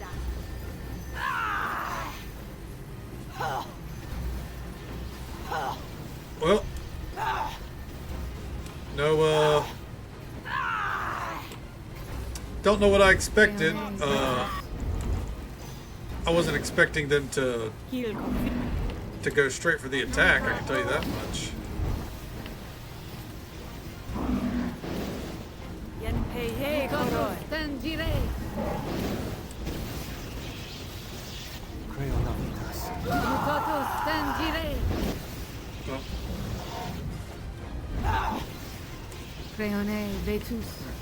Don't let this bitch run.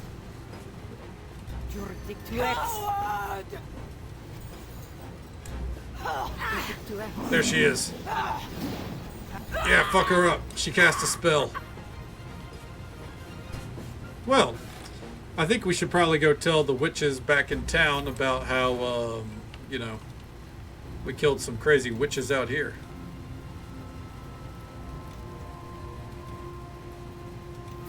Okay.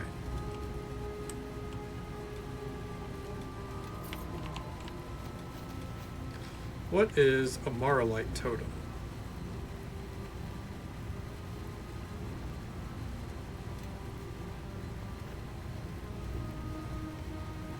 I think you hold on to that for us there. Witch Blessed. Ooh. Yes? That might be a better shield for her. Damn, that AC is insane. Yeah. Well, I think we fully cleared out this area. That was actually pretty quick, all things considered.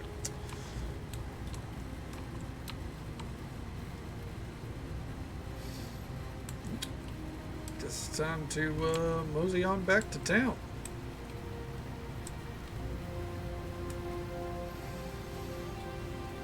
We brought Oku along for that because it, heavily raised his spirit. Oh shit!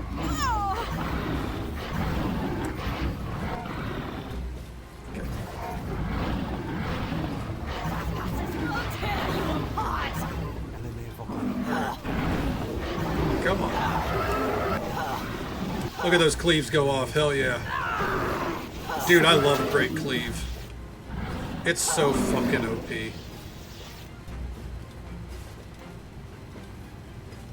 Just think, if it wasn't for Kelgar, I never would have realized it. Watching Kelgar, 1v5 the early game of the base campaign really opened my eyes. Okay. Well, world transition. I guess we're done with the Well of LaRue.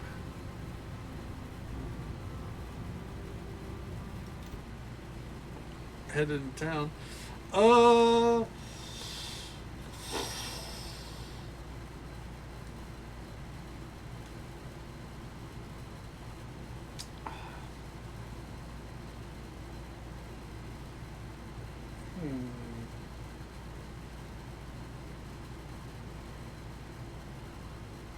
How are we going to do this?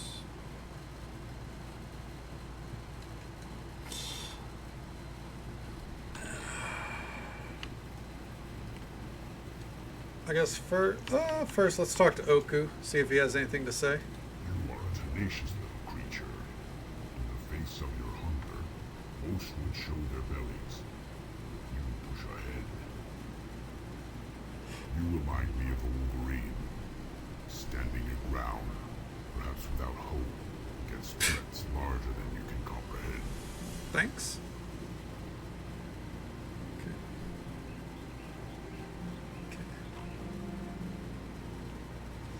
I have no choice. Others will be harmed unless I rid myself of this hunger. I felt much the same when I brought the last Spirit Eater into the barrow of my clan. Oh, it saddens me that one such as yourself will be the victim of this curse. For the sake of Rashomon, it is good that it is you bearing this burden. I have some questions. Yes.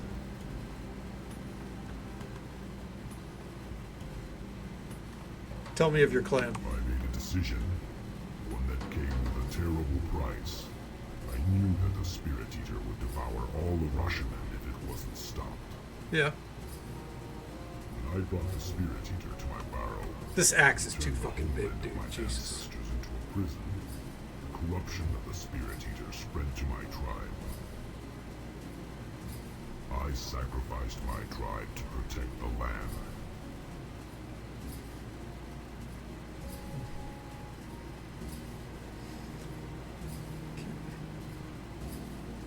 Giving one's life to save so many is a great honor. I think what you did was right. I think that's the right option. I think that's what we want to go with.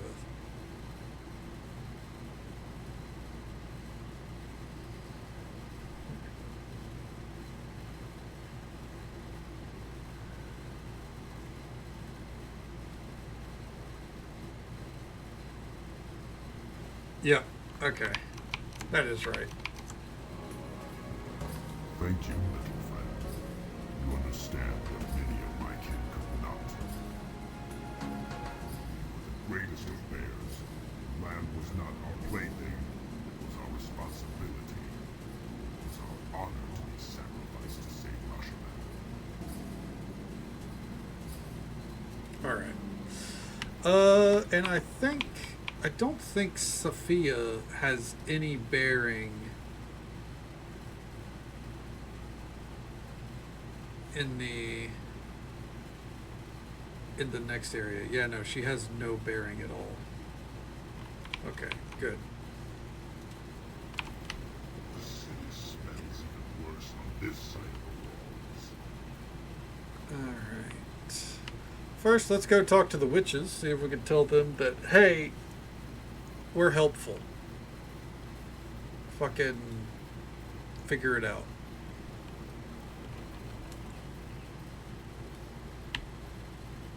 I wonder if we can enter shadow portals at any time now.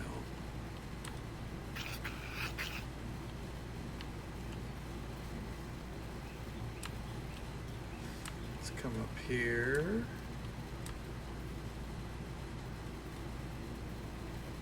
Yeah, Shiva Whitefeather. Let's go tell her. Oi.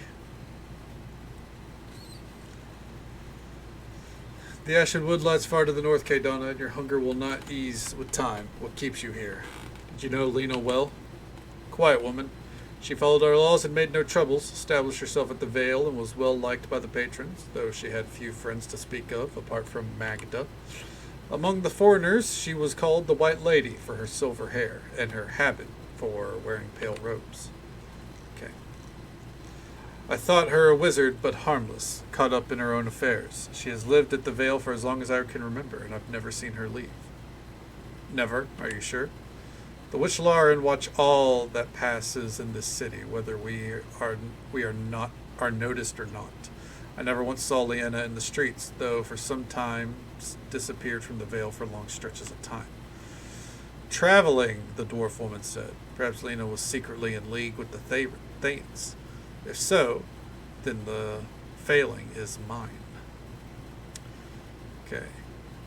Your city has a darker side, a shadowy reflection where some things are different. Yes, within our walls, the bonds between the sunlit world and the plane of shadow are easily sundered. Tell me, did you see the vault? Does it loom in your dreams as it does mine? You see the vault in your dreams? I dreamed of a tree that rose from the vault. A tree conceived of love, but bearing sacrilege and suffering as its fruit. Its seeds are with us all still, scattered to the wind. I saw 3 such seeds, but one became divided by its own will. They chased each other endlessly, blown by the wind and storm. And wherever they took root, they passed their blight to other seeds, and I saw that one day the tree would be born from the vault again. What do you know of the vault? Only that it was built by the priests of the dead, not Kelemvor's faithful, but the servants of the wicked god who came before. Many die upon the Golden Way, and most are not of our faith. They want their bodies to be buried by a priesthood they know. The priests of the dead used this truth to barter their way into the city. Then they abused our hospitality, tearing open portals to the plane of shadow and building their vault in secret. It's getting pretty late. Yeah, we only got about 30 minutes left in us. You've been drawn for a while, I imagine, Moon Booty. Is there something special about Mulsantir? Some bond with the shadow plane? Mulsantir is shrouded in mist, robed in gloom. Such places are always closer to the plane of shadow. But the portals were opened by the priests of the dead. They have shifted with time, as shadows will, flitted out of homes, dragged unsuspecting folk from the darkened closet to a nightmare of shadow. Many people disappear in Mulsantir. Who knows where they go, or whether they wander the plane of shadow even now. Alright, so no chance of reporting that we killed their opposition. Got it. No, unfortunately the Punko grind does stop. Maybe one of these weekends soon we'll make it a long one. Since mid-September I'm going to be going away for a weekend. Not long, but like Friday to Sunday I'll be gone. I don't know which week. I've got to figure that out. It's against my will, but one must do what they must do. Okay. Nero was happy and compliant. Push you. Good. She can't. It's your version of how can she slap? You're like, how can I brush?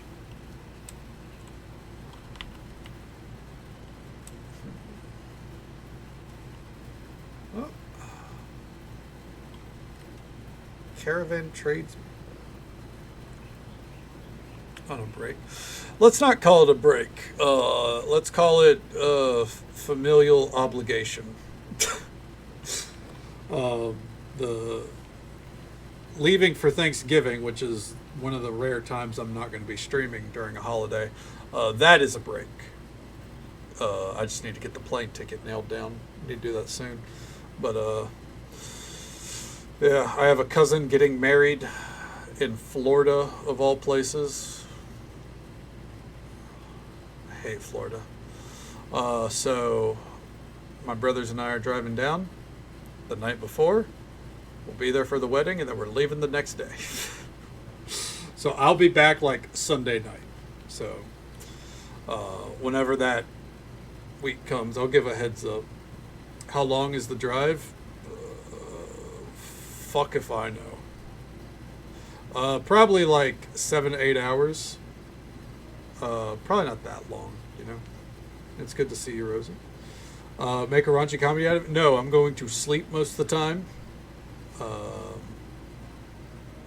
And then come home and get back to it. And just so folks are aware, there's an ad break coming up in just about a minute. It's the usual 3-minute ad break. It happens once every hour. It's our last one, though. Thank God for that. And we'll be right here. You can hold dreadful hours. Yeah, see, I don't think we're going to the far southern part of Florida. I'm pretty sure it's like Panama, but I don't know. When is this? Mid-September, I think? Like 2 or 3 weeks. I should probably get a date, you know. Will you be shared driving? So what's going to be happening is we're going to be renting a vehicle. Because the thing is, so my mom is leaving like 2 weeks ahead of time to go on a cruise where she's going to end up back at the port. The problem is the person she's driving down with is not staying. They're going elsewhere afterwards. They're going to a different state. So she's going to be riding back with us. So we need a bigger vehicle than what we have.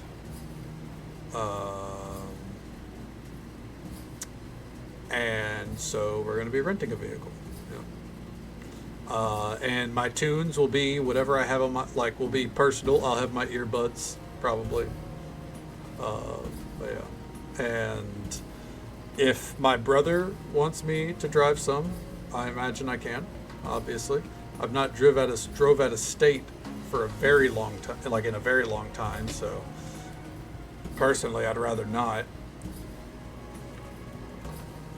He's done it more recently than I have, but you know, gotta do what you gotta do. Will she port in Fort Lauderdale? I'll be honest, Vixie, I have no idea. When it comes to her cruise schedule shit, like all I keep track of is when she's leaving, when she's coming back. Like, she plans so much on the fucking fly that, like, it's me trying to keep up with it is pointless. Not worth it. Oh no, I would rather not drive in Florida. Okay. It's actually below deck info. Well, to be fair, it probably will be Fort Lauderdale. It's either Fort Lauderdale or, because I don't think Panama has one. But yeah, I don't know for sure. I don't even know when she leaves. I know it's soon-ish. Well, to be fair, Rosie, I do have my license. Yeah.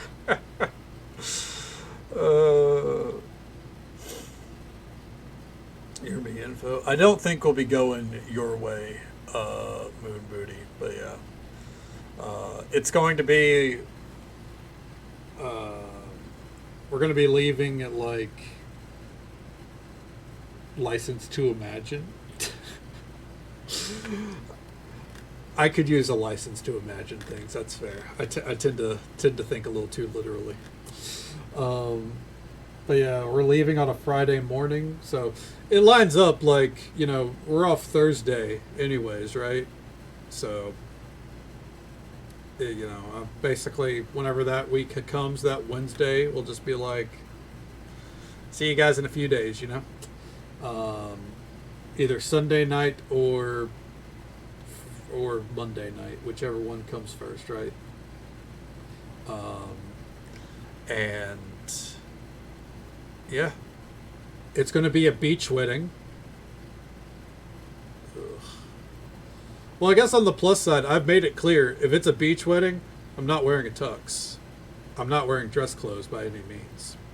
So it's like khaki shorts and one of my black button-ups, probably undone. Yeah. Like, yeah, a beach wedding in September. I advocated Hawaii shirt if I could get away with it legitimately. Glitter his beard and put a lei on. I think my fairly conservative family would not be very happy about that, as amused as I would be. Okay. We're going through the Katie thinking about her character's leveling process again. You got to be very careful. I'm the same way in this game. I sat in the fucking character creation screen for this expansion going, oh, how am I going to do this? So I get it. Yeah. But no, I'm going in shorts, and I'll wear a button up, but it's going to have a t-shirt underneath it. I advocated for a wedding literally up the road, and I got shut down. And I'm not going to lie, I did go for the guilt trip, and it got deflected pretty handily. Because I wanted it at the church nearby, just so I didn't have to do anything special. And I joked to my cousin, because we were very close growing up and everything, right? I joked to her, I was like, instead of getting married in Florida, you should get married up at the church, That way grandma's there, because our grandmother passed away 10 years ago and is buried at that church. Because no one wants to go to Florida, so I was like, I'll do the guilt trip. And she deflected it she was like, "Oh, I know, but Grandma's with me every day," and I went, "Fuck." Oh man, I was like, "All right, well, that was my best shot." Fair enough. Well, dude, I did get outplayed. Yeah.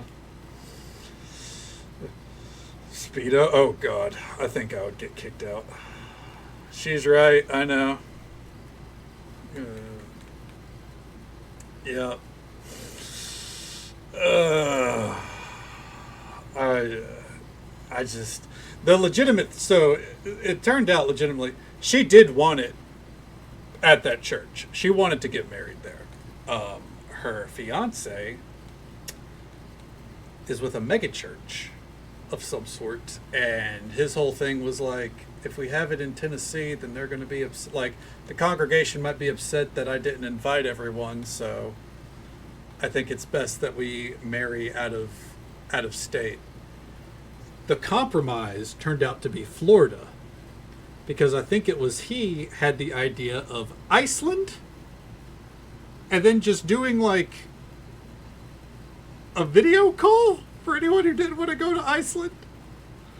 And my mom was like, "I'll go to fucking Iceland, let's go." And I was like, "I will not. Send me the Zoom link. Fuck that." So the compromise was Florida. I was like, what a shitty compromise. Oh, either way, the point is, but Iceland. Yeah, like, dude, if you're already gonna go out of state, take your shot. Go to Iceland. Like, it's gorgeous. Okay, gonna say, well, he seems to be very well off. I don't know. I'll be honest.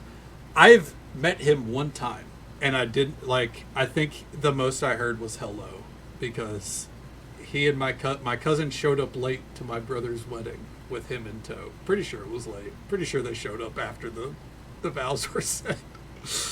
So yeah, that's the only time I've seen this dude. I don't know. I'm all fucking shoulders about the situation.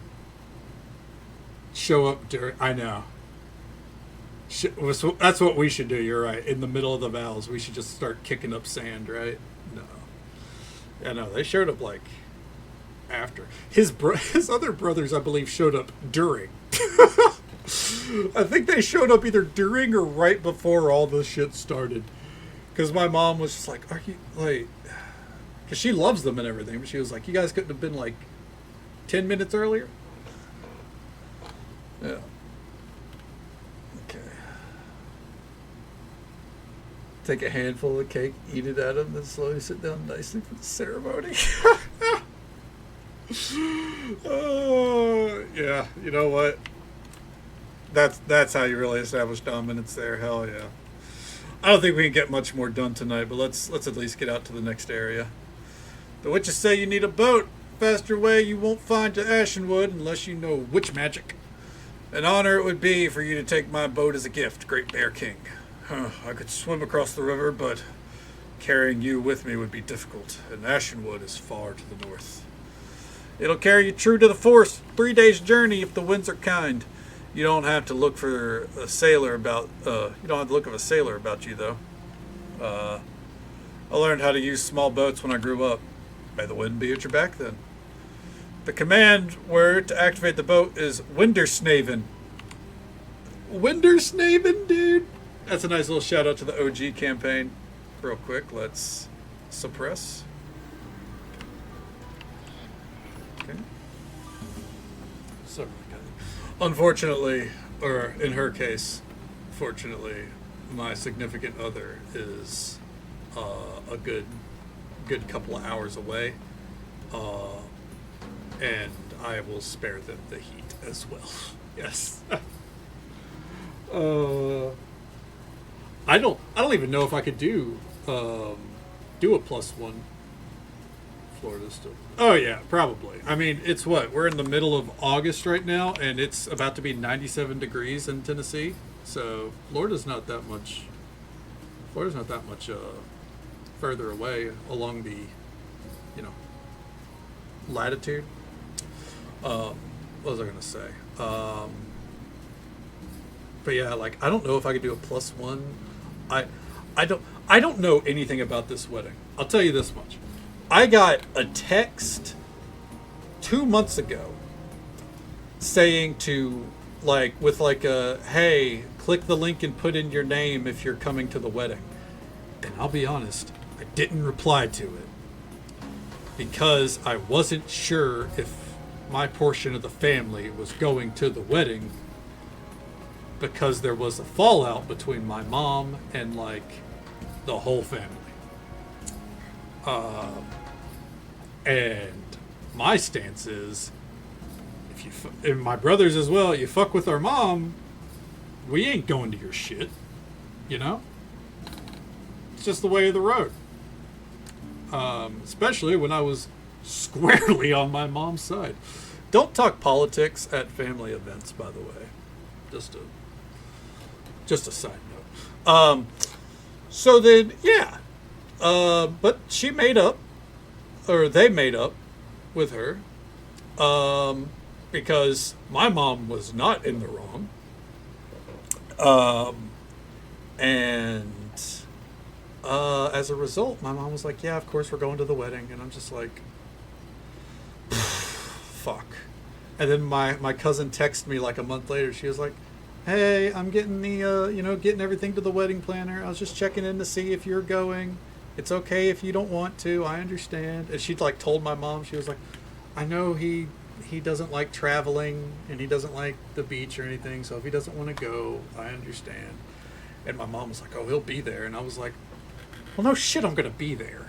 I don't want to go. It doesn't mean I'm not going to go. I was like, I signed up before you ever had that conversation.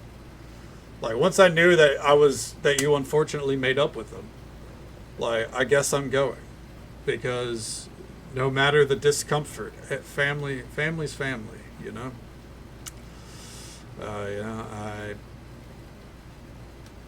I'm not gonna be the one to to slight people. I'll let them slight me first, and then I'll get my revenge. But I don't try to make problems when it comes to family. Politics, money, and religion. 3 surefire ways to ruin family events. Oh yeah, for sure. Monopoly too, but thank God family events never last long enough for a Monopoly game. But yeah, no, those are things I'd never talk about with family. All right, let's get on the boat. I at least want to get to Winterstaven. The boat springs to life. It seems eager to set sail. Take me. I'll finish that if you start the boat. Exactly. And that's my stance.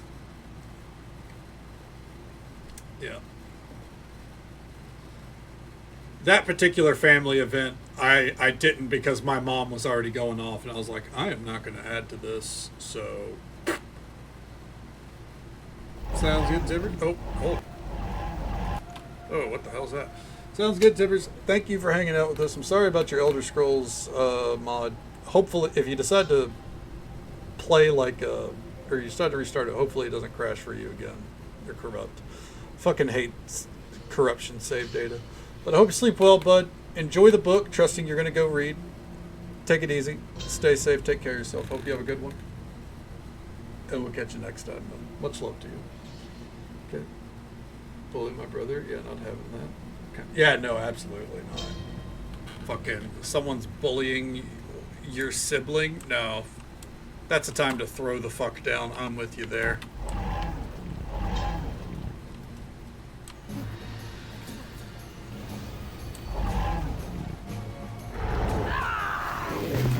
Why is this fort under attack?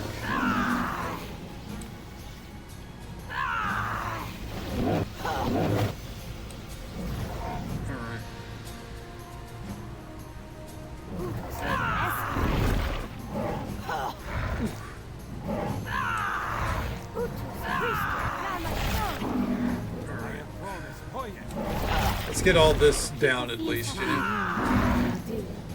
Yeah, someone to get these trees under control. 2 more lost. We cannot afford this, not now. Delanga said they wouldn't think to attack from this side. Where is she? Okay. Sorry for your loss. Is there anything I can do? Forgive my rudeness. I have been greatly troubled lately. I am Nadal. 1 second here. My sister ex-boyfriend's house after he calls the right scene. Told his mom off. Oh, amen, Vixie. Hell yeah. Did she then in turn tell him off? Here's the mark of a good parent, by the way, is the parent's ability to tell their child when they're in the wrong. No matter what the age of the child is, whether they are in their 20s, 15, etc., etc. Or if there's like, my baby would never do something like that. No. I say that because when I was in the wrong, when I was like, 18 and 19, my mom swiftly made sure that I was in the wrong. And those memories have stuck with me to this day. But there are some parents out there like, not my baby boy. And like, those people, they're the reason why trash permeates in this world. Everyone is capable of fucking up or doing something in the wrong. You gotta fucking, like, after a certain age, obviously, you can't do much but shame them. And, I don't know, shame from a parent in those situations is a powerful tool. In short, fuck that guy. I'm glad he's her ex now. Welcome to the Lake of Tears garrison.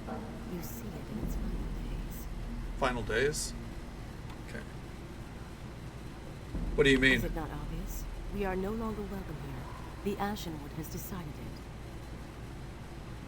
Okay. It's a strange thing to say. These attacks are only part of the problem.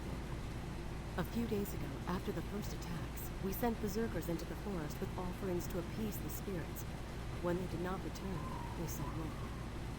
We were stretched thin before that. Now we are making our last stand.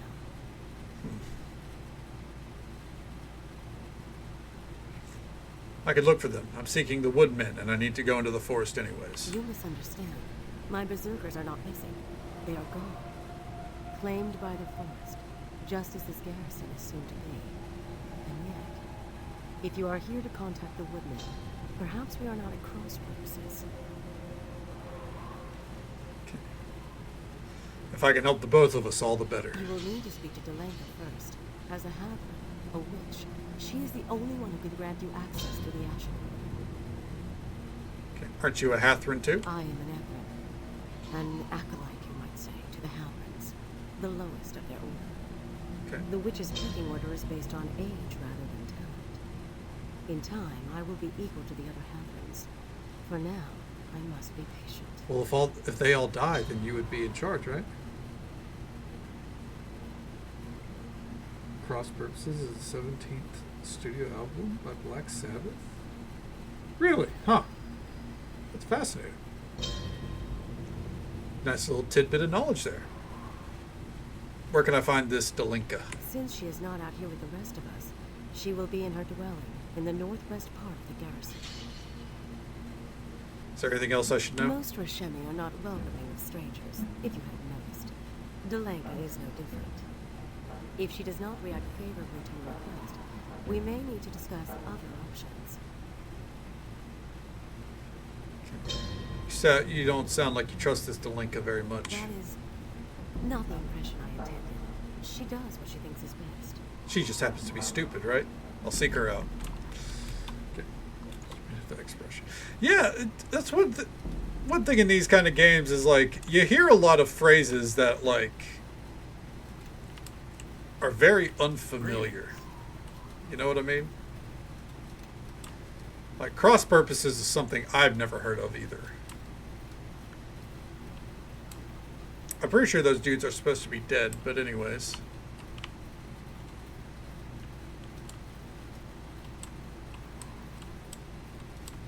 Okay. Just want to take a look around. I imagine we'll go get, we'll get access to the Ashenwood, and then we'll wrap up for the night.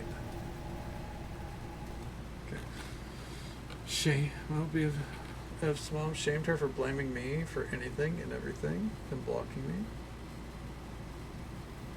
Somehow my fault. Her mom took my side. Oh God! If that happened, like, if in that situation, you know you're in the right. The forest has gone mad, and I can find no explanation. I ask the spirits, I pray to the gods. I search within my heart. Nothing. To think. All I had to do was wait, and the solution would walk right in through the front door, drawn here for reasons hollow as its soul. Let's see. Nadaj said I should talk to you. I need to speak to the wood. I know why you have come, stranger, and the answer is no. I will not abet this fool's errors. I will not be the one who allowed you to complete the destruction your kind has wrought here. I seek no destruction, only a cure. I know what you are, stranger. In the face of that, who you are matters little. I do not have the manpower to keep you out of the forest, but you shall receive no guidance. May you meet your fate in the forest as swiftly as my berserkers met theirs. Oh shit. You don't want to talk more? I bid you farewell, yet you remain, expectant of help that I am not bound to give. Okay. We can help each other. I could hold off attacks on this outpost. You could you? Well, I hope you have a lot of time on your hands, stranger, because these attacks won't stop until the garrison has fallen. The forest has outlasted civilizations. Outlasting you will be no obstacle. If I pacify the forest, will you help me find the woodman? Pacify? Your kind does not come here to pacify, stranger. They come here to feast. They come here and sap dry the soul of this place, and it leaves a scar that does not heal.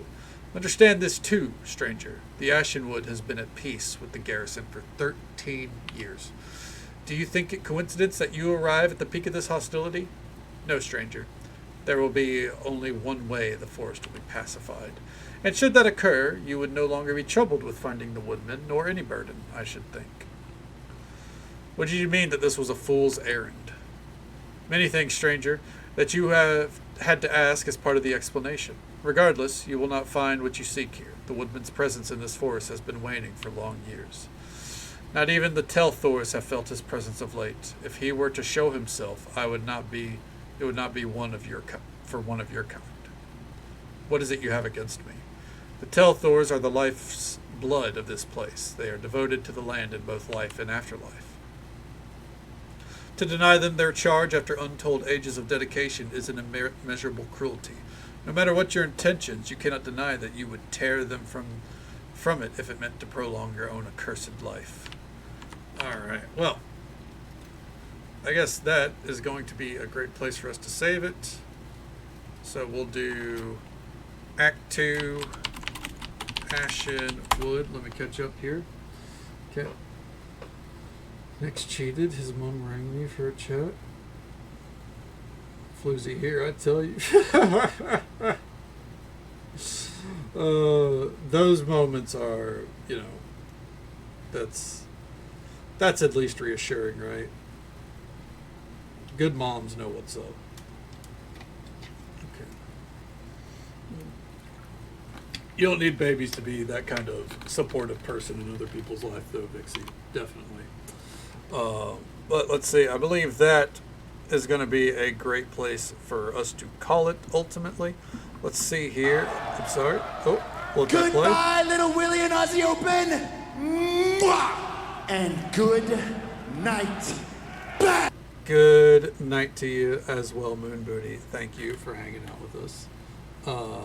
If you guess the color of my dressing gown, you can purple. How neat is that? That's pretty neat. That is pretty neat, isn't it? We're gonna raid out to our friend Hawaii Red, who's playing some Satisfactory. We get a good cozy vibe. We love Hawaii Red here. He's great people. Nope. Black. Or pink, but probably black. Purple softer friend. Would that be lavender? Periwinkle? I don't know. Shorts today. Can't go wrong with shorts. Yeah, that is where we'll call it for the night. We got a lot done. Made you know, we spent 3 hours in that hag city, unfortunately. It was rough, but we got through it. We just had to brute force it. That's always fun.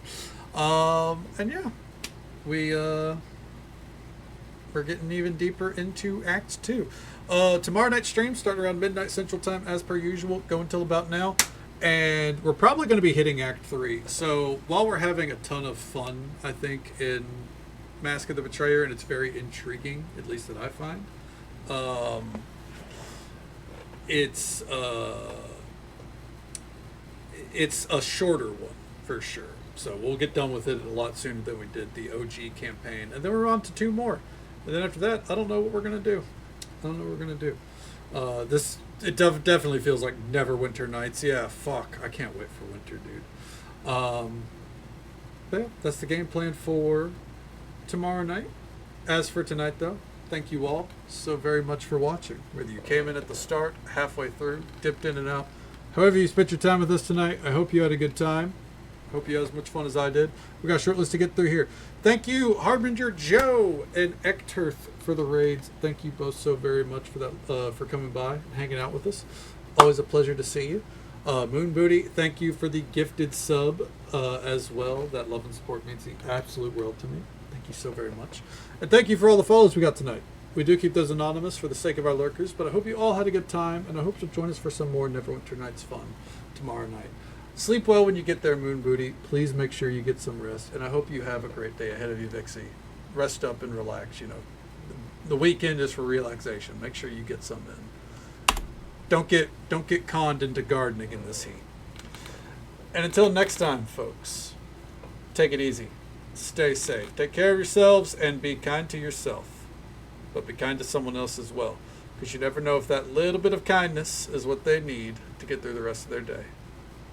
And if we don't get to see you again tomorrow night, then hopefully we get to see you again sometime very soon. Redeemer! My man!